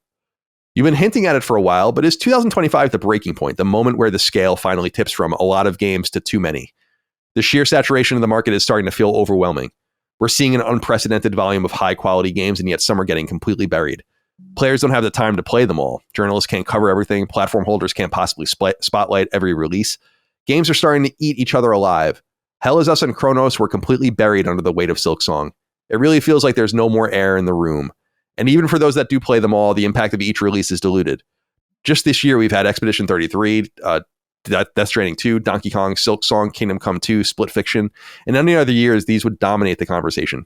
Thanks again. Keep up the amazing work. This is more where I'm coming from, where I think the industry is becoming so cannibalistic of itself that there is no good place. That the best they could do is give a lot of people 6 months warning or something that this is where we're going to release our game and we're really going to do it this time. Very similar to what I think Rockstar has been trying to do for the industry. And I think that that's maybe different. I mean, it's demonstrably different, but that's going to be the biggest entertainment property in history, not just games. And so maybe a little more regard for everyone around you and all the stakeholders is actually kind of vital because you're going to fucking wipe people out. But yeah. So I think that maybe that's a little bit different, and you don't want to you can't really inherently shadow drop a game like Grand Theft Auto. Although I think that would be, ironically, we were talking about this a week or two ago, one of the games that would imagine they're just like, here it is. It would be crazy if you did that without ever admitting it was in development at all. That's the kind of fantasy shit that I would like do if I had like money and means and like a game, or it was like, let's fuck around, like let's really do, and that would be kind of crazy. SilkSong is a $20 game, so to me, it's not a matter of the money it's sucking away from other people. It is a time thing. And time becomes money, not only in the literal sales of the games, but by the time you get to a Hell Is Us or get to a Cronos, those companies might have been compelled to drop the price of their games to compel more sales, thus diluting their market share. But to Al Pacino's point, it's like, this is kind of the nature of it everywhere now. I remember when Crisis Core came out, which is a game that comes up every once in a while, the remaster of it, in like the second week of December or something like that. It's like, what? Like, and but then it kind of made perfect sense. I'm like, yeah, this is kind of awesome actually. But it's crazy that this is even happening where publishers are trying to find any avenue to like release a game where it might get some modicum of your attention. And he's also right that the reality of between all of these games, maybe, well, not all of them, but because Split Fiction is probably the example of a game that actually really murdered. None of the Expedition 33 that I think is at 4.5 million now, which is awesome. I mean, like amazing. They probably haven't dropped the price yet. So, but Death Stranding 2 was kind of soft. I don't know about Donkey Kong sales. Probably good. We're never really going to know the full texture of it until they release the data because of all the physical sales. Kingdom Come 2 did very respectable, but all of these games would have done even better in a different era. And what we're going to find, I think ultimately, there's going to be a lot of hell to pay. I guess pardon the pun with Hell Is Us, but there's just not enough time. And there's no good avenue around it other than the natural capitalistic weaning of the games that don't do well. That's all there is to it. It's unfortunate. But it's what Strauss Zelnick said recently, like making a good game is just simply not enough. Got to make something great, something special, and then you have to get attention and things just come and go. Like you'll never hear about them ever again. Yeah. For a week, someone will talk about a game and then it's gone forever. It feels like a vacuous situation of playing the play, of never marinating, of not having spotlight and time and how rare it is to ingest something as a community truly, because everyone's focus is so split. So I think so is it callous? I guess, but it's not really their problem either. I still think the coolest thing they could have done is to just release it the day that they came out of silence. And you could have I was even thinking about this of, you don't want to be too self-aggrandizing, but like a Christmas night release or something, like a shadow, like coming out and being like, the game's out. Like, so like, again, it would be a fantasy to just have access to this Twitter account, people waiting with bated breath for years for any announcements and indication. And on Christmas night, they're settling in and there's a tweet that goes out with a piece of key art, and it says, "We're pleased to announce that Hollow Knight Silksong is available now on all these platforms, all these links, pricing." Yeah. It's like a fantasy. So I get from that point of view where they didn't need to do that, but they did nonetheless. I wonder how Hell Is Us is doing. I think we have numbers of Cronos of a couple 100,000, which is okay. We'll talk about the game in a little while. It deserves a lot more than that, in my opinion. All right, a few game announcements, and then we can get through the news here completely.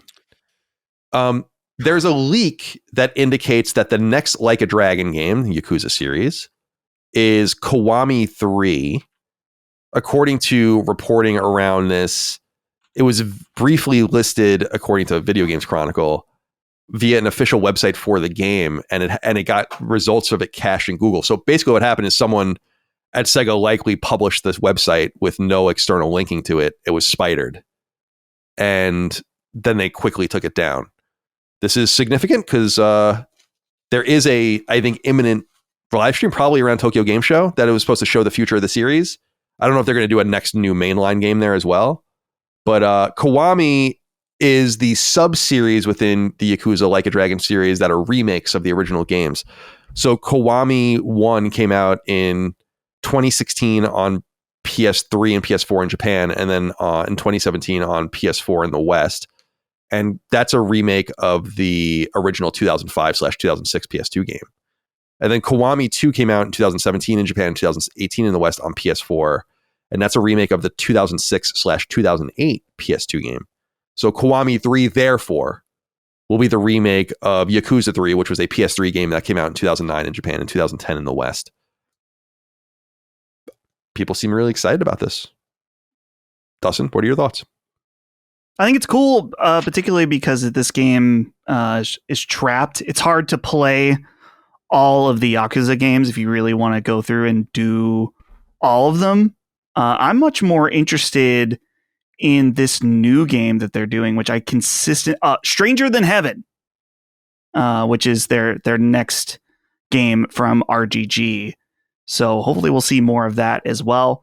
Happy for Yakuza fans. Someday I will join you. Yeah, this is the kind of stuff that reminds me. It's like, yeah, now there really is a route to play, or will be a route to play the first three.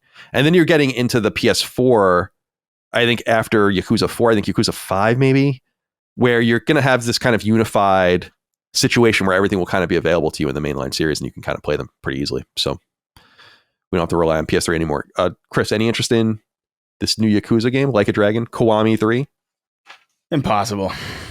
I liked Like a Dragon what I played, and then I hit a wall of grinding where I was like, I don't want to do this. And there's so many of these games coming out forever, it feels like. It seems like they're on like some crazy cadence, and I'm like, I can't. I simply can't keep up. I mean, I don't want to say unlike Assassin's Creed and others, and we're going to talk about Assassin's Creed in a minute, I haven't written off Yakuza. It's like, I get it. I want to get into it. It would be fun. It's like Trails. They linger as these fanciful possibilities that will never be fulfilled because there's not enough hours in the day. I would have to dedicate my life to Yakuza for months. And I can't just jump in. I can't do it. It's just not possible for me.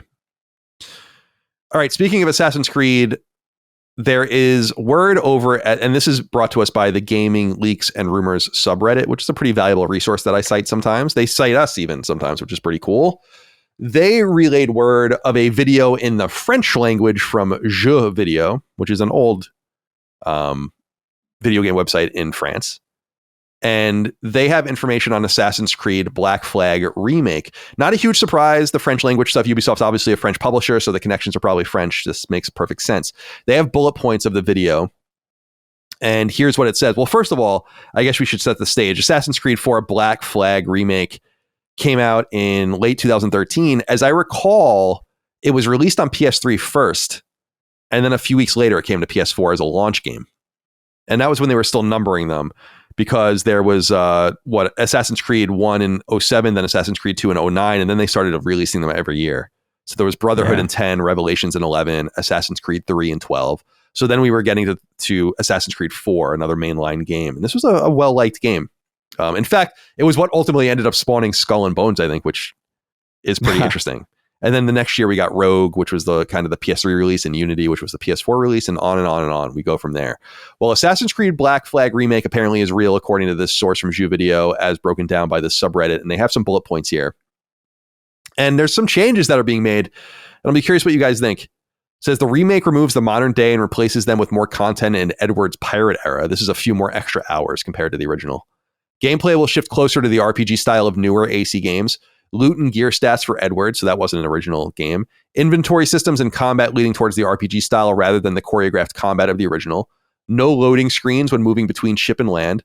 Map is not bigger, but islands will be filled with more activities and side content. Expected to include cut content from the original, like part of Mary Reed's storyline that were dropped. It's not on the same big budget remake level as Resident Evil 2 or Silent Hill 2, but more of a faithful reimagining with updates. It's funny they say that because I would consider Resident Evil 2 and Silent Hill 2 also on two different strata of remakes. Resident Evil 2 is a much more expensive remake than Silent Hill 2. Uses Ubisoft's new Anvil pipeline engine, same as AC Shadows, with a release window of likely March 2026, although it could slip to later in the month. And this is apparently being developed by the Skull and Bones people, which I think are in Singapore, or at least partially by them.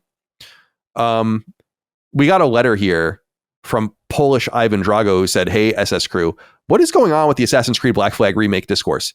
Ubisoft announces an amazing surprise in remaking the game by removing the modern day slop, adding new RPG and fighting mechanics, adding some extra pirate story, and half of the internet and journalists are bringing out their pitchforks and demanding the game die or at least remove all of these changes, especially the RPG, loot, and combat mechanics. I thought these were all things people liked in the games and would appreciate in a remake of an old Assassin's Creed game. I was always under the impression that the hatred for the modern day storyline was one of the common unifiers amongst fans of the series. Am I taking crazy pills, or are these just crocodile tears from clout chasers and journalists? Either way, this is probably a day one purchase for me."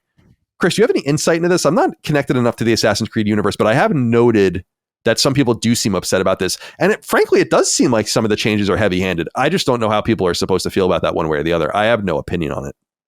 Yeah. I don't know. I think I would feel more differently if this was a remake of a game that was not playable on modern hardware. You know what I mean? If this was like, hey, this game on PS3, it's been stranded on PS3 forever. You know, we're going to remake it and we're going to superimpose a lot of modern design that a lot of people, you know, if you liked Black Flag, there's a pretty good chance you're not super into more modern Assassin's Creed games because they are very different.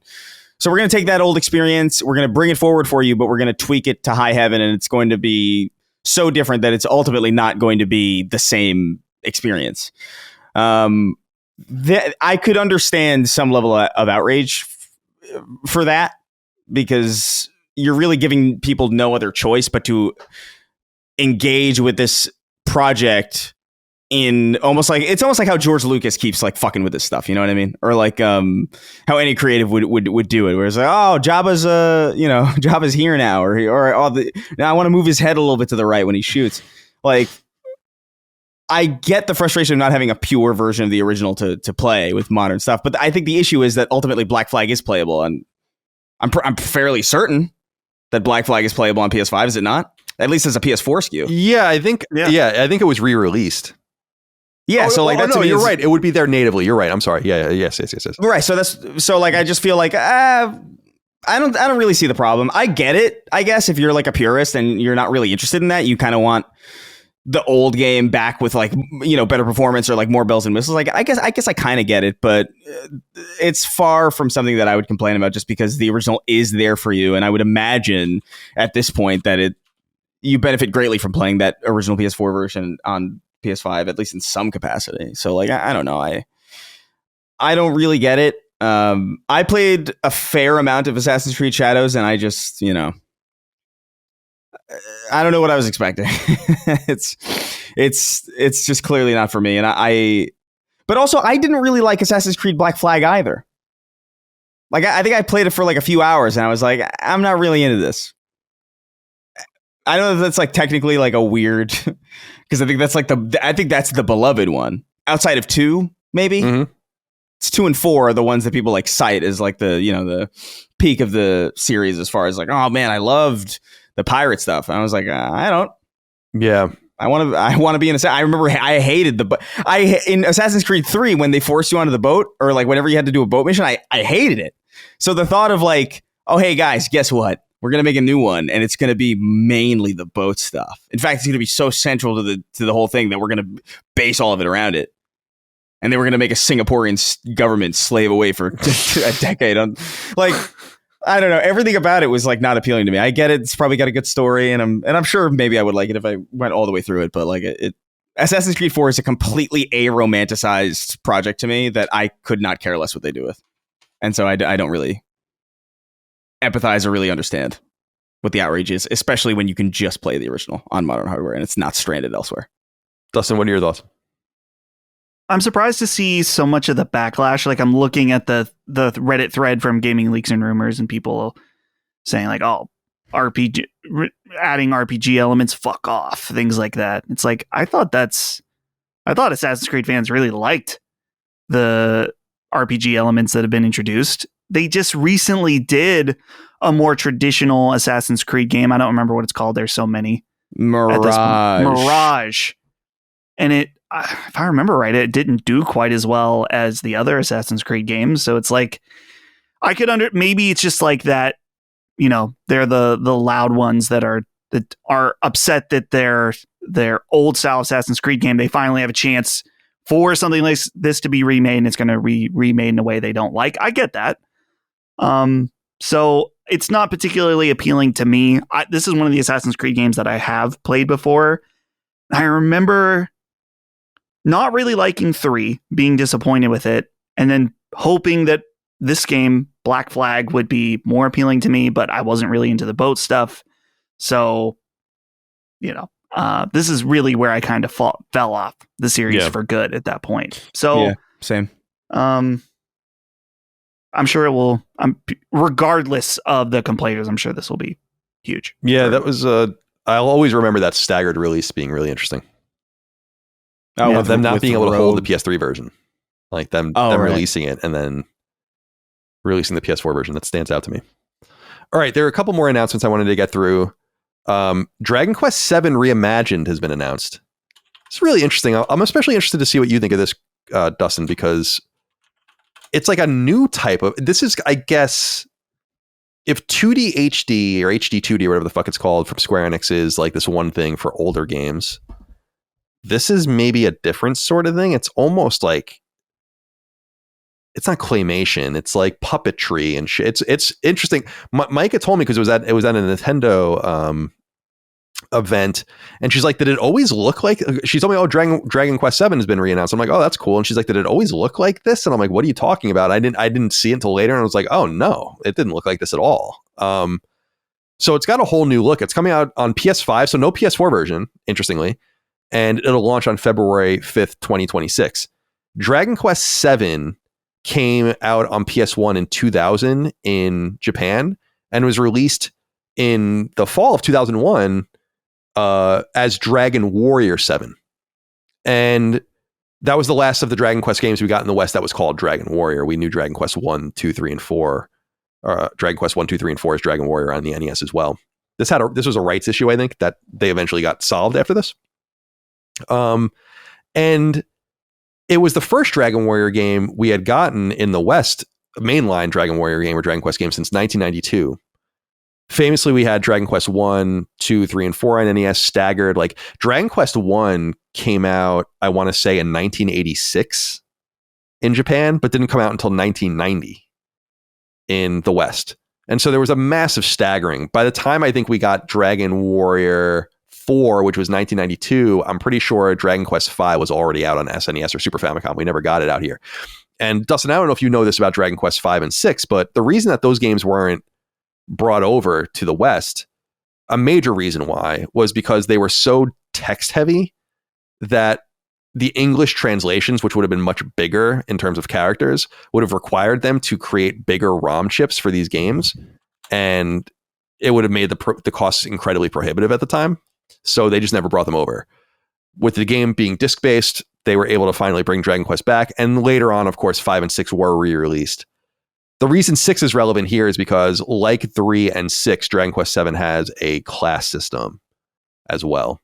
And this was, I think, I'm pretty sure level 5. Yeah, level 5 would come on to start working on Dragon Quest after this. So this was kind of the last Armor Project only Square Enix release. Actually, it was Square Saw. Or no, I'm sorry, it was Enix release at the time. Anyway, that's a lot of setup. I'm excited about this. You have any thoughts on it? It's important to remember. I forgot this actually until I just looked at it. That is this kind of considered a remake of a remake because there was the 3DS version of Dragon Quest. Yeah, I don't. 7. Yeah, there is. I don't know. So. And that's an important point, is that it is a remake. I mean, naturally it is because look at it. But the thing about Dragon Warrior 7 or Dragon Quest 7 that people will remember is it is fucking huge. Like, it's a long ass game. Maybe not quite as long as Dragon Quest 11, but maybe the second longest Dragon Quest game otherwise. And as I understand, they've like cut it down, which is interesting. So it is a fundamental change to the game, which I don't think the Dragon Quest 7 3DS version was. So in that way, it is probably a more proper remake of the game. Yeah, I'm looking. There's like a long play series of Dragon Quest 7 on 3DS. Each episode is an hour long, or more than some of them are more than an hour, and there are 80 YouTube videos. So yeah, clearly it was very, very long. But it was the longest game I'd ever played at that time, I want to say. Yeah. First of all, for people that are excited about this, you can thank me directly. Don't thank Square. Thank me. Because just in the last 2 years, I purchased this game for a premium on PlayStation 1. I think it was like $50 or $60. This is what happens. I buy a game on the classic version of it. It gets remade. This is a good game to have, though, in my opinion, in your collection. Oh, yeah. I haven't played it, but I wanted it for the collection. Maybe I'll play it at some point. Probably I'll play this remake, but I have seen some conversations about the art style. Clearly they want it to look more like the Akira Toriyama drawings. The one character, people are saying that, like the blonde guy, he looks like a character from Team America. Yeah, he does. World Police. He does. Yeah. The first thing I thought of when I saw him, I was like, that's Matt Damon. Yeah, it's Matt Damon. It's insane. So I think it looks cool. I am definitely really interested in it. Either way, it's going to be purchased in my house because Holly is going to want to play it.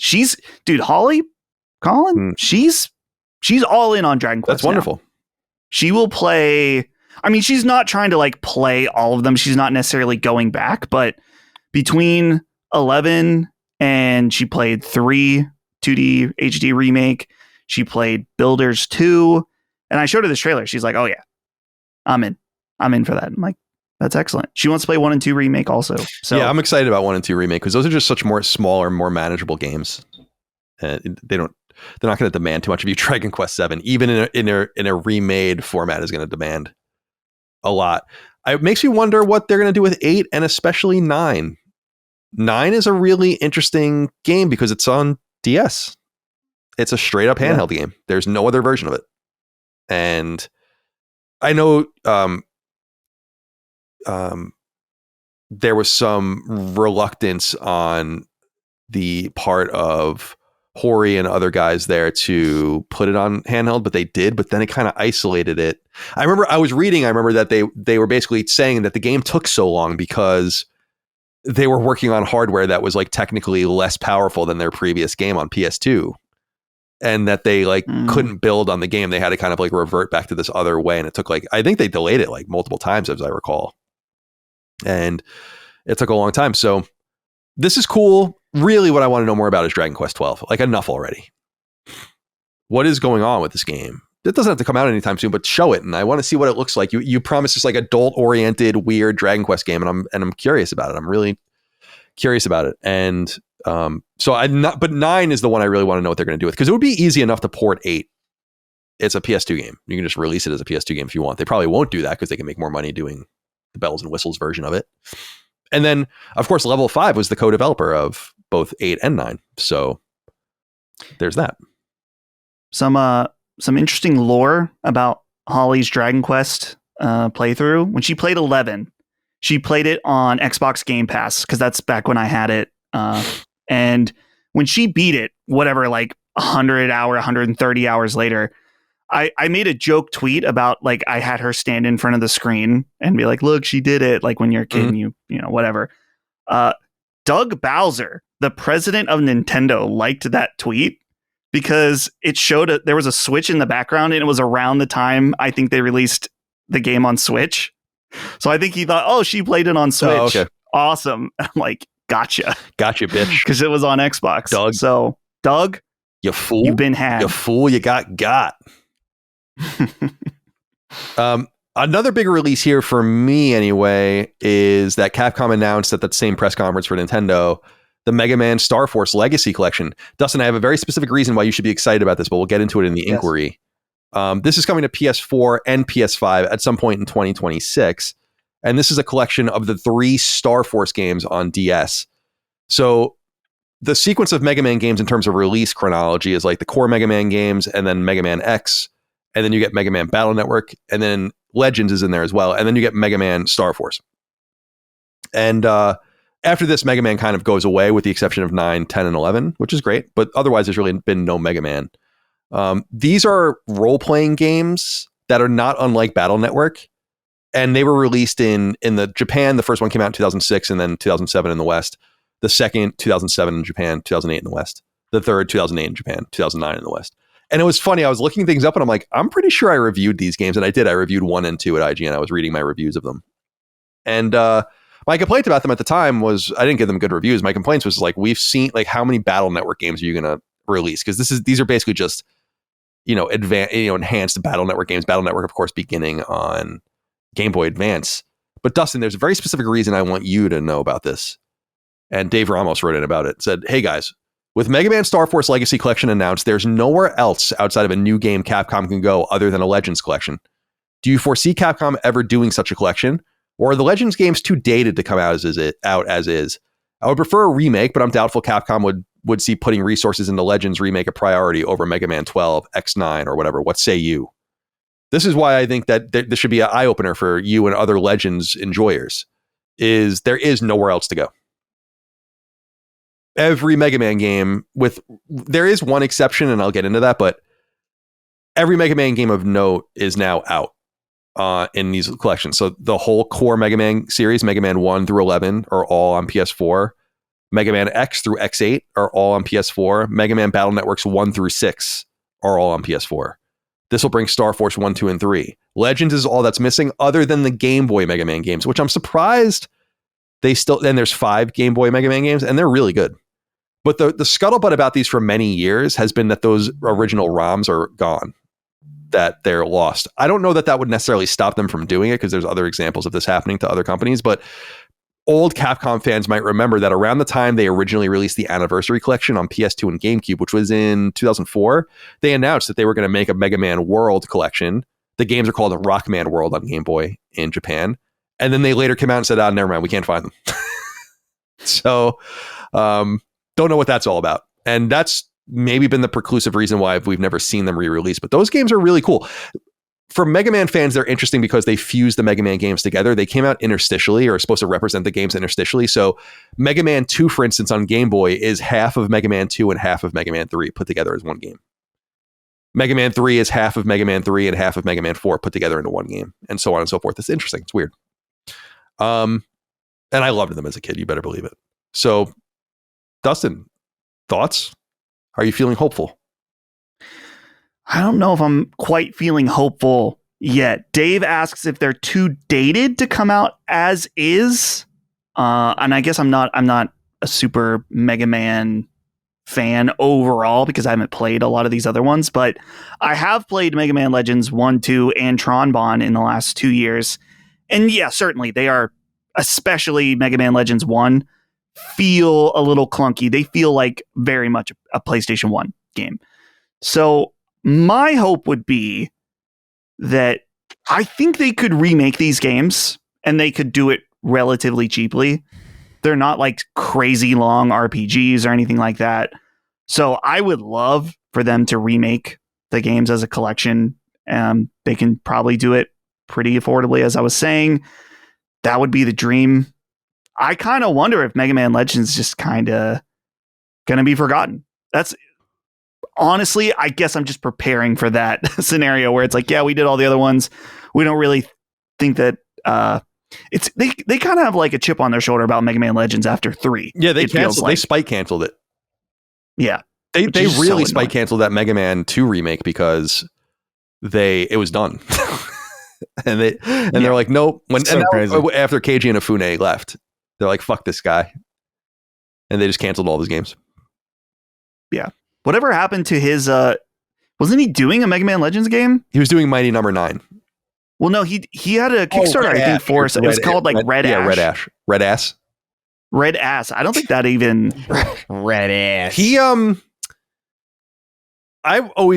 ended up somewhere like working on something else because he created that company Concept, and then they did Soul Sacrifice, which was good, and that game Recore, which was an Xbox exclusive, and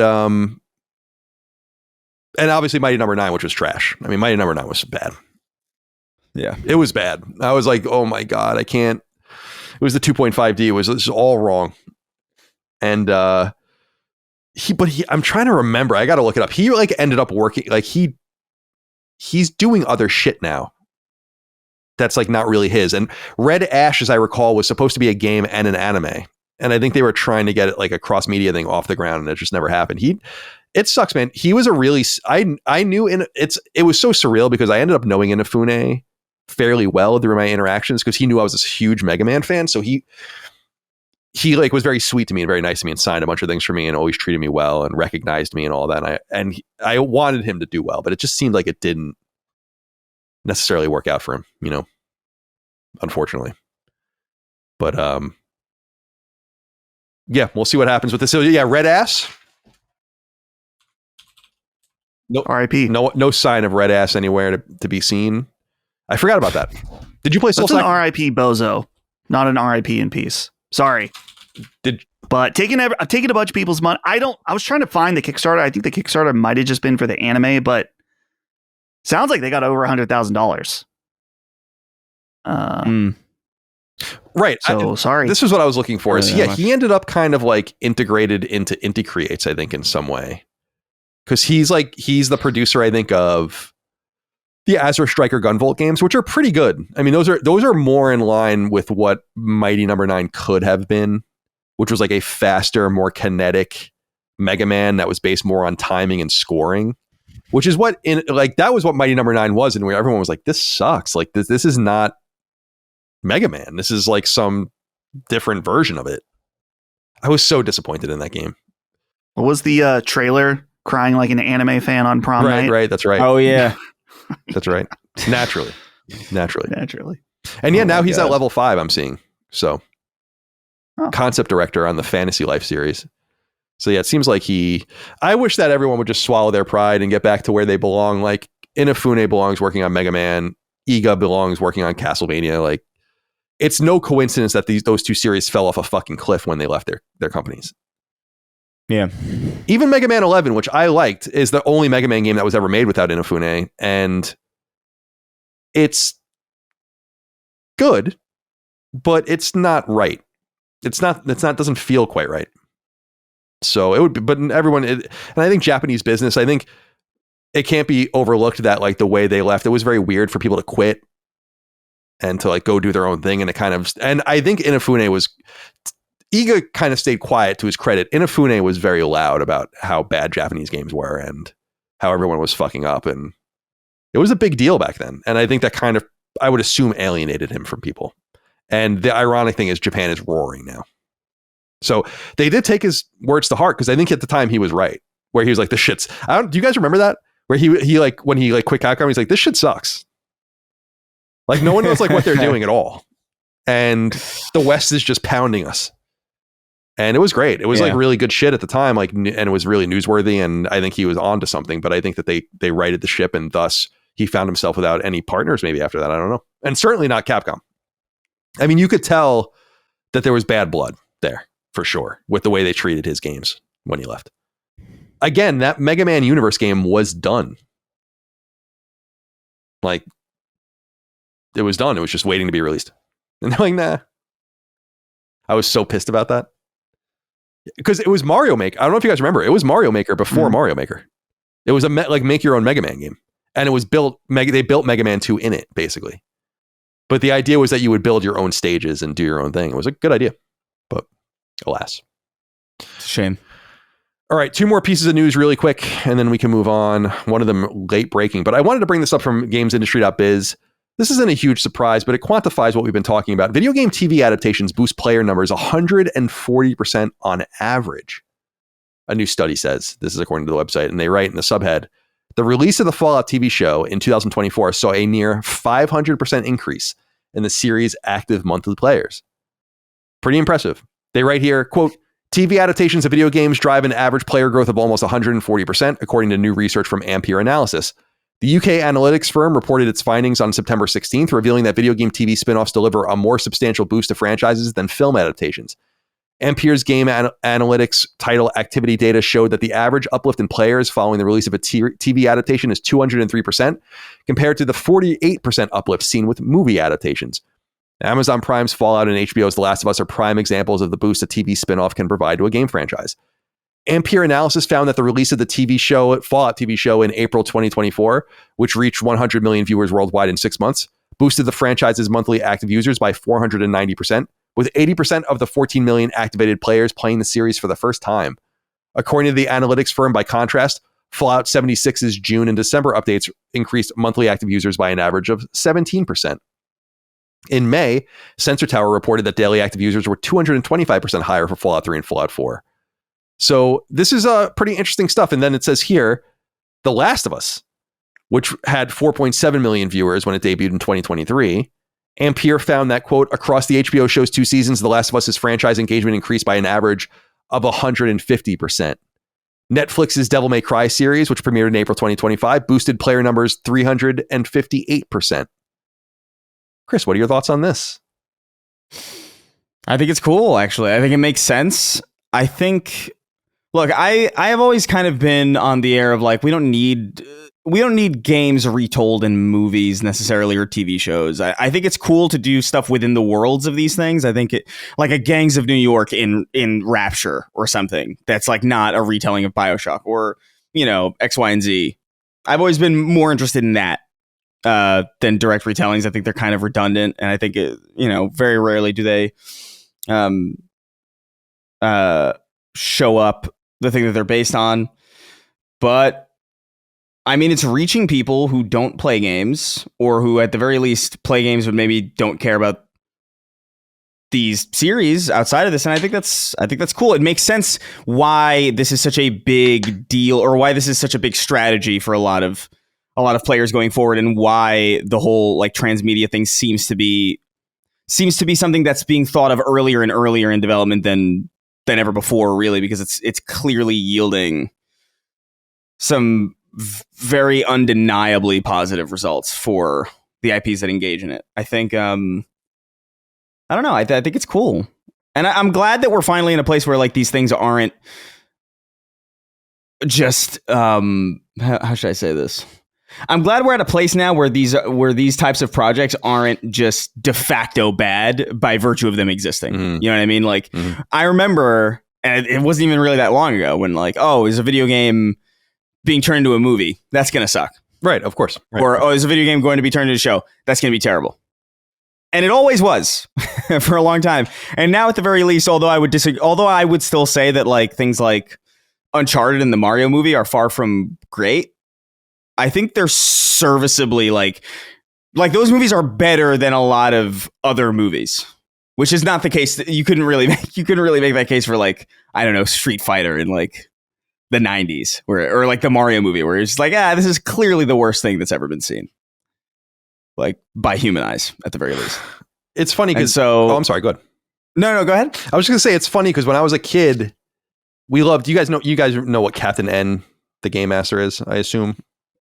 Is that? Yes. Yep. It's like the old Nintendo series from the late 80s, early 90s, the animated series. And I loved it when I was a kid, and it's so bad. Like when you go back and look at it, it's like, this is fucking horrible. Like it didn't represent the games at all. Like the characters were all wrong. The designs were all wrong. Everything about it was fucking strange. And I would have ate anything up at that time, but it would have been so much cooler to get something quality. And we never did. Right. We just never did. Yeah. And now we're in that realm where like Fallout, I thought Fallout was excellent. I think The Last of Us is, the season 1 anyways is I think great. Twisted Metal is apparently very, very good. I haven't seen the new season or finished it or anything, but it is supposed to be good. We're finally in a place where like these are not only is it like a good marketing synergy where it's just like, oh, there's a new movie out, so to promote the game, and it's not like necessarily cynical in the sense, although I guess like the impetus to do it is somewhat cynical. I guess like the whole point is to like maximize engagement, but the process of putting these things together is not as cynical as it used to be, and clearly people care, and clearly things are being done with some degree of reverence that's working out for both parties. And it's cool to be able to like share that with like, I don't know, like my parents watched Fallout and they thought it was great, and I was like, that's so interesting. It is. Like, that's cool. Like, my parents are like in their 60s and 70s, like they're never going to play Fallout, clearly. But it's cool that like there are people in that generation that now have a relationship with it. I think that's very, very valuable and a very, very smart idea. And boy, it makes it hurt even more that, some shows just are just terrible still. It's just, I'm like looking at a screenshot of it and it's like, damn, dude, do you ever see like Mega Man, for instance, on Captain N? It's like a joke. Simon Belmont on Captain N is a joke. It's like none of it is right. None of it's right. Kid Icarus, none of it's right. It's all Mega like Man. I don't know why we were just like, yeah, this is fucking awesome. Meanwhile, Mega Man, meanwhile, Mega Man looks like a crazy person. What the fuck is that's Mega Man? Yeah, in the green. Yeah, and he's like got a green, yellow, blue thing on. It's like it's very strange. Shit. And Simon Belmont's like some weirdo with like it's just a strange. It was strange. One thing I did like, and maybe it's just because I was so desperate for anything, is the mid 90s Mega Man series is pretty good. It's not good by adult, it's cheap and it's not by adult, standards, but it was good for the time. It was fine. Much better than Captain N. Yo, Simon Belmont in Captain N is fucking crazy. He looks like Blasto almost. It was so weird. Like the villains in it were like Mother Brain was one of the villains, and like the Eggplant Wizards from Kid Icarus. It was a strange show. But a good marketing. This is what I think of is like, imagine how good a marketing vehicle would have been if it was good. Right. And you look at it and you almost wonder like, why isn't it good?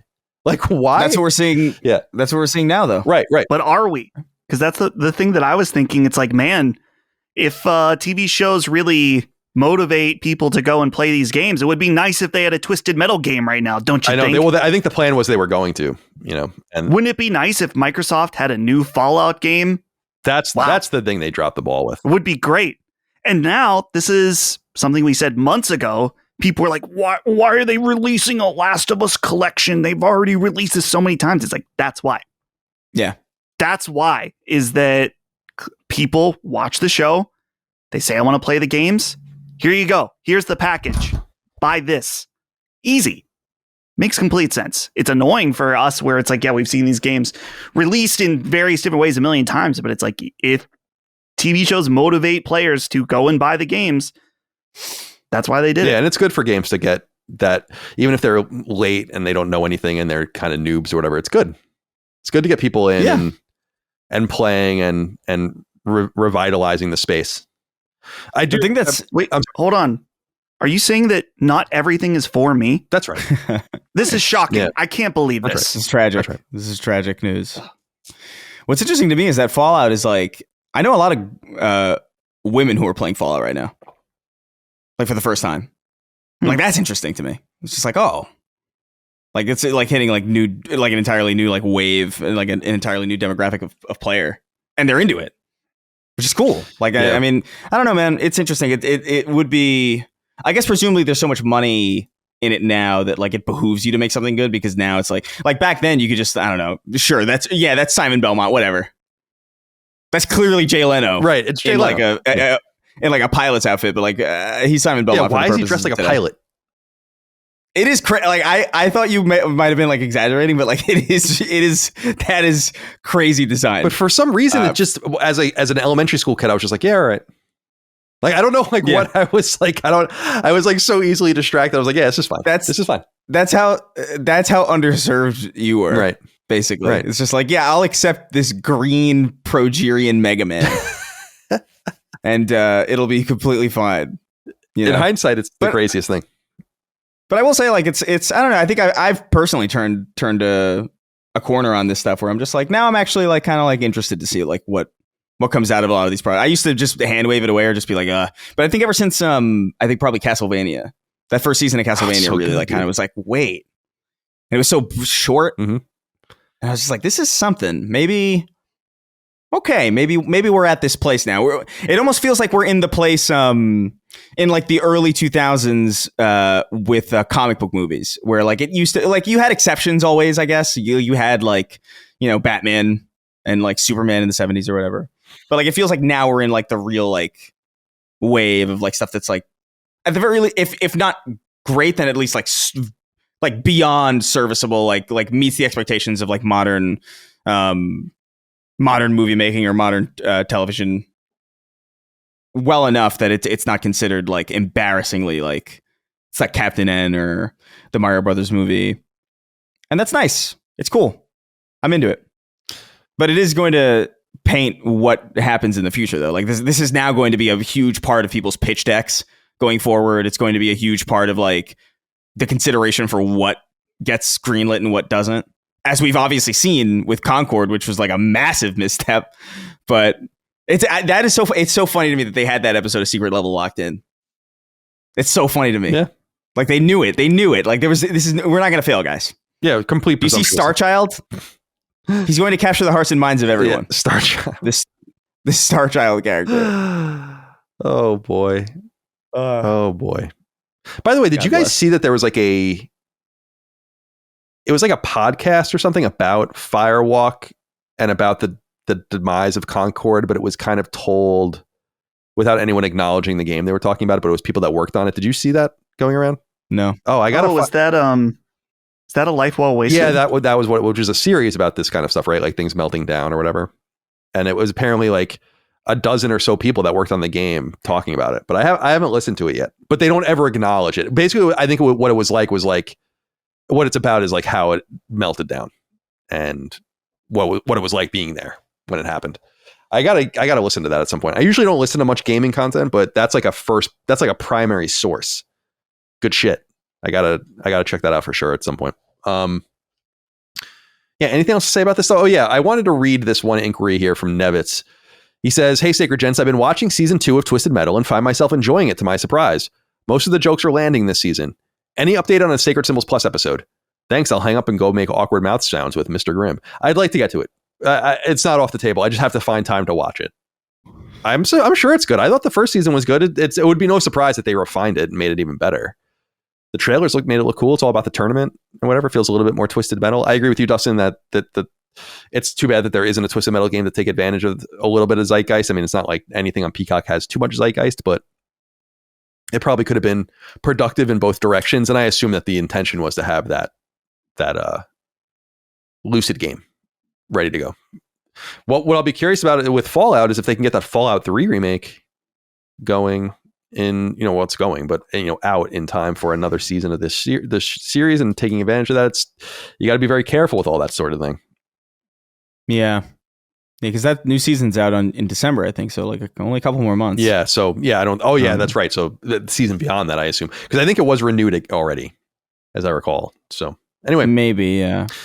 This broke while we were recording, but I just wanted to acknowledge it, that it looks like Microsoft Flight Simulator is coming to PlayStation 5. We already knew this, but because this was in other leaks, but it seems like it might be more imminent. So the website The Gamer reports on a Polish website. This was originally on the Games Leaks and Rumors subreddit, ppe.pl, the Polish website, shared a report, according to The Gamer, that claims Microsoft Flight Simulator 2024 is the next big Xbox game that's coming over to PlayStation. The report claims that someone shared the information that suggested that Microsoft Flight Simulator 2024 will be launching on PS5 in the coming weeks. And then it says here that there will be a new edition coming in November. It's potential physical edition as well, which wouldn't be a huge surprise for the PlayStation audience. Are you guys have any interest in this game? This game is supposed to be sneaky good. Like, it came to PC in 2020, Xbox Series X and S in 2021. I have no interest in it, but it's supposed to be very good if you're into this sort of thing. So, and obviously Flight Simulator is like an ancient series. It has a 91 on Metacritic. Not so bad. Yeah. I mean, for the audience, like I tried a Microsoft Flight Simulator game on Xbox because I think it came to Game Pass. I don't know if it was this one because I feel like my memory of the apartment that I was in was prior to this. What was the other one? Was it 2024 and then what was the one before that? They didn't do a 2023, did they? No, the Flight Simulator that they're talking about is a 2020 game. Oh, okay. And right, I think they've just been updating this same base game because the series began in 82, but I think that they would release more annualized ones and then stopped kind of doing that and refining it. It's made by Asobo, which is the studio that does Plague Tale, which is cool. Yeah, very weird. But I think I played a little bit of it. It's cool. I just, this is not.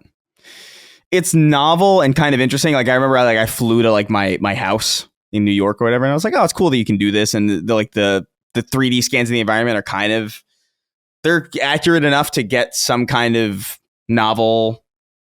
But it felt like Google Earth to me, though. You know what I mean? Where it's just like, yeah, this is cool, and I appreciate the detail here, and I'm sure the tech to make this work is really impressive, but like it's not doing anything for me. I don't care about being a pilot. Dustin, you gonna fly around? I played this when I had PC Game Pass at some point, and it was cool. It's actually crazy how in depth it can be, and seeing how they recreated the cockpits of all these various planes and stuff like that. I'm sure it would have a huge market on PlayStation. I wonder if this is a TGS thing, and I don't have any info on this, but thinking about Japan, they've got like train otakus and stuff like that. Maybe they got plane otakus. Sure. Yeah. So maybe this is something that would be big over there since they don't really have access to it other than on PC, and they're not buying Xboxes in Japan. Yeah. So maybe it's a fitting announcement for that. But yeah, it's a little too in depth for me. And yeah, Chris, you mentioned Google Earth. When I discovered Google Earth on PC VR, I probably sat and checked that out for like 3 hours. Yeah, it's one night. It's a weirdly addicting, like, because you feel like a tiny god, like flying around. Like, where do I want to go? I can go anywhere. It's crazy. If you ever have the chance to try the Google Earth PC VR, dude, it's because you can you go around, you can fly around, and then you just like raise your arm up, and it's like you're looking around because it puts up the street view. So you can kind of check out anywhere you want in the world. It's a magical experience. I wonder how it would do on PlayStation and in Japan. I know the Japanese are very passionate about their planes. Banza! So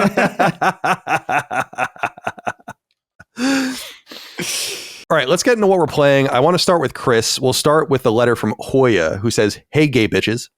Been a listener since around Beyond 200, and after 14 years of Colin's voice playing blast beats on my eardrums, I figured it was time to write in. I finally got around to try Skate in early access, and as a big fan of the original games, I must say, my disappointment is immeasurable and my day is ruined. They have defiled my beloved with the Fortnite treatment. Thoughts? Love from Norway." Chris, it says here you're playing Skate as well as Borderlands. And I want to hear all about that, but talk to us about Skate first. Yeah, well, Dustin's also playing Skate too, so I'll probably bounce off of him too, because I think I'm equally. I don't have a lot of Skate experience really. Like I was really like a Tony Hawk person primarily. I think I tried Skate the original back when that came out, and I was just so bad at it that I was like, I can't. Like I don't know what the fuck. This is too intimidating. I'll do Tony Hawk. I'm fine. And so I was always intimidated by it. And this is free. It's on, I played it on Steam on PC. And I figured there's no real excuse not to try it. So I jumped in for a few hours, got my bearings with it. I don't know how I feel about it because there's parts of it that I really don't like. Like I don't I don't like the art style, but like that to me doesn't really matter. Like I don't know. I'm more about like give me a good sensation of skating, and I don't really care how I look. The tutorialization is kind of annoying. It's very like, welcome to the land of skating. Press forward to go forward, and I don't know. It feels there's parts of it that feel very like what the fuck? Why is the tone of this so Nick Jr.? It's very weird.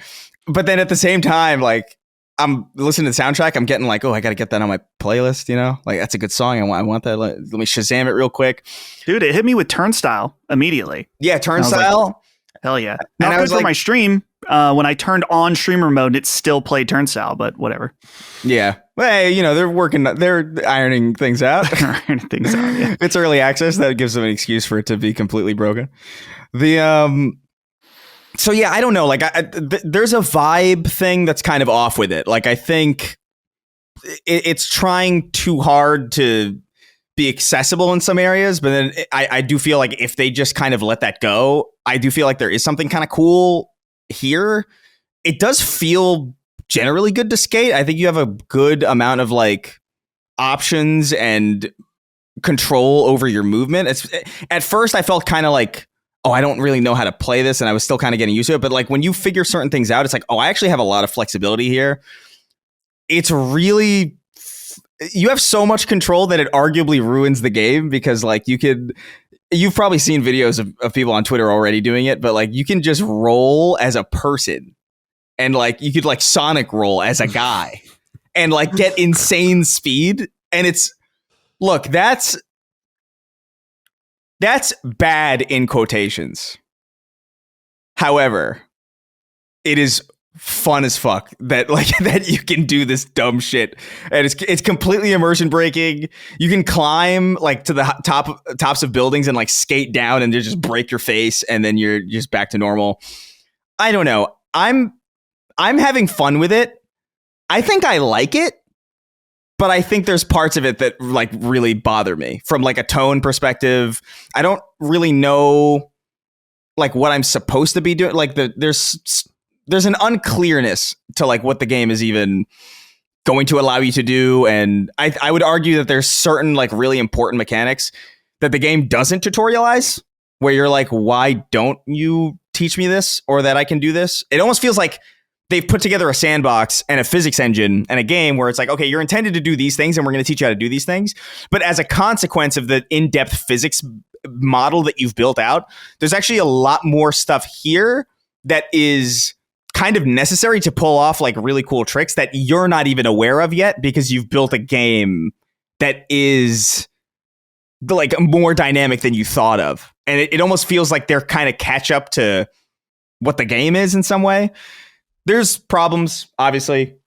I don't think you should necessarily be able to Sonic roll, although I think it's hilarious, and I'm going to be sad when it's removed if they ever do it. But I don't know. I'm mixed on it. I don't hate it nearly as much as a lot of people are saying they hate it. But I could see if you were a fan of the original Skate and the more like, I don't want to say, no, grounded might be the right term, and the more grounded kind of feel of it, I could see why this would be kind of disappointing. But I'm having fun just kind of ragdolling around and breaking my face on railings. I don't know. It's kind of fun. But I don't know. I want to know what Dustin thinks. We can bounce back and forth here. So I played Skate for a little under 2 hours, and you can watch the stream replay on my channel if you'd like.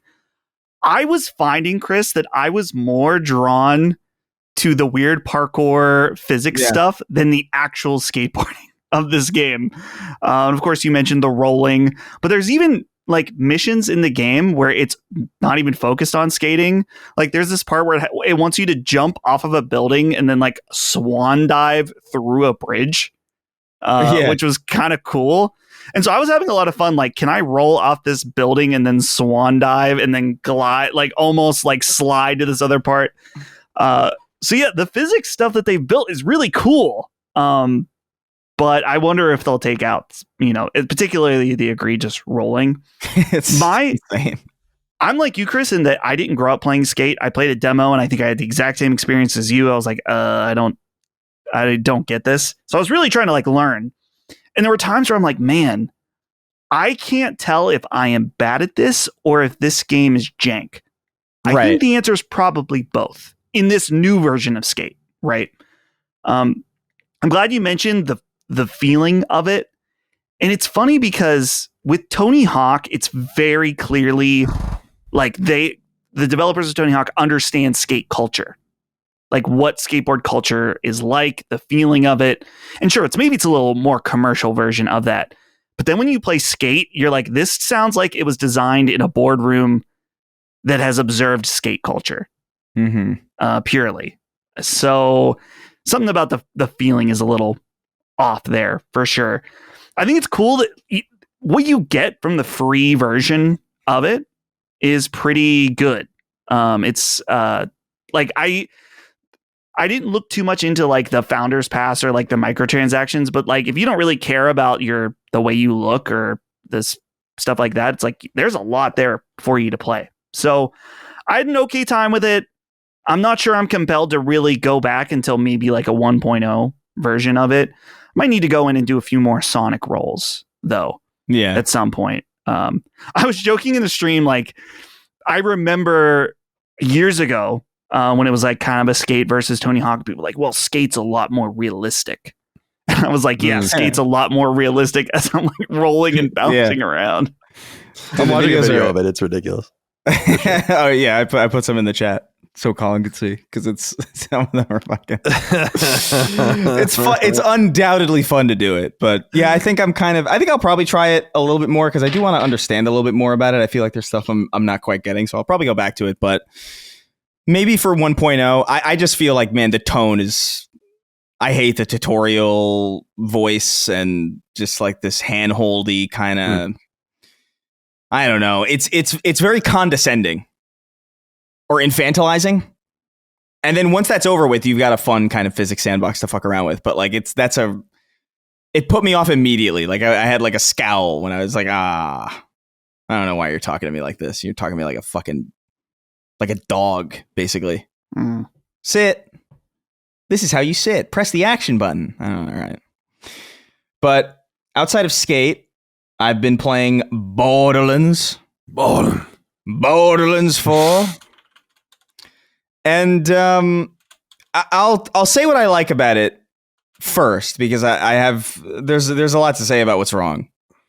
I genuinely think Borderlands 4 as a piece of software, as a game that is designed for you to play, is very good. I think it feels fantastic. I think it's easily the best that Borderlands has ever felt to play, like by orders of magnitudes. Granted, I have not played Tiny Tina's. I have not played like the pre-sequel or whatever, but like my most recent foray into the stuff was Borderlands 3. And from what I recall from Borderlands 3 to this, I think it feels much better to move around. I think it feels much better to shoot. I think everything feels like a substantial improvement from previous Borderlands as far as like movement and jumping and traversal and all that stuff. It's all really good. I think the gunplay itself feels really good. I think the weapons that you get are so fun to build a character around. It's got it, it feels a lot. It's weird. Like it feels more like Destiny than I would say it feels like 65-70% Destiny, 30%, 40% Borderlands, like it feels like it leans a little bit more into the Destiny thing, but I think it's good that it does because I think it plays better for it. The story is or the writing so far has been pretty good, if in my opinion a little bit too reactive to some of the criticism. I think they saw a lot of the pushback from Borderlands 3 and Tiny Tina and maybe concluded, and I think they walked away with the wrong lessons. I think Borderlands should feel a little cringy in some way. I think it should feel a little bit like wink, wink, nudge, nudge. I do think that's kind of part of the charm. It makes it feel like distinct from other games. And even if that's like annoying or grating, which it is in some cases and in some games, certainly, it is kind of what gives it the vibe that I'm playing a Borderlands game, and I feel like they've toned it down substantially here to the point where like it arguably doesn't feel much like a Borderlands game. And even to the point where like to the way it looks, like it's cell shaded, but it's also like really deeply detailed to the point where like it doesn't even look like a Borderlands game, even really particularly. But none of that is bad. You know what I mean? It's hard to describe. It almost reminds me of it's how I feel about Halo 5, where I'm like, I don't know if this is necessarily like a Borderlands. I don't know if this is necessarily what I wanted, but it is. There's parts of it that are better, and it does play really, really well. And so I don't mind it, but at the same time, I don't feel the hit that I was expecting to feel when jumping into a new Borderlands game. I feel more like I'm playing like a really, really good looter shooter, or I'm playing like, I'm playing an evolution of Destiny with some Borderlands flavor around it. Because Borderlands 3, like the main issue with Borderlands 3 was really the villains. You know, in my opinion, I didn't really mind like characters breaking the fourth wall or being annoying. Like, that's fine. To me, the villains being like streamer characters, that was dumb. And like that felt a little too like this. Don't do this. Like, this is a bridge too far for some. I don't know why. It just felt wrong. It felt awkward. It felt forced. And in Tiny Tina, I would only presume that the people who had an issue with that game, as far as like the writing goes, it's because you had a character that's supposed to be there in small doses, making up a large majority of what the story content of the game is. Like, having that character be the main character is like a recipe for disaster. But it doesn't mean I don't want those characters. And I think they're still there, but I think, again, they've pulled back a lot. But it's still very good. But man, so Borderlands 4 has crashed for me, I think maybe. And I'm playing on PC for transparency because I'd like to stream it. But it's crashed for me, I think, upwards of 10 times now. And it's like, that's frustrating, especially because the game is good. You know what I mean? It would be one thing if this was like Ride to Hell Retribution or something. And I was just like, oh, it crashed 3 times in a row. Big deal. All right, I guess I'm done. What's frustrating is that like I want to play more Borderlands. And I'm thinking about it all the time. I'm thinking about my build. I'm thinking about my character. I'm thinking about like, what loadout do I want to go into the next thing with? It's so fun to play in this world. It's so fun to traverse this world. But then it's like, you know, you're yanked out of it. And I'm playing, by the way, on like medium settings on my 3080 with like, you know, I don't have like a super modern, like souped up rig, but I have far from like a clunker, you know? So for it to crash this much on performance mode with medium settings everywhere, I'm getting 60 frames or like, you know, 55, 60 frames pretty consistently. And it's like, you know, it's annoying that it's not consistent, but it's high enough that it's fine. But like these crashes are really, really egregious. Like it's kind of unacceptable. And I don't know, man. I think there's other minor things. Like I think the UI is a little bit lame because it just kind of feels very generic when you're going through it. Like it doesn't feel like, again, there's like a lot of Borderlands identity issues here that a lot of players probably are going to have a weird feeling about. But to wrap it up, the game is very good. It plays very well. I think it's written fairly well. I think the characters are fairly compelling. I think the classes are really cool. I think the build crafting that you can do is really, really dope. And I think co-op, as always, is fun. I don't know if I like the open world necessarily, but I don't dislike it either. I'm kind of apathetic about it. I think I prefer the zone approach, but like, it's fine. It's just really the performance here is just staggeringly bad. And I don't understand how. Like, I think genuinely launch Cyberpunk crashed fewer times for me, which is not good. That's not something that's not good for anybody. So, man, I don't know. I'm at a crossroads with Borderlands 4. Like I feel I have complicated feelings about it because it is. I do think about playing it all the time, and I'm like really into it. But like, man, it's just a completely unstable piece of software, and that's a bummer. Because it does a disservice to something that I think is actually really impressive. I think it's easily the best Borderlands since Borderlands 2. Easily. I don't even think it's like And there's a debate to be had there. It might even in some places be better. And so for that to be true, and also it's the most any game's ever crashed on me ever, outside of like Cyberpunk and maybe No Man's Sky on the day it came out, that's egregious. Yeah, it's too bad. Yeah, because I'll get to it at some point. I'm not going to play it anytime soon. I want to play it, but I like Borderlands. But yeah, it's too bad that technically, we said earlier in the show, the technical issues, very strange.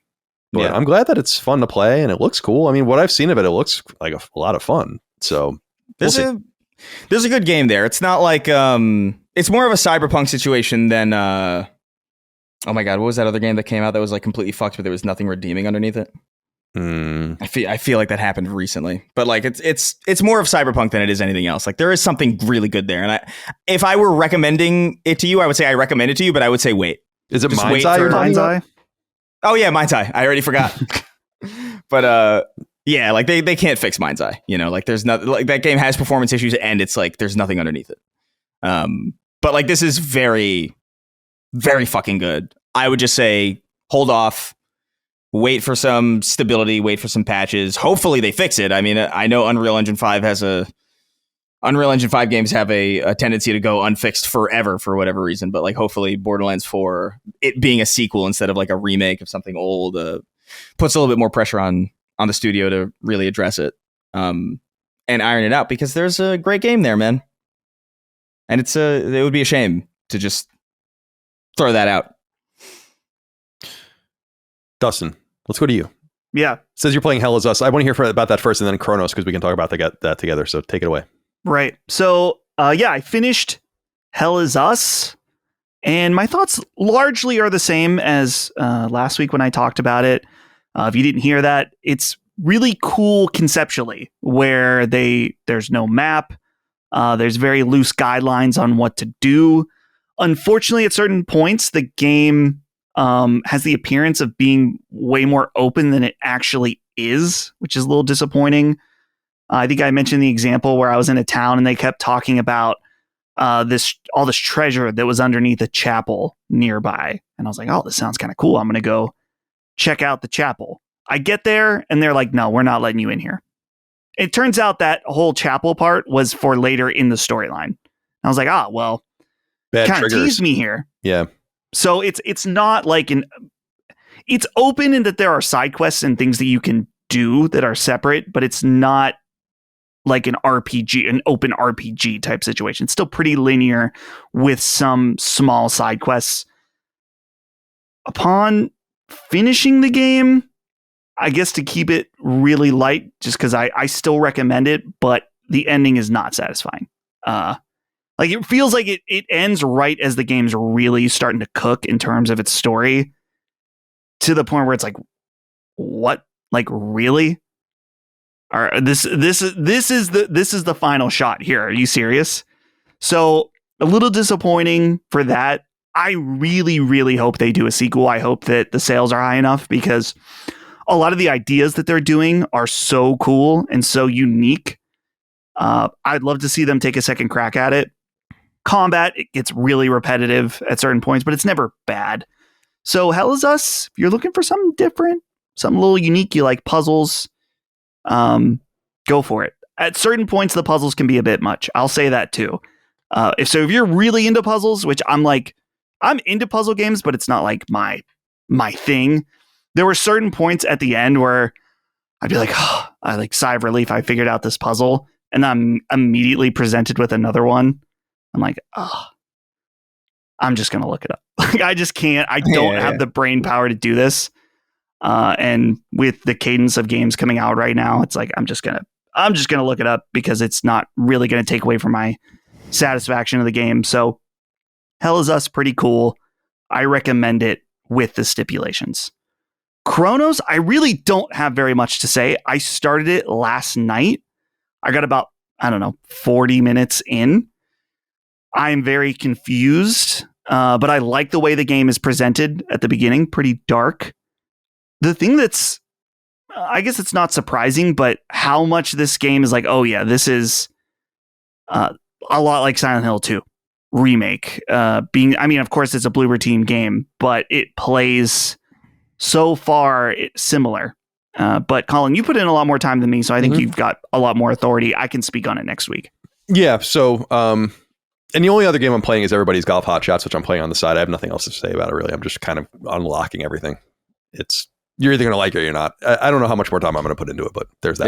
Cronos, is it still broken? No, it seems like it's better, but it was always the weird thing about it was it always seemed like it was working fine on my PS5 Pro downstairs. It was the PS5 up here that was totally fucked up. So when I was playing on my Portal and stuff, it was weird, but everything seems to be okay now. I'll keep you guys apprised if that changes. So Cronos, yeah, I've put in, I don't know how many hours I put into Cronos, 10 maybe, something like that. The PSN says I'm halfway through it. And Mitch Oropko wrote into us and said, Colin, I'm lucky enough to be on your friends list and I've been creeping. So how are you liking Cronos? I don't like to categorize it as a sleeper hit for me since it's right up my alley in the survival horror genre, but goddamn, I'm absolutely loving it. And I'm working my way towards the Plat and New Game Plus. High level thoughts so far. Any of the other guys can chime in too if they played it. Thanks, fellas. So yeah, I'm happy to talk about it. I think it's great. And I think it starts a little slow. It's funny to have Bloober working on this game and releasing this game and kind of having made Silent Hill 2 concurrently, probably with other team members, obviously, but they're somewhat similar in that they're eerie, lonely games where there's very few people in them and you are alone with your thoughts and there's some interaction and you'll meet the occasional character, but it's really a somber sort of thing. Honestly, it is Dead Space meets Singularity, which I find pretty interesting. There's an entire mechanic. There's a series of mechanics in the game. I won't get into all of them, but there's a major mechanic where you can like mess with matter to like, so if passageway or a bridge is broken, you can like zap it and it'll become whole again. It's just like Singularity. In Singularity, Singularity, of course, is the 2010 PS3 FPS from Raven, where you would turn time back and forth. So it's a similar sort of thing in that regard. It's not nearly as mechanical as Singularity was in that you're not doing that as often, but that's what it reminded me of. The other thing that it reminds me of Singularity is that it takes place in the Soviet Union. It takes place in Poland specifically, so not in a Russian part of the Soviet Union. And it takes place in 1980, I think, in the game. And in that regard, it reminds me of Singularity too, in that was a very Soviet kind of Russian weird game. I highly recommend it. If you like Dead Space specifically, I think you're going to really like Cronos. I'm not entirely sure what it's even about still. Like I'm reading it and I'm figuring it out. Now, Dustin, I could be wrong about this, but is the voice actress the same as Selena's voice actress in, if you can look this up, in Returnal? Because this is something worth noting. I think it kind of has to be the same person. I'd be surprised if it wasn't. Did you find any information? I searched Cronos, but it's giving me Hades, so I need another second. Cronos, the New Dawn voice actor. No, I don't want to try AI mode. All right, I found it. Yeah, so it's Jane Penny is the woman. She's not listed here in Jane Perry? I'm sorry, Jane Perry Cronos. Oh yeah, sure. Okay, so it is her. So this is a major issue, I think, in that the inflection of the character is identical to Selena. She sounds like Selena. And if you played Returnal, you're going to be hard pressed not to think of Selena a lot. It's strange. It was that is a strange casting choice, in my opinion. And it's distracting. Now, it won't be distracting for those that didn't play Returnal, but you're talking about two single-player sci-fi shooters that are going to attract similar audiences. I'm not saying there's going to be massive overlap, but there's going to be overlap of thousands of people that are going to hear this game. And I don't know why they did that particular casting choice. I just think it's strange. So there is that complaint. But there's a real robustness to the mechanics in the game. You get different weapons. You have limited resources, very limited resources, and you have limited storage space on you. And you there's these little save rooms where you can stash things, and you're burning. One of the major mechanics is that you have to burn bodies that you kill, or you risk those bodies being used by other enemies, and they can like kind of vacuum them up and become stronger versions of themselves. And since you're backtracking a lot, it's like, and you only have a certain amount of fuel to use to like light them on fire. You're kind of trying to figure out, should I even waste this fire here? Am I going to come back to this place and wake up? And these guys are going to be woken back up. And it's pretty interesting. It's easy enough to manipulate. And there's a lot of backtracking in the game because you can basically just kind of harvest fire from your, or like fuel from your save room, and then just go and burn things or whatever. So if you're like really meticulous and willing to kind of go through annoying backtracking, you can make the game a little simpler for yourself. But so far, so good. I think this is a really cool game. It seems like it is falling through the cracks, and that's a shame. But I really do highly recommend it. I'll have more to say about it. And Dustin, since you're playing, maybe we can do even a review discussion on it. That would be cool. If you choose to play it through all the way, because I like it a lot, and I'm definitely going to play it in New Game Plus. Because you have a suit that you upgrade, you have all these weapons that you upgrade, there's currency.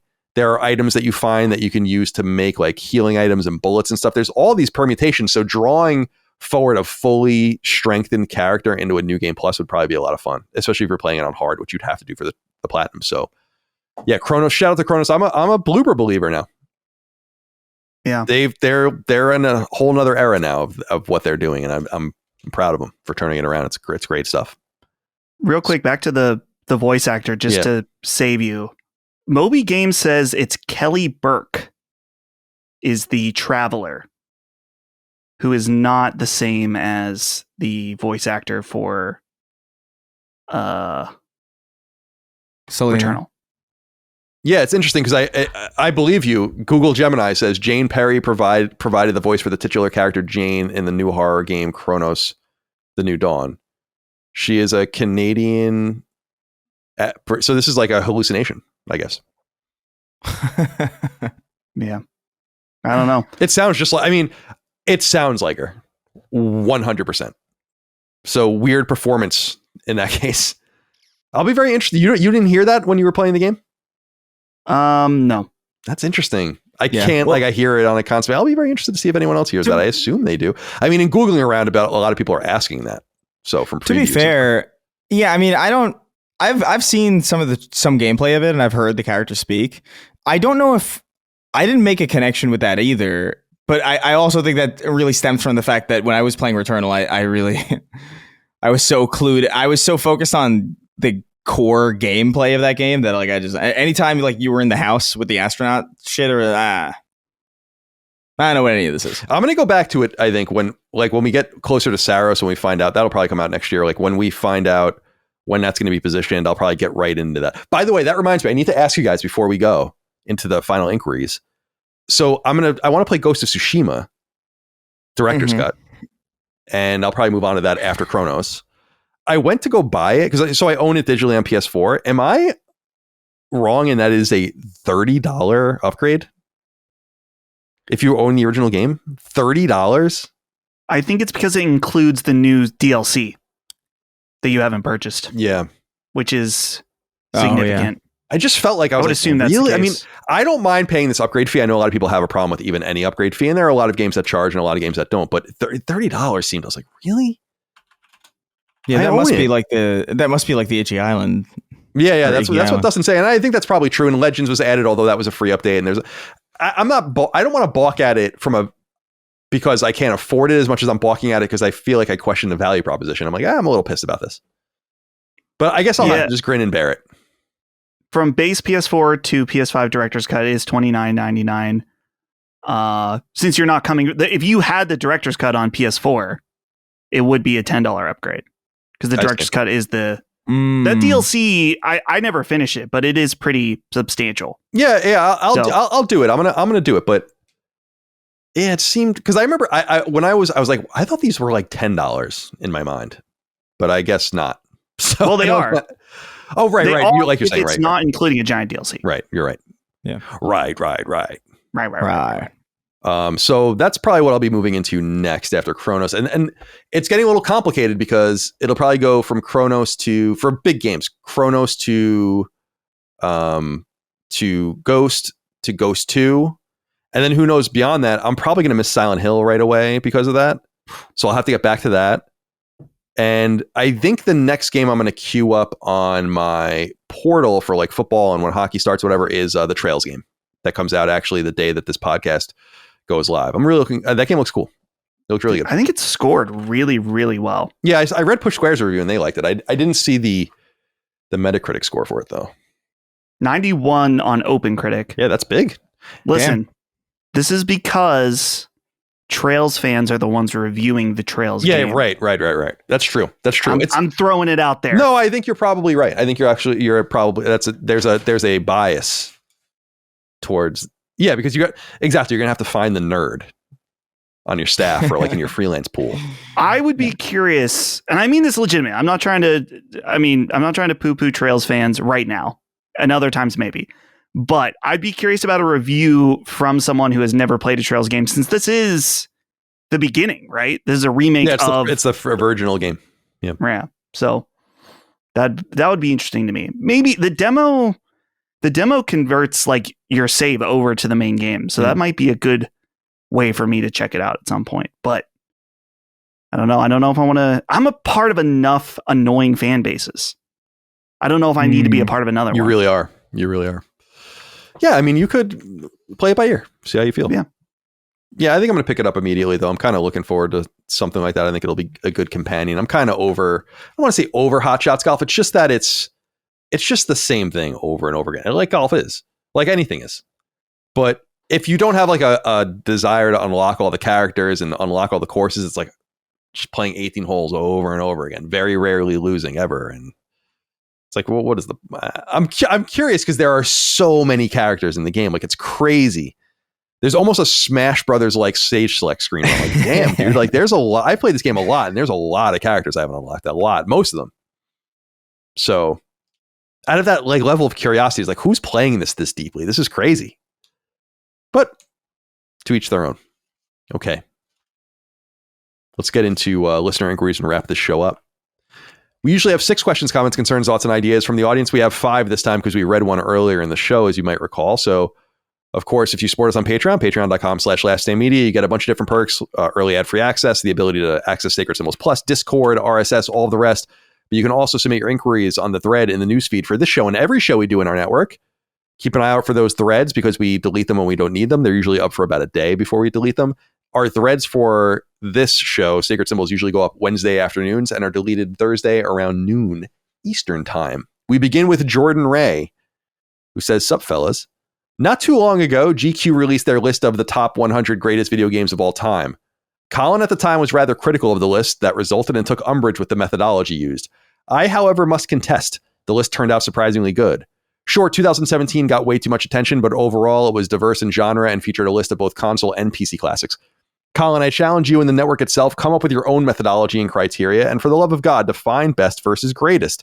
Do the polling, crunch the numbers, and whatever you do, don't stop the count. Have a good one." Wanted to read this because I was curious, do you think this would be possible? In a way, anything's possible, I guess, but I think to be able to do a list like this holistically, you need to spread the field fairly wide, but you need to have people you trust and know what they're talking about. And then I think it's fairly basic from there. I really think you make each person would make a list of 100 and then attach numbers declining from that number. So number 1 would get 100 points, number 2 would get 99, number 3 would get 98, and so on. And you would just throw them all in a math equation. And that's how you'd come up with the top 100 list. I think that's the trivial part. It's about who you're drawing from. And I am personally not capable of making that list. Like it would not be a fair list, I guess is what I'm saying. It would be a list through my own eyes. My top 100. And could I do a top 100 list of my own games? Yeah, it would be really hard. I would have to really think about it and like write things down and like ponder on it. I would be missing something. I would figure out I was missing something later. It would piss me the fuck off. So it would be a fun exercise to try to do it. But I was thinking about our own group And I just don't even think we have the appropriate people to really holistically represent the industry as it is. Like we would need to spread the field probably multiple times more than we have. Like I'm thinking like 50 people, something like that, Right. where you really were getting crossover and there was a lot of Venn diagrams developing, but you made sure you had every little niche and corner covered fairly so that nothing slipped through the cracks. Chris, do you think this is a project we could undertake at some point? I don't know, man. That sounds like a lot. Because to me, I think I feel so strongly about these things because I'm like I haven't seen the list of that the question's referencing, or at least if I did, I don't remember it. I don't remember this either, by the way, but I'm just using it as the basis for a question. Yeah. No, I don't know, man. I feel like I would see something that would like trigger me or something. I feel like I would see like Madden in there, and I'd be like, "What? No, we can't be doing this." But then somebody would argue like, "Well, why not?" And I'm just like, because. And that would be my genuine argument. I don't know. I feel like just doing this alone or doing this with like it would be such an undertaking and to what end to get like some. I feel like by the end of getting a list between like everybody here at Last Stand, everybody, and attaching number values to it, we would end up with a list that I feel like no one's happy with. Yeah, you know what I mean? Yeah. Like even, and then the audience wouldn't be happy with. That's how I feel like it would ultimately shake up. So like I actually think the only interesting thing to do is like lists of personal games because there's actually like a conversation to be had there, and it is like an interesting window into like what people value as like individual. I think that's like more interesting and more worth it than like kind of like this aggregated mathematical like compiled data-driven list of 100 things that we all choose, and then it gets run through like a filter, and then we end up with what would be number one for this group here. Like I can't even. I don't even know because it's what he's saying. Like I'd have to quantify like what we're talking about, like the best or the like my favorite, the greatest. Right. I don't know because those mean very different things. Mm-hmm. I think the best game, the game that I think is the best game ever created is not my favorite game. It's really like it might. I wouldn't say it's not even close. It is pretty close, but I think Tetris is like perfect. That's what I was going to say. I'm so glad you said that. I genuinely don't think Tetris. I think Tetris is a perfect video game. I don't think there's anything you can do to it to make it better. In fact, I think all you can do to it would probably make it worse. As far as like making a change to it, like Tetris Effect is the same thing. It's fundamentally the same. It's perfect, but it's not my favorite game. It's not my favorite game, So like I don't know. Even just the terminology of the list would have to be ironed out and very clearly defined. And at that point, like, do you care what people? Do you care what people think is the best game versus their favorite? I feel like favorite is more interesting. Yeah, I agree. And the subjectivity is more exciting than even trying to have some sort of objective barometer. Like I am looking at the GQ list. I'll put it in the chat. I do have a very visceral reaction to reading it where I'm like, this list is bad in my opinion. But like Outer Wilds is the 30th best video game ever. Are you fucking kidding me? Come on, man. I'm not trying to insult Outer Wilds, but let's be serious. Dustin, I do remember this. Any thoughts you want to share?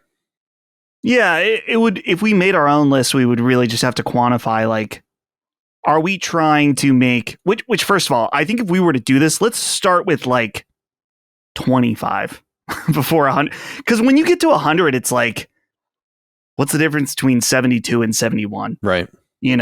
I just find a list of 100 not really that interesting because people just scroll down to see what the top are.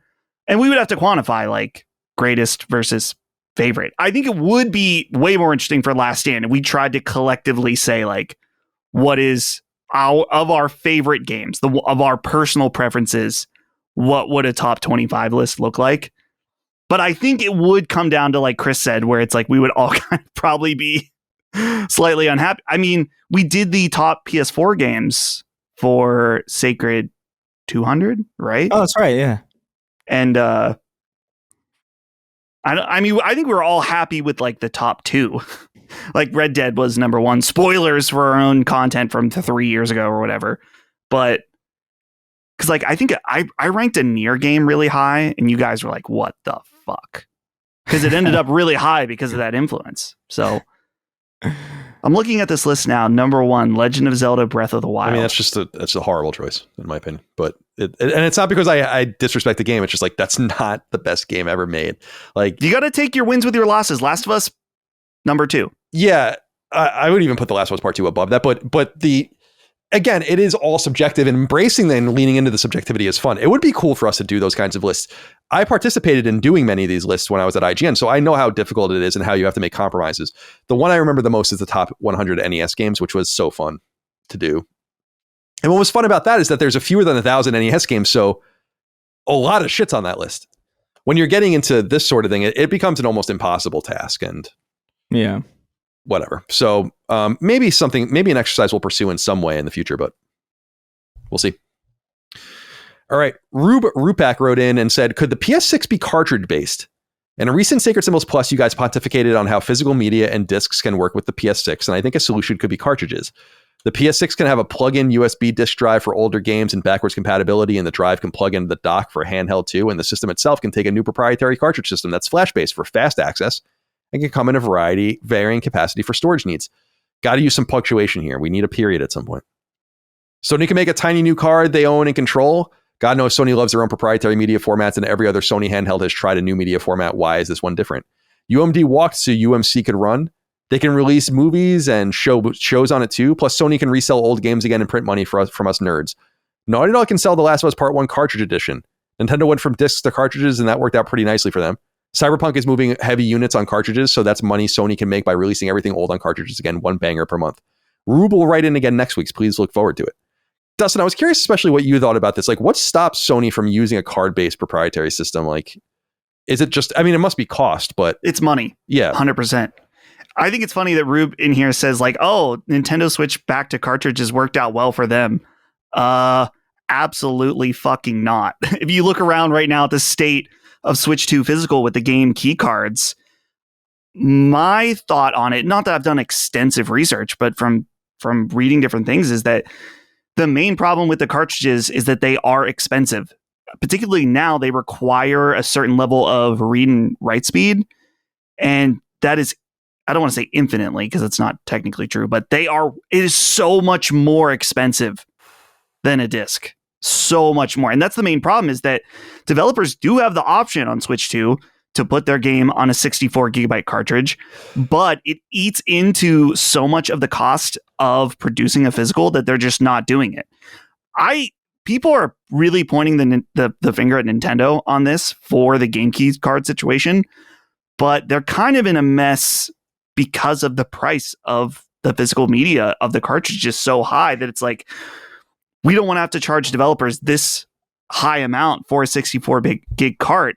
What do we do if they want to have a physical version? And that's why the game key card exists. So PlayStation games being overall much larger than Switch games, this would be an absolute mess and would never happen that they would do this. So it's a fun thought.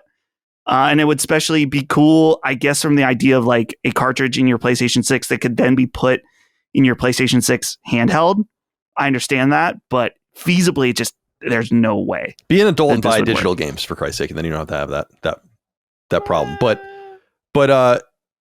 yeah, Rube, you says you're going to write in again next week. Don't. We're putting you away for a month. We'll see you in October. This is a total side note. I noticed, Colin, when you tweeted about keeping Chris on the show, whoever did that deleted their Twitter account. Really? I just thought of delete. I was going to say, Rube, delete your Twitter. But when I went to that tweet, it said their account. I was like, dude, that's a Colin classic. Yeah, deleting the Twitter. Yeah, that's awesome. I didn't even notice that. I didn't go back. Yeah. Oh, yeah. What was it, like Turtle Fascist or something? Turtle Fascist, yeah. This post is from an account that no longer exists. So, yeah, that's another one. Strikes again. Yeah, I really lost the respective Turtle Fascist.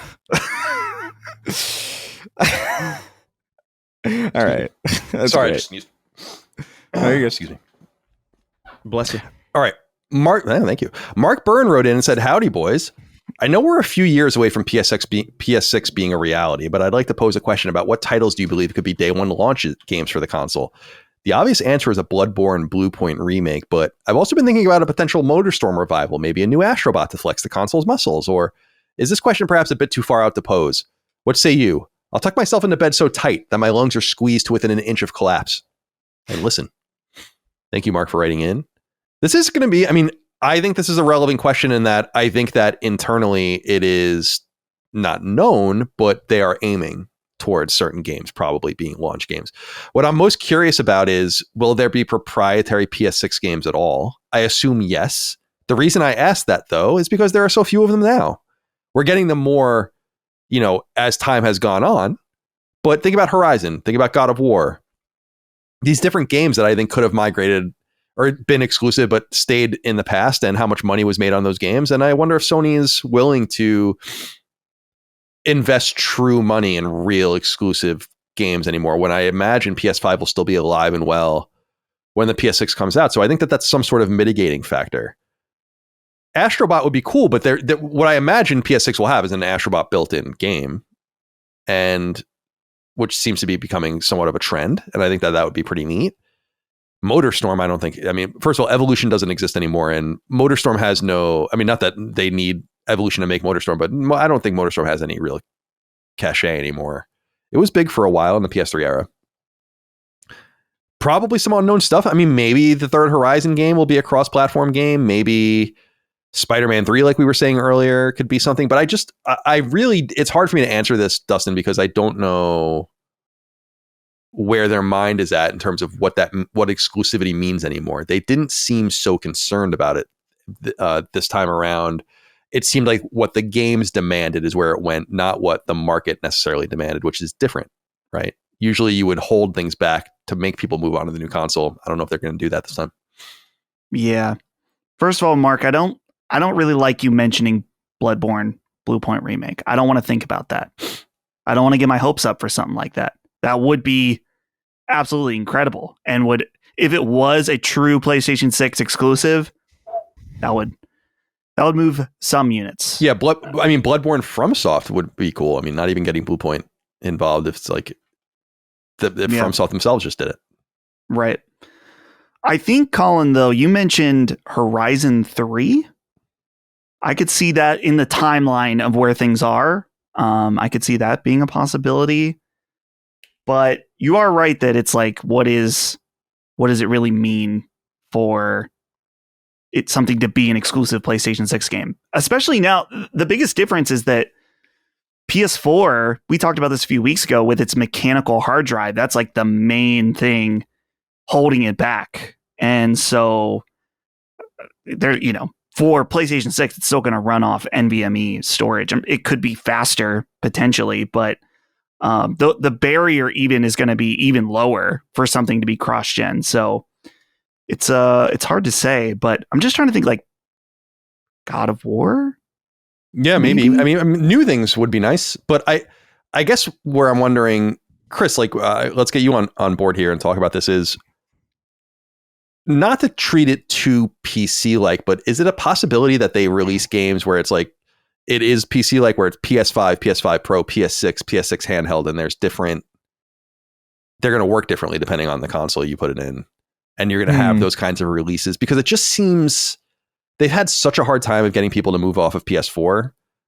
I assume it's going to be even worse with the PS5.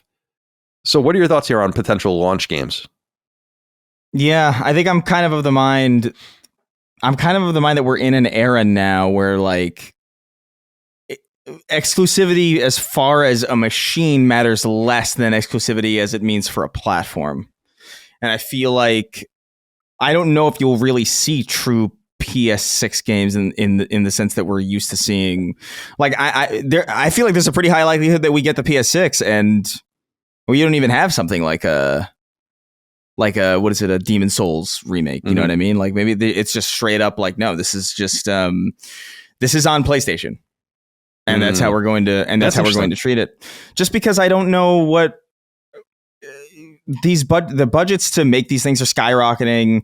There's more and more money being demanded of these things. We're seeing multi-platform initiatives because of that. Not necessarily just because of that, but certainly that's a key part of the ingredient here, or a key ingredient in this mess. And so, like, if you're seeing how difficult it is, like you said, to pull people off of PS4 to get them onto PS5, you're clearly making a new machine because you want to keep making more stuff. But like, what? I don't know. I just don't know what the point would be at that point to lock things to hardware when you could just make a lot more money. I think the issue with PS4 to PS5 was that that was still like a new idea. Like we were still very much in the throes of like, you know, deciding whether or not generations meant anything. And even PlayStation said, like, you know, it's like, we believe in generations, and that turned out not to be true at all. You know, they actually, I think, ended up, you know, we actually ended up going backwards with some games. There were some games that were ported backwards to PS4. Mm-hmm. And so with that understanding, you know, with the understanding that the 2020, like, we believe in generations was more of like, I feel like that was more of a statement made more from a place of like inertia from previous generations and what we would expect, as opposed to what the realities are in front of us, which is that game budgets are fucking expensive. The economy is really rough. And may be that way for a while. So like, and people are already used to this idea that like, oh yeah, well things, yeah, PS4, PS5, whatever, things are coming to both. Like, I think the strategy now is just to keep people in the PlayStation ecosystem and less about, like, they want you to move to the new machine. And I'm sure they'll have all sorts of reasons for you to do that.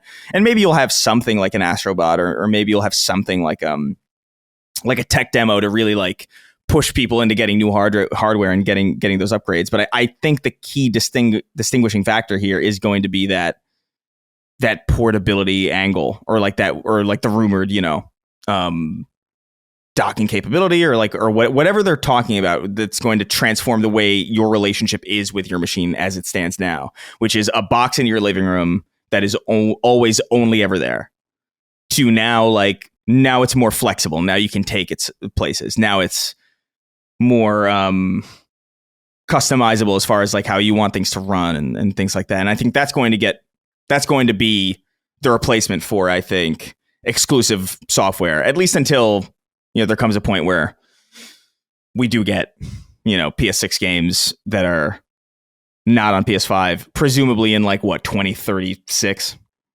I don't know if that, maybe not that late, but hopefully not that late. No, I would say early 2030s though, for sure. Like 20, yeah, like I think 2031 or 2030 maybe is like when you'd start to see games that are like PS6 only, like, or at least like reliably. And even that I think is fairly like optimistic based on like how things are going now. Like, I mean, bro, I can't believe that we're putting stuff out for PS4 still. Yeah, so, like, I don't know. They're in a bind, just in that. I kind of wonder where their heads are at. Like, PS5 is doing well.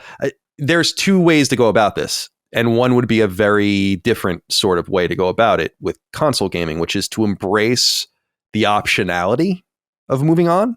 That optionality was always built in, but it was from the NES to the SNES, Master System, the Genesis, all that stuff. But even from old Atari hardware. But the idea was that for most of these pieces of hardware, like, you couldn't play the one game on the next. You would have to move on. So you'd have the old games or the new games. But there was very rarely mixing up. You had some like third party and licensed games that would be created on multiple platforms. They would make the shitty Game Boy version, and yeah. Now I wonder if they're just like, listen, the PS6 truly is optional. We're making a shit ton of money on PS5. We don't make, and I'm saying from Sony, it's like from their perspective, it's like we make money on hardware, but we make money on hardware by you spending money on the games on the hardware. If we eschew the whole hardware thing, the PS5 becomes way cheaper to make and people still buy them by the millions. I guess that's good with us. And if you want to move on to the PS6, then that's also good with us. But we want to make the whole gamut of games available to everyone. It just seems like that's the direction it's going in. I don't know if that's really true or not. Like, I don't know if that's the move, especially with the backwards compatibility of all the platforms, but I just suspect, and by the way, and this is something that Moore's Law keeps saying, is it's an urgent thing behind the scenes to keep the price low. And because I think they realize full well that people are not going to want to buy this thing. There's not. I think this is going to be a different generational turnover than usual. Now, of course, the Switch 2 has sold meteorically. but it's a demonstrably powerful and different machine. I wonder if the PS6 is going to be working in a different place. It's going to be more subtle. I think a lot of people are not going to give a shit. They're not going to have 120 hertz monitors. They don't give a shit about ray tracing. They don't even care about 60 frames of some of these people. So I'll be very interested to see how this plays out. That's why I think the best option, and it's not the option they're going to pursue apparently, would be to make this generation go as long as possible and then turn over and really do it at that point. Yeah. But you don't have to do it in 27. You can do it in 28, even 29, but I don't think so. All right. Couple more here. Jester954 wrote in and said, "Hey, Colin, been listening since the first episode. Thank you. Patreon for the last couple of years. Thank you. But this is my first write-in. I was curious about something I noticed about Ninja Gaiden Ragebound that you never mentioned. Enemy respawn on screen limit. I feel like this is really what pushed the original Ninja Gaiden games to be so challenging. I was really enjoying Ragebound, but something was missing. Something felt off. Once I realized that enemies didn't respawn on screen limit, it kind of no longer felt like a genuine Ninja Gaiden game. Did you notice this? Thoughts? Love the show and will continue to support you all in your endeavors." I don't remember if I noticed it or not, but you have to remember, this is something that Chris and I were talking about the other week about Mega Man and slowdown, is that just because these certain limitations kept us from playing a game a certain way doesn't mean that the future game should really lean into that. Maybe it should be an option to like scroll enemies back on the screen and keep you really rigid, but people don't want to play like that anymore. And then that would be akin to slowing your game down intentionally, as opposed to porting a game that had slowdown and keeping the slowdown there. That would be like, no, we have slowdown in our game, even though we made it now. Like the respawning enemies, not only in Ninja Gaiden, but in Mega Man, in Castlevania and everything, was a RAM limit issue. Like the game literally didn't exist when it was off the screen. And so it couldn't know that you already did this certain thing. And that's not a technical limitation, in my opinion, you want to bring forward. I think it felt a great deal like a Ninja Gaiden game. And in the hard mode is a lot harder than the old Ninja Gaiden games, in my opinion. So stay with it. Now, my hope twofold about this, Jester. Number one, they got to release a Ragebound sequel, hopefully in the next few years. I don't know how it's sold. I don't know if it demands it. The second and more obvious thing is let's get a collection out there of the old trilogy and show people the differences and have those kinds of things where people can see like, damn, this game is fucking hard as hell, dude. And it really is. The thing, it's funny, Jester, that you say that was the enemy scrolling. What I remember about Ragebound is the thing that made it easy was that it was very forgiving with checkpoints and there was no lives. So it's like, there's no penalty to die. There's no penalty to lose. That's what made those old games hard, was having to do it all again. And then having continues and then using your continues and then just getting booted out. That was fucking hard. So shout out to Ninja Gaiden Ragebound. Awesome game. Final inquiry comes from KY is Life. I think he means KY Jelly or Kentucky. Says, greetings all. This question is for Dustin. I am organizing my physical games from the PS3, PS4, and PS5 in a bookshelf with limited space. What are some options you suggest? For now, I'm limiting the display to be just games from PlayStation Studios and then in release order, not alphabetically. Any additional, that's deeply neurotic. I love that. Any additional games are all stashed away in a separate drawer. What are your thoughts, and do you have a display as well? Yeah, the limited space thing I can totally understand and relate to. For me, if your shelf is about displaying the games you love, then I would put those personally as the priority.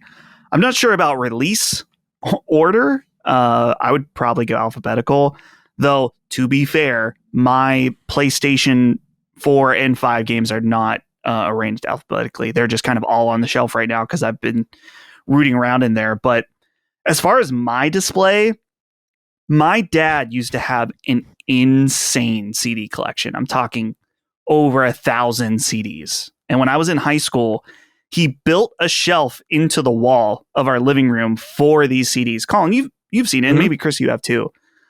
So they're designed for CD jewel cases, which is great for my PlayStation 1 collection. But it's annoying because all of the box-based games need to go on their side and not vertically. So the problem I have at this point is just that I have completely filled these shelves. And so you got to collect like Dreamcast games and shit, or something that you could fit onto those shelves. You know? Yeah, something I can fit on there. I think at this point, I still have my movie collection on the adjacent wall.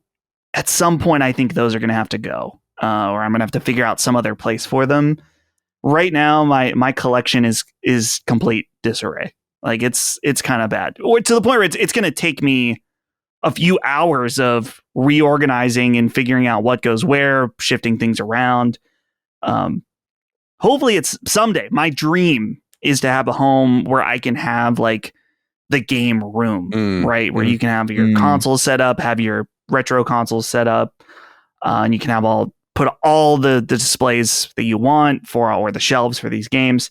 At some point, I would love to do that. But for now, I got to work with what I have, which thankfully is pretty great. It's just getting a little too full at this point. So, yeah, the physical collecting thing, it's funny.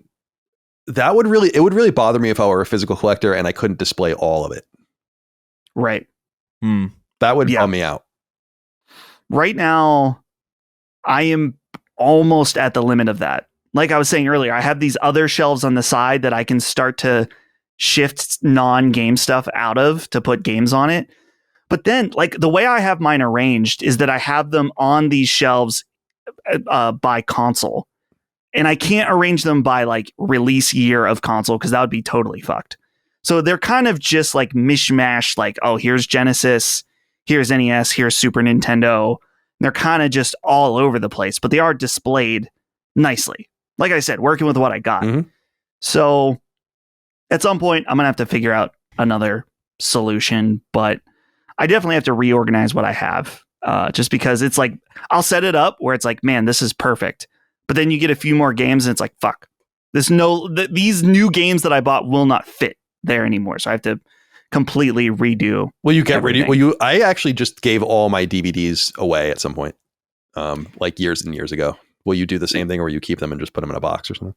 We purged all of our DVDs for the almost all of them a very long time ago. So now my collection is like the Blu-rays, and I have a very limited 4K collection. I've gotten really choosy about which game or which movies I buy physically at this point. So at some point there's going to have to be another purge, or at the very least, like putting them not on display, right? Like in a container or something. So I don't know. In a jar.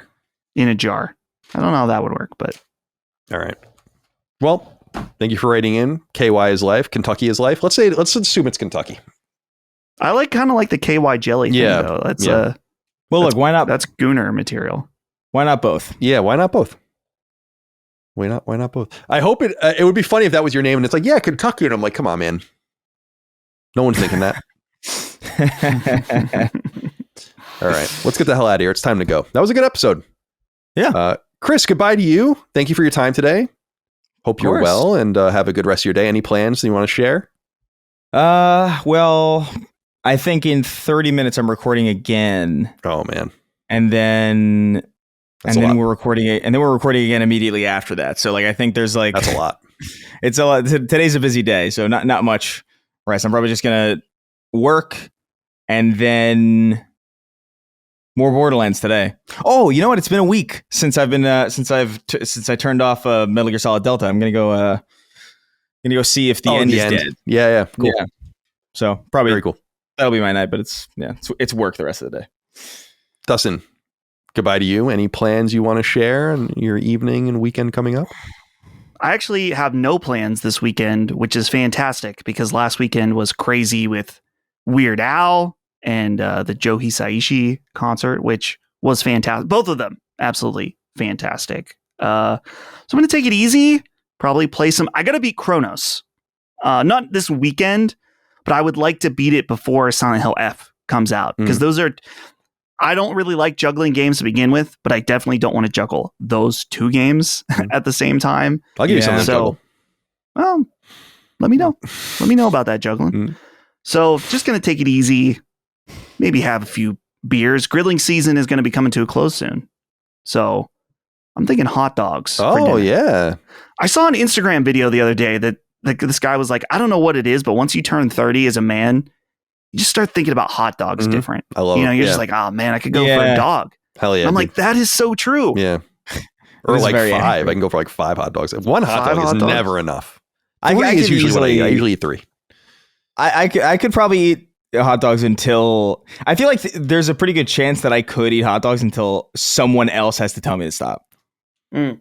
You know, until you Like, turn into a nitrate. it doesn't register to me. Like it's like pasta or pizza. Those are the two other things that I can just like I can't self-regulate on it because like I always want more and I don't notice that I'm in pain from eating too much of it. They're so good. Conduits for all sorts of yummy toppings as well. Yeah. Okay, cool. Very good. I'm going to take the dogs out for a walk. Thursday Night Football's on tonight. Just going to be hanging out and looking forward to the weekend. More football, sleep. It was really rainy for 2 days. So I went for a 6 mile walk and like it wasn't raining, but it was like drizzling the entire time yesterday. Very dramatic. Very dramatic. All right. Boys, I appreciate you. Hope you have a good rest of your day. Thank you all out there for your love, kindness, and support for all things Sacred Symbols and Last Stand Media. We could not do without you. We appreciate you. Patreon.com/laststandmedia for early ad-free access. Laststandmedia.store for merch. See you next time. Until then, goodbye. See ya. Take care, guys. Sacred Symbols, a PlayStation podcast, is a product and trademark of Last Stand Media and Collins Last Stand LLC and is proudly recorded in the USA. The show is conceived by, is written by, and is directed by me, Colin Moriarty. My co-hosts are Chris Raygun Maldonado and Dustin Furman. The show is produced by executive producer Dustin Furman. All of Last Stand's theme music is by my best friend, Ramon Narvaez. As you know, all of Last Stand's shows, including Sacred Symbols, are fan-funded on Patreon at patreon.com/laststandmedia. The following names are at the producer level on Patreon, our highest tier, and we're grateful for your thoughtful and kind contributions to our independent endeavor. Thank you.